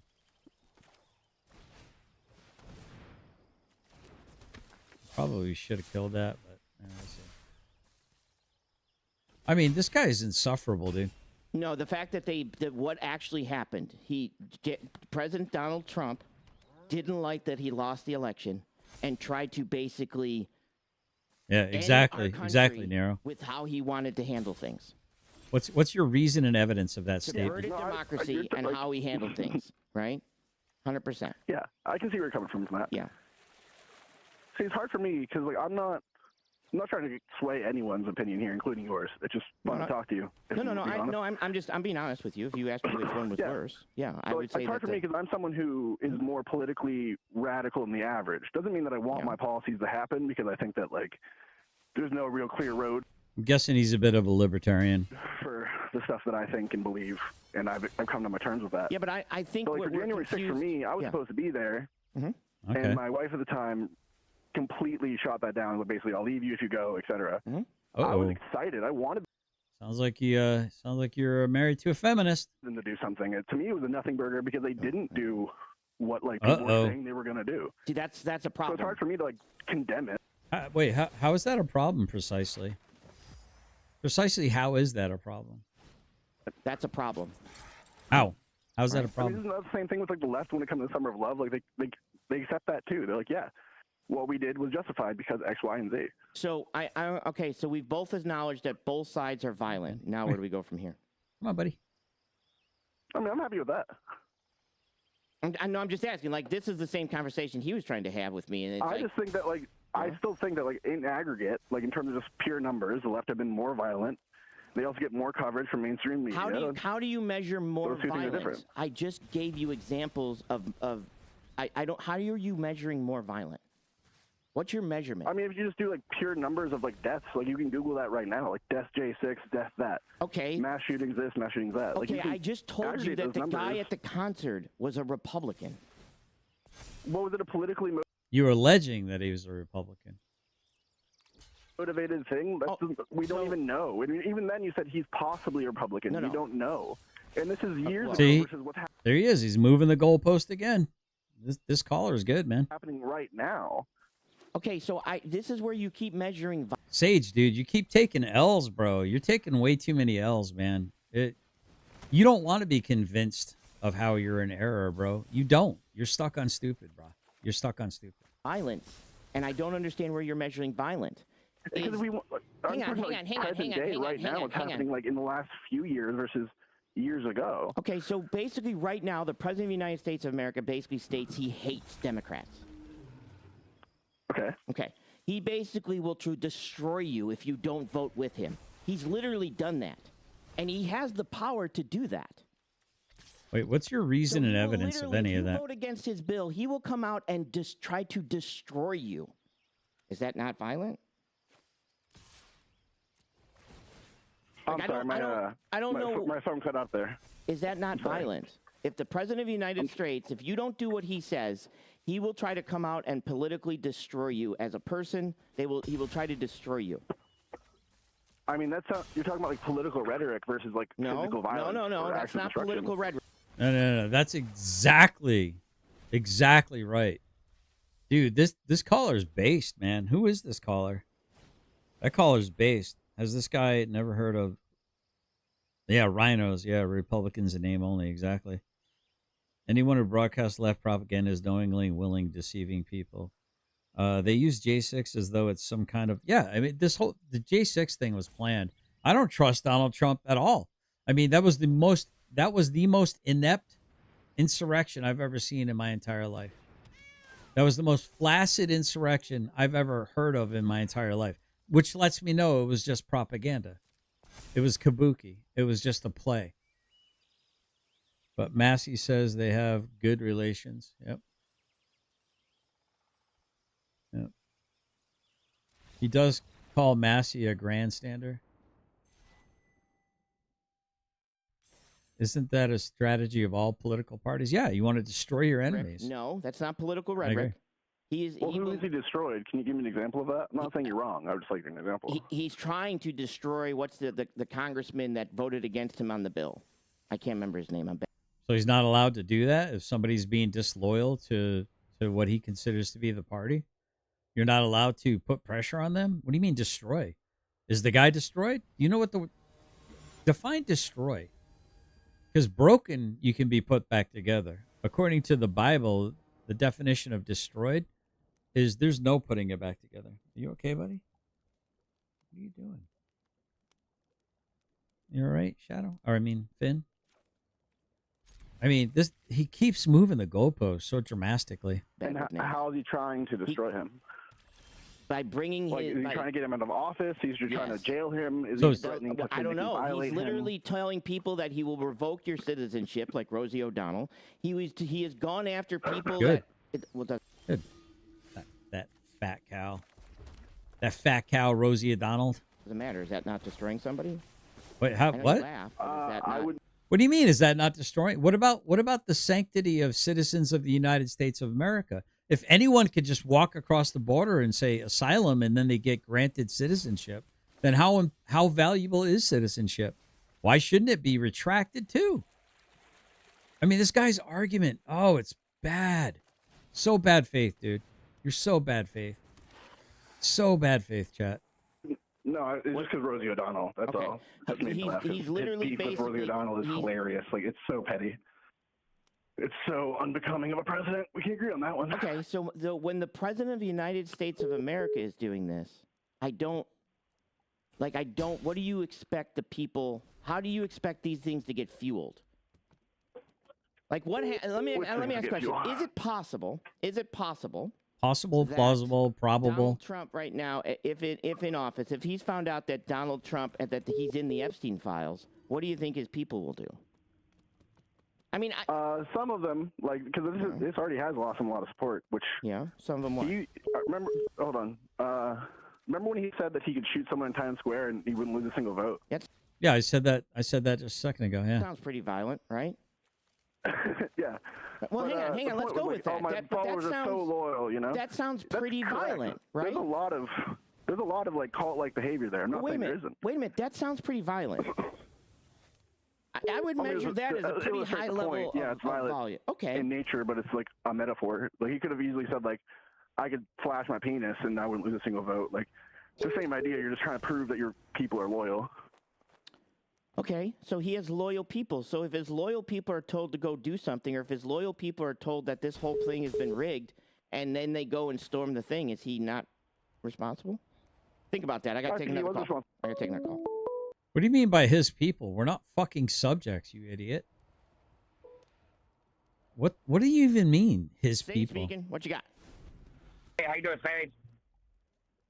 Break 19, you got on? Sage. Yeah, I can hear you now. How you doing? Oh, yeah, I'm laughing at these people like that caller. He said that all the crimes are committed by the Democrats. All the crimes are committed by... Never said all. Oh, my God, these leftards are they're insufferable. The white people. Sandy Hook. Wow. Parkland, Florida. No, there we go. Listen. Parkland, Florida. Oklahoma City. Of all this crime, Buffalo, New York, Dillon Roof. What color are they? What color are they? They're white. White people commit more crime and are welfare than any other race in this country. Well, in theory. This country is stolen land. See, people hate the truth. Oh, here we go. These hosts on YouTube, they hate the truth. That's why they mute people. Because they hate the being fact checked. Yeah. Trump supporters got played by a felon. This dude was a 34 convicted felon. Yeah. 34 charges on him. And this first lady, she don't even know English. Melania doesn't know English. Well, she doesn't. Yeah, he dropped the call on an obvious L. Yeah, he got it. L's in the chat. L's in the chat. Boys and lefty rules. We don't know in God swallow Texas. You know, I'm starting to think I might be a far better debater than I even realize. Maybe I need to give myself a little bit more credit because, man, oh man, these people that call themselves debaters, their logic does not follow. And just the barest bit of scrutiny, just the barest bit of testing your ideology, testing your worldview. Does your worldview make any sense? Is what you're saying logical? And by and large, it really isn't. Too. See, everything always looked right when he first got elected. Airplanes fall out the sky, Texas, New Jersey. You know what I'm saying? He'll blame Biden for this. That's all that dude do is blame. He's a child. This dude is a child. He's not a politician. He's running this country as the apprentice. Look at the sign. Look at the sign. President Obama sitting back laughing at him. Yeah, this guy who's calling sounds like the pinnacle of like good mental health and physical health. He don't know what he's doing. He don't know what he's doing. America is doomed, brother. Canada cannot be a state. They're laughing at us. They're laughing at us. I'm laughing at these Trump supporters. They're stupid. They stupid. Yeah, which I agree. And you bring they stupid. That some of these shootings were done. That if we start categorizing in who's more violent, well, and it's like, well, then what do we? You know, I don't want to start going down that road. Right. But that's not even point thing. Like they don't commit crime. Yeah. Like say if we. Man, this guy's hurting my throat just listening to this guy talking. It's making my throat hurt. Black people, I'm black. I'm a proud Democrat who support President Obama. Oh God, here we go. And oh boy, here we go. He black. This is the worst group of Republicans in the United States ever in history. He black. We never wore hats. You never seen a Democrat wear a hat, a Biden hat, or Obama hat. Right. You've never seen that. That's a cult. And they deflect it. They deny it. They deflect it. You know what I'm saying? And they're cowards. They know what I'm saying, dude. This is a black boomhauer, dude. This guy's a black boomhauer. The caller's just a victim to public school indoctrination. Yeah, I would agree. I think that's a good way to put it. I think it's a really good way to put it. Very good way. They hide behind the computer. You see it. They type behind it. All they doing is typing behind their computer. That's all they doing. They're cowards. You know what I'm saying? They live their Trump supporters. They respect the ground I walk on. All right, and I want to say President Obama. President Obama. President Obama. I got other calls coming in. Hang on. Sage Outcast.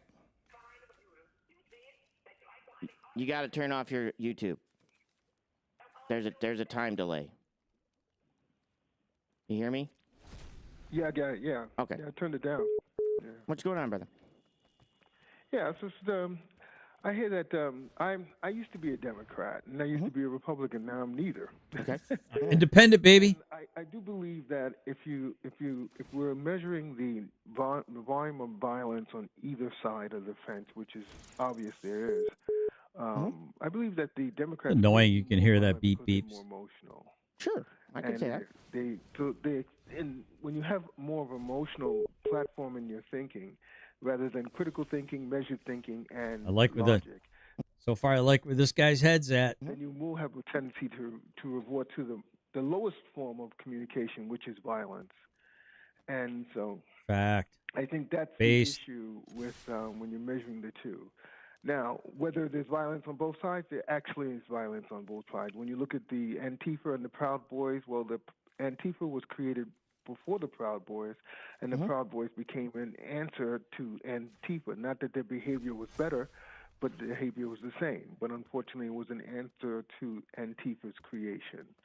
So I think, so if you look at it, I think the issue is that violence is on both sides, but I think the emotional side is on the Democratic side of the fence. Sure, absolutely. And we could say that, well, it's being more led by a Republican leader that fuels more of the out of that, right? So could we say that President Trump fuels more of the left to be more emotional? Sure. Why, of course you would, right? You could easily say that compared to a Democrat that might not fuel that anger, right? I mean, there's fueling of that also, right? Is that crazy? Well, I believe, to be honest with you, I believe both sides of the fence fuel anger. Sure. We have the very emotional. I would agree. On purpose, for a purpose, with a purpose. Tribal. It's Boston Red Sox versus Yankee fans. You illustrated it already. You already have the Rubik's Cube solved, dude, but you just keep mixing up the colors. On purpose, Sage. AOC, the very emotional Ilham. We have both sides have it. So I think when you're talking about politics and people in politics, their object. Dude, why is that showing up over here, but it's not showing up over here? What the hell happened? Hold on. Why am I not live? Back to top chat. Sorry about that. There we go. Yeah, I want to highlight that comment there. I can't see your comment for some reason, Nero. I don't know if it didn't let it go through. Sephiroth. Okay. This could get ugly, chat. Let's see. Okay, now he's at 2 life. Okay. Can't bring that back. I'm at 5 life. Their object is to create an emotion, so they create certain optics, and so an issue both sides. Well, it's funny that you say that because one of the videos that I'm going to be reviewing tonight is I hope he tunes in too, because I'm going to destroy his whole illegal immigration, and also his that's going to get destroyed tonight, and it's going to be Andrew's going to destroy it 100%. Are doing that. Yes, Trump is very volatile in his statements. He's very frank, and he doesn't have very much controlled mouth. I agree with that with 100%. But I do agree also that the politicians may not use curse words. The left may not use curse words as Trump does. Sure. But they still do incite too much passion, too much emotion, less critical thinking, and Absolutely. less measured thought. Absolutely. 100%. I agree with you. But I think when we start to get down the road of 100% I agree with you, but okay, so throw out everything he just said. well, who's more violent? We kind of separate ourselves. Well, who's leading who's like a leader can step in and stop the violence. And Christ. That's true. That's true. A leader can step in and stop the violence, but unfortunately, if the violence is running in mayhem and chaos, sure, then there has to be very strong opposition towards that chaos. And unfortunately, I do believe that, though I'm not a Republican and I'm not a Democrat, I do believe that currently Trump has done some things that has helped this country. And I'll be honest with you, and I know a lot of people in my chat don't really like Andrew Wilson, but they somehow like me, which is kind of funny because if you actually listen to me and you listen to Andrew Wilson, I think he's a far more articulate, better at debating arguer than I am. I'm not intentionally copying Andrew Wilson at all. I'm older than Andrew Wilson by almost a freaking decade, probably about a decade. So chicken and egg. I think I came first. It's funny. We sound very similar, and you're right. Andrew Wilson would absolutely wipe the floor with him. And at some point in time, Andrew Wilson would start ripping into Sage because Sage would be bad faith. Yeah, and because he can't help it. Sage can't help but be bad faith. I can't imagine that people would say that he hasn't. I mean, he's not the most articulate in terms of. He's not the most pleasant speaker, but he's not an Obama speaker. Correct. But Well, I'm really glad you found my channel, Lone Bolt. I mean, it's listen, man, it's good. It's good to have people that are willing to boldly speak and stand in the gap against the tyranny of I call it the sophistry of lowered expectations. We lower the bar so much for certain people and raise the bar so much for others that it's absolutely ridiculous. It's like we're living in two different Americas, man. You know, but then we get told that I'm all white privilege and all this other stuff and this, that, and the, I'm like, dude, I'm still waiting for my check to arrive in the mail, man. I don't know what the hell these people are talking about. It's crazy talk. In terms of getting things on track, he's taken some very hard measures. But it's just like if I mean, when I gained too much weight and the doctor told me I needed to lose weight or I was going to be gone in 3 years, I had to make choices that were very difficult, and those choices were not pleasant.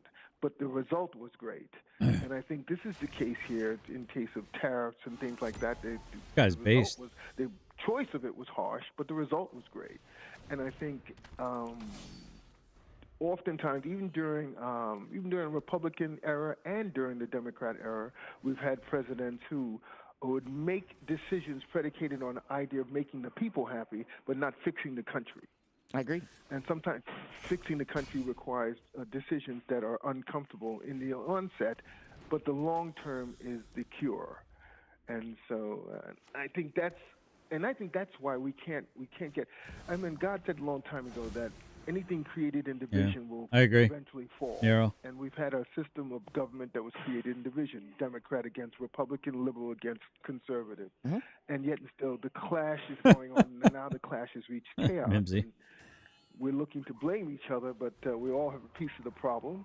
And until we decide that we all have a piece of the problem, we will never have a solution. I agree. I appreciate the call in, brother. All right. All right. My friend. Yeah. All right, I'm going to turn the phones back on. Again, I don't know how this got into which side's more chaos, to be completely honest. I think Justin's the most... He's the most violent person ever, so I don't know. I don't know, guys. I don't know. I got this in. I do know that my main focus today was... Oh, hang on. We're just going to go with the show, I guess. I got it. Hey, speaking. How may I direct your call? Hey, so I was, calling in regards to calls about 2 calls back, talking about the crime statistics and, mentioning that white people account for the majority of crime. Oh, yeah, no. So the guy, that guy was an absolute muppet, chat. Absolute muppet. Dude, the FBI crime data, they're actually calling black and brown people that they're putting into the system now. They're literally calling them white in order to try to unskew. They're counting Hispanics that are white passing as white in order to make our numbers go up a little bit higher. It's crazy, dude. In this country. I think he meant mass shootings, because then he brought up all the mass shootings. But no, we're just talking crime across the board. What do you define as a mass shooting?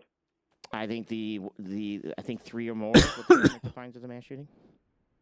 I think African Americans conduct more mass shootings than Caucasians. Are you a Trump supporter? No. Okay. Absolutely not. Because I think that approaching the argument that way, like on a fallacy, is not a good way to. There you go. To. Yeah. So the fallacy is what is the fallacy? Hold on. That's a fallacy. It's like the origin of, like, you're the source, so therefore I discredit whatever you say because of what, where you come from. Genealogy fallacy, I think it is. Hold on. A genetic fallacy. I believe that's a genetic fallacy, if I'm not mistaken. Let me look that up, though. Make a good impression, right, to people that may be on the fence, or... For me?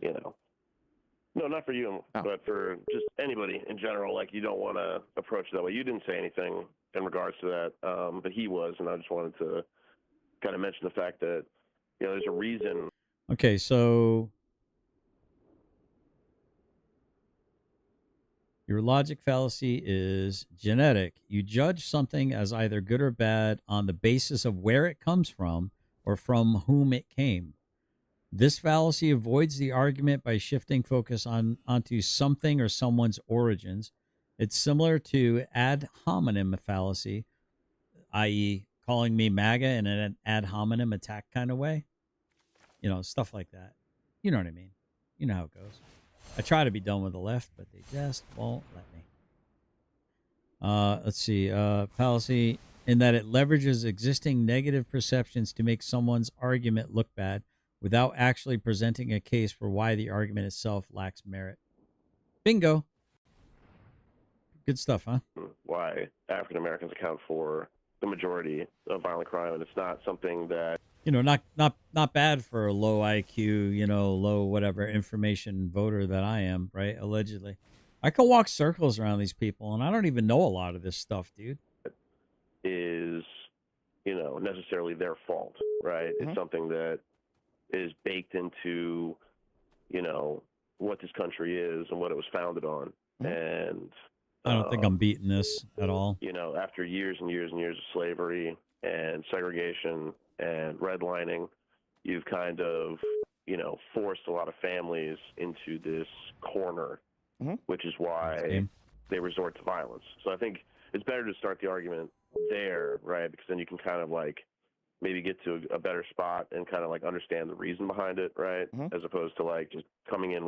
I will say this, and that this is something I need to work on. I think having conversations with Sage Outcast really does start to elevate my blood pressure.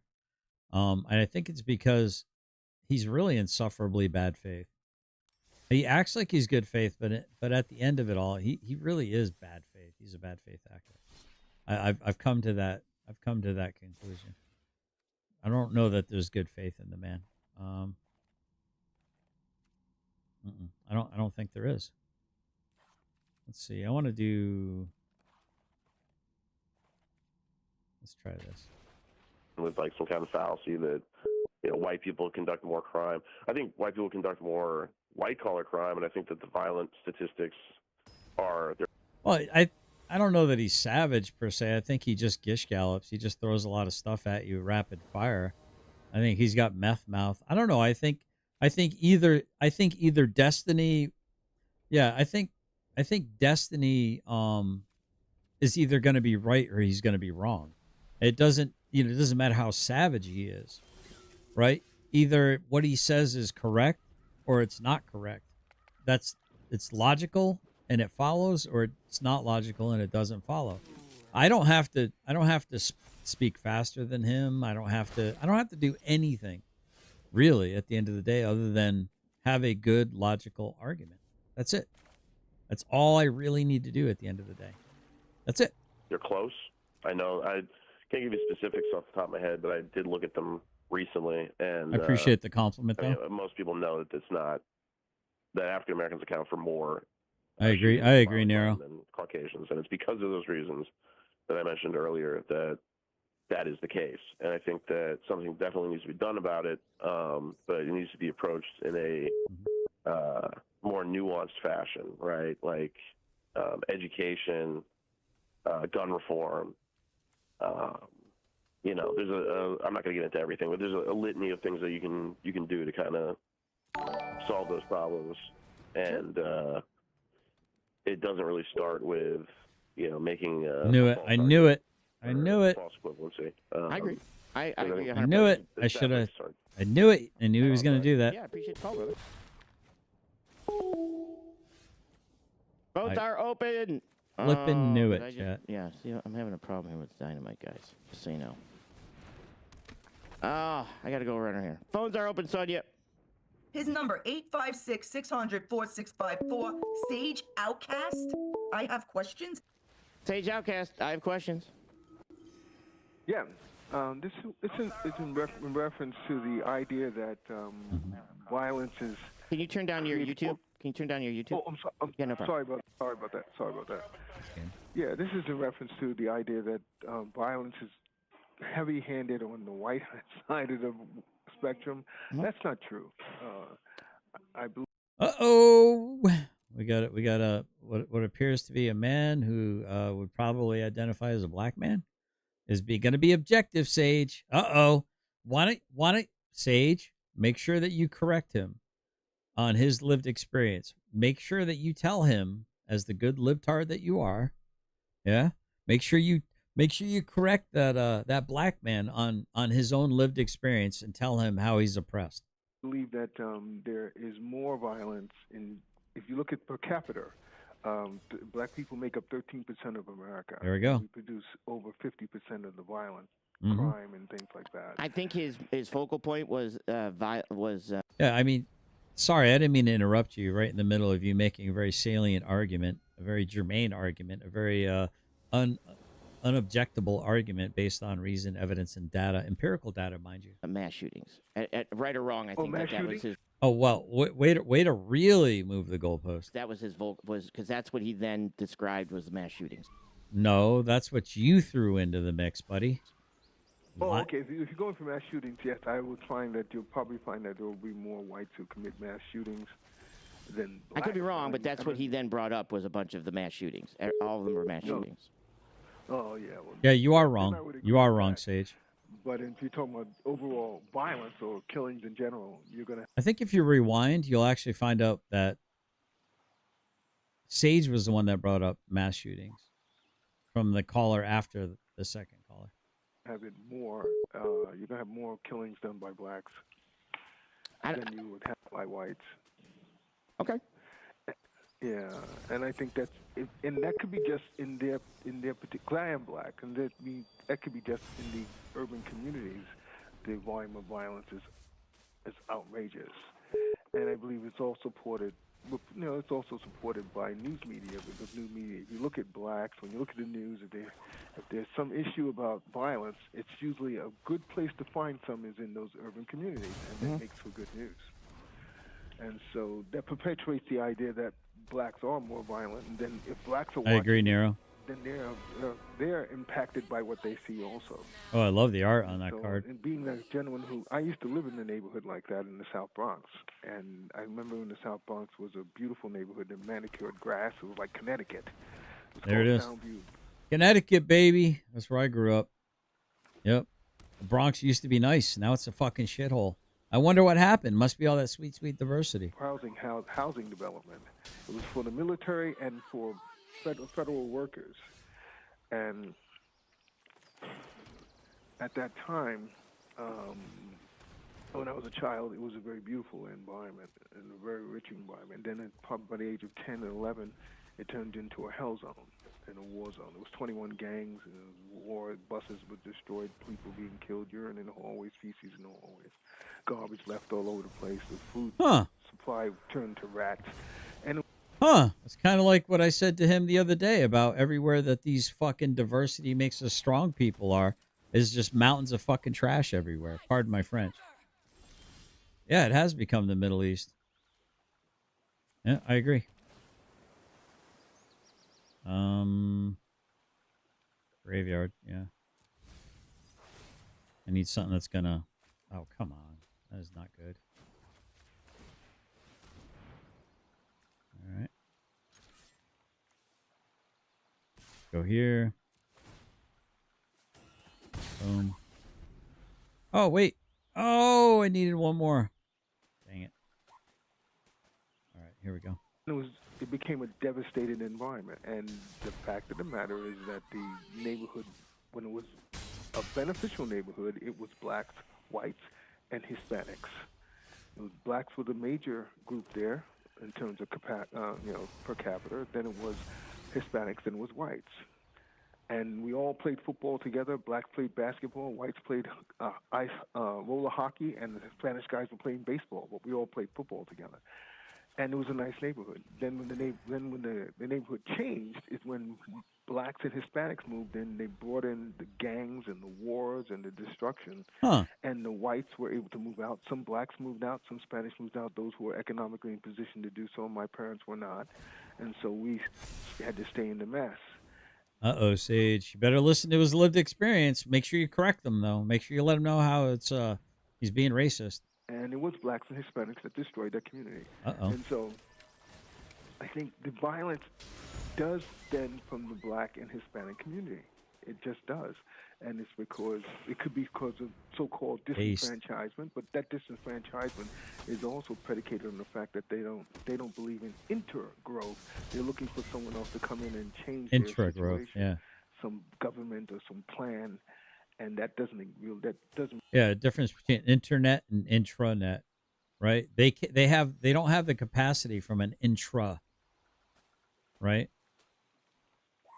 What's making all this? Wait, what is making all this like +1? What is it? Oh, it's these things. Dang it! Oh, can I bounce it? I can't bounce that, can I? Oh, bummer. Chat, not good.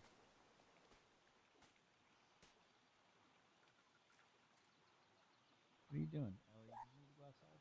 Yep, Ellie needs to go outside. Chat. I might have just lost this game. I think. I think we do this. All right, hold on, baby girl. I think we do this. And we do that. Okay, 1 second. Really happen. And so you need to be intergrowth. You need to take your community as the Jews have done, as the East Indians have done, as the Asians have done, and take. No, he's confused between inter and intra. Intranet is like a self-contained, like a hospital has its own centralized intranet that is isolated from the outside, right? Yeah, look up Intranet GS. He's actually might be right because they only allow certain information to float around in their network. Yeah, intranet is you got to fix it within yourself. It's self-contained. Inter is from outside and to within. Is my understanding. I could be wrong. I don't know. I'm pretty sure that was the difference as far as I understood it. I gotta let my dog out real quick. I don't know if I let down. Let's do that. I really need. Oh, come on! Really? This? All right. Let's say good game. All right. I'll be right back, chat. Take your community within your community, and I will look it people up. 1 represent your second. community, and build together to change that community, and they don't do that. And I think that's what's left. If you look at what's it called? Pew, PEW research, we're at the bottom of the totem pole in terms of economic growth and advancement. Only one behind us is the Native Americans. Asian, Japanese, Chinese, and Korean are at the top. Then East Indians are now at second place. Whites are in third. Excuse me. Hispanics are in fourth, and then blacks are in the bottom, and Native Americans are at the total bottom. So. Gotcha. Yeah, it's not a topic I was looking to dive into, just to be completely honest, because it's not a middle of the show type thing for me. But I do appreciate the call in. Thank you, though. Thank you for the info. All right. Bye-bye. All right. I am not looking to decide who is more violent. I at this point in the show, the measurement of violence, it's not going to be the topic of the show. You know what I'm saying? Like, if you want to measure who's violent and you want to do that show, I'd have to start a whole nother show, because that's just not the road I'm going down, just so you know. Because this has been off the rails since Generally Specific showed up now, and his pivoting to, I have no idea why he pivots the way he pivots, to be completely honest. That being said, if there's anything else you want to call and talk about, you're welcome to call in, Sonia. His number, 856-600-4654. Sage Outcast. I have questions. Not that it isn't a topic that shouldn't be talked about. Sure it should. But if we're going to do that route, then I'm going to be more prepared and possibly have a guest on that I know. Because that's kind of that's more down his lines of things than my lines of things. Just so you know. Sage speaking. You support Trump? No, moving off the topic of race, going to the whole Jeffrey Epstein situation. Yeah. You think that's going to score some points for us, or what do you think? I think that it's going to depends on who us is. If it's going to go against Trump come midterms, I believe that if he doesn't do anything, a lot of people who voted that before are just going to say, you know what, I'm not going to vote again. I don't even care anymore. And I believe we're starting to that. So I believe yes, and the less people on the right that vote, I believe the more the less people on the right that don't vote, the more people on the left that are going to get placed into roles in both the House and the Senate for their elections. Yes. I mean, yeah, because I've noticed a schism between, a bunch of like talking heads, like Charlie Kirk's a good example. He kind of, you know, through all the nauseating stuff that he kind of, his nauseating rhetoric, he's mentioned the fact that he supports the administration like wholeheartedly, and it's kind of funny to see the whole thing kind of burn down around him because the majority of the people in his chat, which I'm assuming are people that support him, are kind of like, "Hey, yo," you know, like I don't think Trump's a good guy for this. You know, people were kind of like going off the rails saying, you know, Trump's a pedophile, it's like that, and all this stuff, all this rhetoric is. I think it's a good thing. I think it's kind of leading to more and more. Yeah, and I think that this was something that he ran on. This is a big portion that he said he was going to do. This is what he said that and the reason you shouldn't vote for Democrats is they're all, you know, Jeffrey Epstein people, and that you shouldn't vote for this and this person this and this person that. And they said that, you know, Biden's family was on the list, Biden was on the list, you know, this person was on the list, this person was on the list, and now you come back and you say there was no list, that it was only Jeffrey Epstein and nobody else was on the list. And now, who are we supposed to hate? Like Well, he's locked himself into a corner, and I think you know, I'm under the impression that Trump doesn't give a shit, right? I think that he's under the impression that he can kind of like, you know, take the money and run sort of thing, which is good for, you know, the Democrat Party going forward because this entire election has kind of thrown things way out of whack, and you know, it's made, you know, politics as a whole very undigestible for people. I think that's what I've seen anyway. And I believe I believe a lot of people were, even the ones that are too. It's like, well, he's doing good for the country. He's doing good for the country. Well, he's not doing good for the country. Inflation is now up, and we don't even have the tariffs that he wants to put on, right? So we're seeing that it's a shit show. It is. I mean, nobody wants to invest in the country because they don't know what Trump's going to do every day of the week. You know, what's he going to do today? What's he going to do tomorrow? He's going to put a 50% tariff on Brazil because he doesn't like the way that government's handling their laws. You know, what's going on? And I do believe that a lot of you wonder why the left is angry when the leader of the free country can in no way, shape, or form, you know, lead the people. Like, what did you expect? Like you say, hey, they're more angry, they're more doing this, they're more violent. Yeah, but the leader of the free country is basically attacking every single person out there that doesn't support him. Even if you're a Republican, the minute you don't support him, so what are you expecting from people when you do this? And I know that's not what they want to hear, but I'm just saying, like, what are you expecting from people? Like, if you were, I mean, I don't know. It is what it is. Well, I mean, I think the whole argument that the left is more violent, right, is sort of on its face, it's incorrect because, you know, during this time in history, the left may or may not be, you know, causing more, you know, riots, rages, you know, whatever might be the case. But it's, you know, 9 times out of 10 it's for a good reason, A, and B, it's not like, you know, in prior administrations when the Republicans were doing the exact same shit.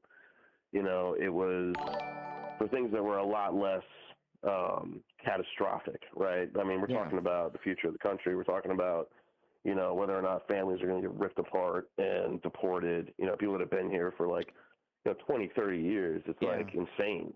It's craziness. And Finkel with the hang on, stand by. With the $20 super chat, brother. Thank you. I'm no longer working for slave labor. Thank God. This is no longer just a left that's angry. Our nation is dying, and all the left see that many of the right are figuring them out. Yes, I think that's a good point, right? So I think we're now, a lot of the right is now starting to realize, hey, we're not getting no tax on overtime. Hey, we're not getting no tax on Social Security. Hey, we're not getting the Epstein files. Wait a minute. What do you mean we pay the tariffs? I thought you said other countries pay the tariffs. You know, these are things. Wait a minute. Now inflation is going up, and you still want more tariffs. I thought you were getting us out of the war. What do you mean you're sending more weapons to Ukraine? I thought we already sent too many weapons to Ukraine. First of all. Like, so that's the newest thing. What do you mean you're going to tariff Putin? I thought Putin was the good guy. You told us Putin was the good guy. Now Putin's not listening to you. So also, go ahead. You know, it's important. Sorry, it's important to mention the fact that the Republican Party as a whole has moved in recent times more towards like Trump's line of thinking, right? Which is horrible, right? And I think what's happening right now is fantastic because what's happening is you've got, you know, the older generation, right, who's like freaking out because they're going to lose Medicaid and Medicare.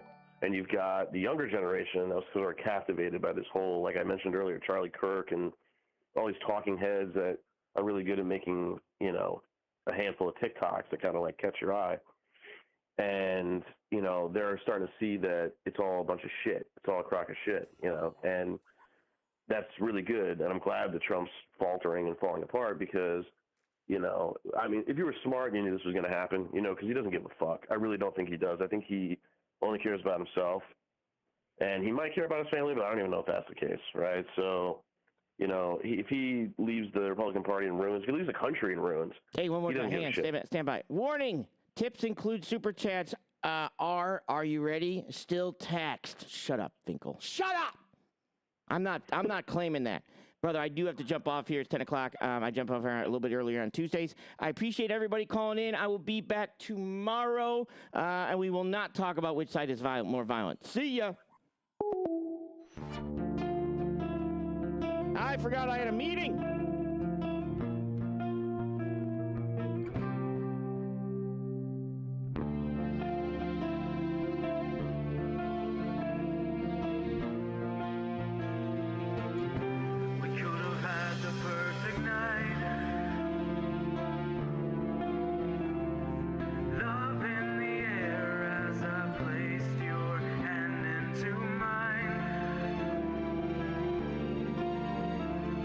And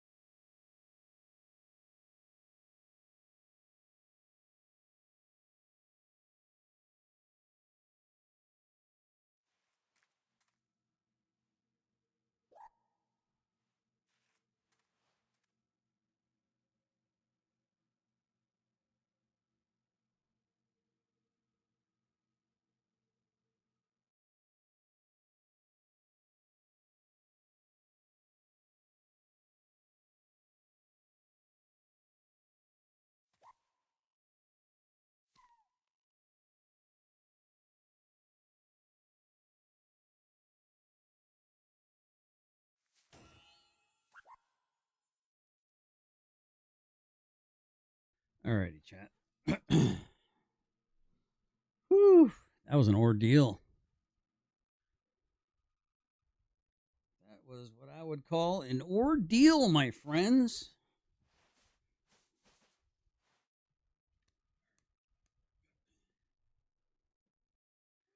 Did you ever see the let's see. Did you ever see that video where the guy was like the guy was like wash shampooing his hair? Back too soon. Back so soon. Right? You ever see the video where the guy's like washing his hair like at a beach, like at an open shower thing, and then there's a guy over the wall. He kept putting shampoo, so the guy's like trying to get the shampoo out of his hair, and the guy kept putting more shampoo in his hair. The guy was getting frustrated because the more he tried to rinse the shampoo out, the more shampoo was getting it. The more suds were being developed. Because that's what it was like. Every time I wiped, it was like, oh, come on, no more. Oh, when is it gonna stop? It was that 4 or 5 wipe every time you poo kind of wipe. You know what I mean? With a hairy ass. I mean, I'm just saying the struggle's real, chat. You didn't ask for it all, but you got the bonus deal. All free of charge. Look, you don't even have to have a membership, and you get the bonus deal over here. All right, so I think this deck is probably needs some love.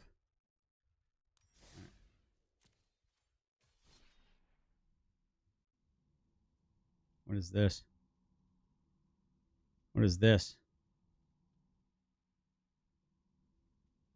That's another one. All right. Merciful Jesus. All right. Here we go. All right. Let's go ranked here. Let's go back to my Rakdos. All right. Here we go. Oh, yeah. Like for real.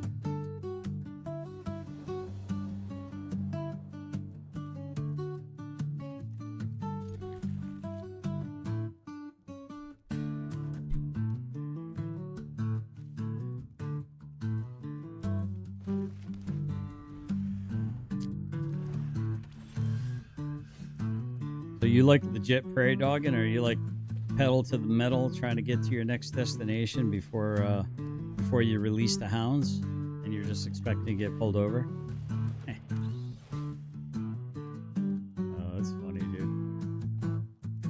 I gotta show up on panels more often, dude. It actually gets my channel more attention, man.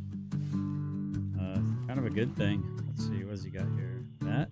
Sure.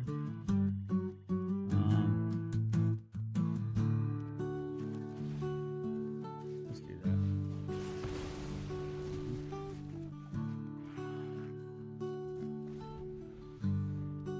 I could have just gotten rid of it with Dragon, right? Dang it. Oh, that would have been so much better. Each player discards a card, huh? Maybe I shouldn't have got rid of that.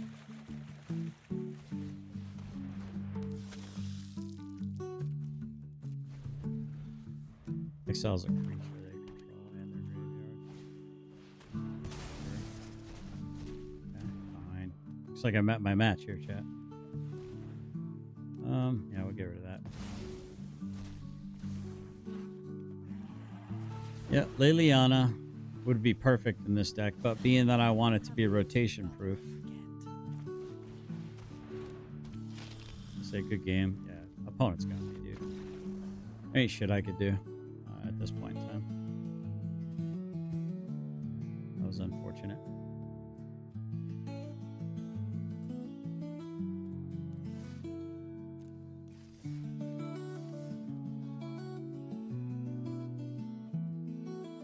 Set 2019.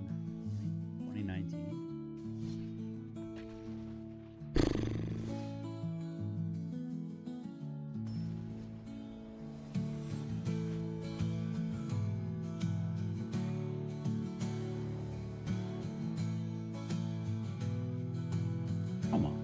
What? No, I can't keep that.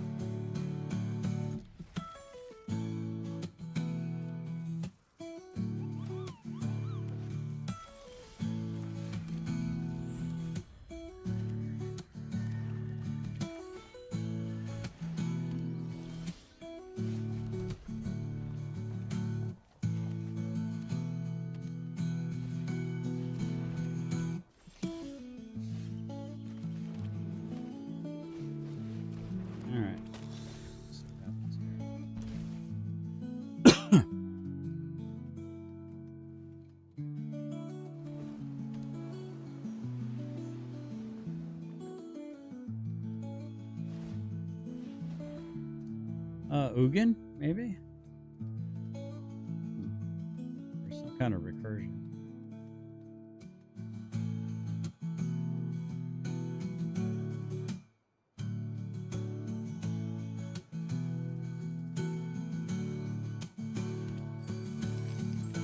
Oh, yeah. Oh, yeah. Giggity, giggity.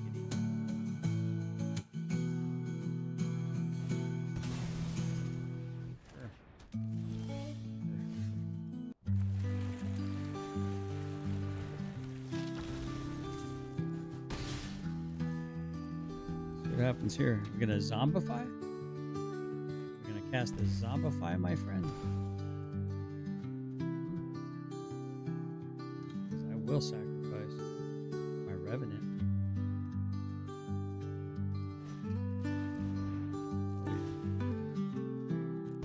Brick. You just got brick. Got brick, son! What?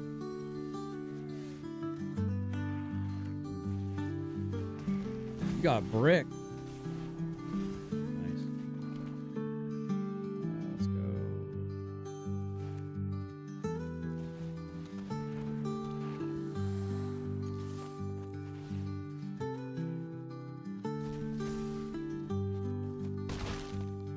Alright, you're dead next turn unless you got some magic. The magic mystery tour stuff. Got too greedy. You dug too deep. Maybe? I don't know. I don't want to get cocky here, chat. You ain't got nothing in the graveyard to zombify. Cheap tricks. Dirty deeds done dirt cheap. Did not work out for you this time. Maybe? Maybe, chat? Maybe, chat. What are we doing here?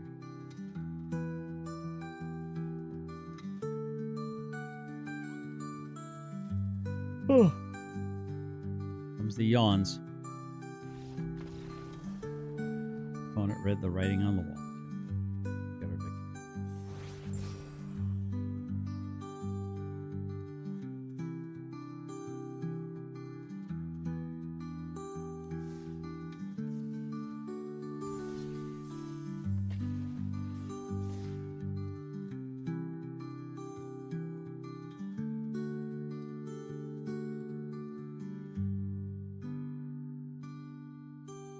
My goodness, we've been going over this for 5 hours, chat. I'm gonna have to hop off here and get some things done soon. So yeah, we're gonna have to log off and justify why I get to sit on my butt and play video games all day. I got some homesteading to do. I've got some I guess a lot of stuff to do.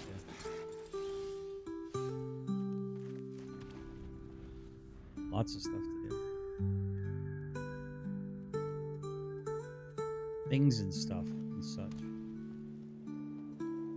Yep, cast your little guy who gains life. Go ahead. Go ahead. Yep. There it is. Okay. Yep. Yep.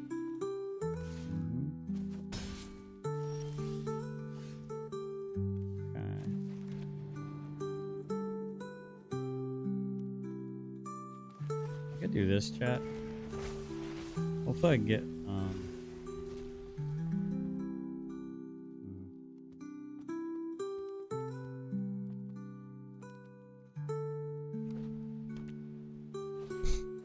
Yep.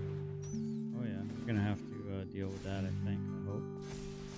Yep, that's out of control. Dang it. It's too big. He's gonna attack and he's gonna be a 4.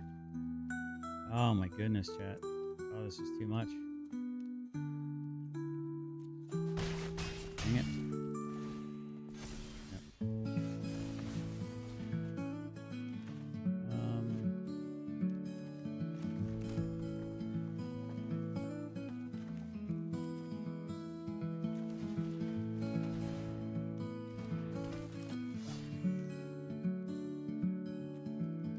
Yeah, this game. He's got me. Screwed. I had to take some calls. Had to take some calls. Be back soon. No problem. Yeah, I'm actually hopping off myself, so I'll catch you guys all on the flip side. Y'all take care. Enjoy your day. Enjoy your lunch.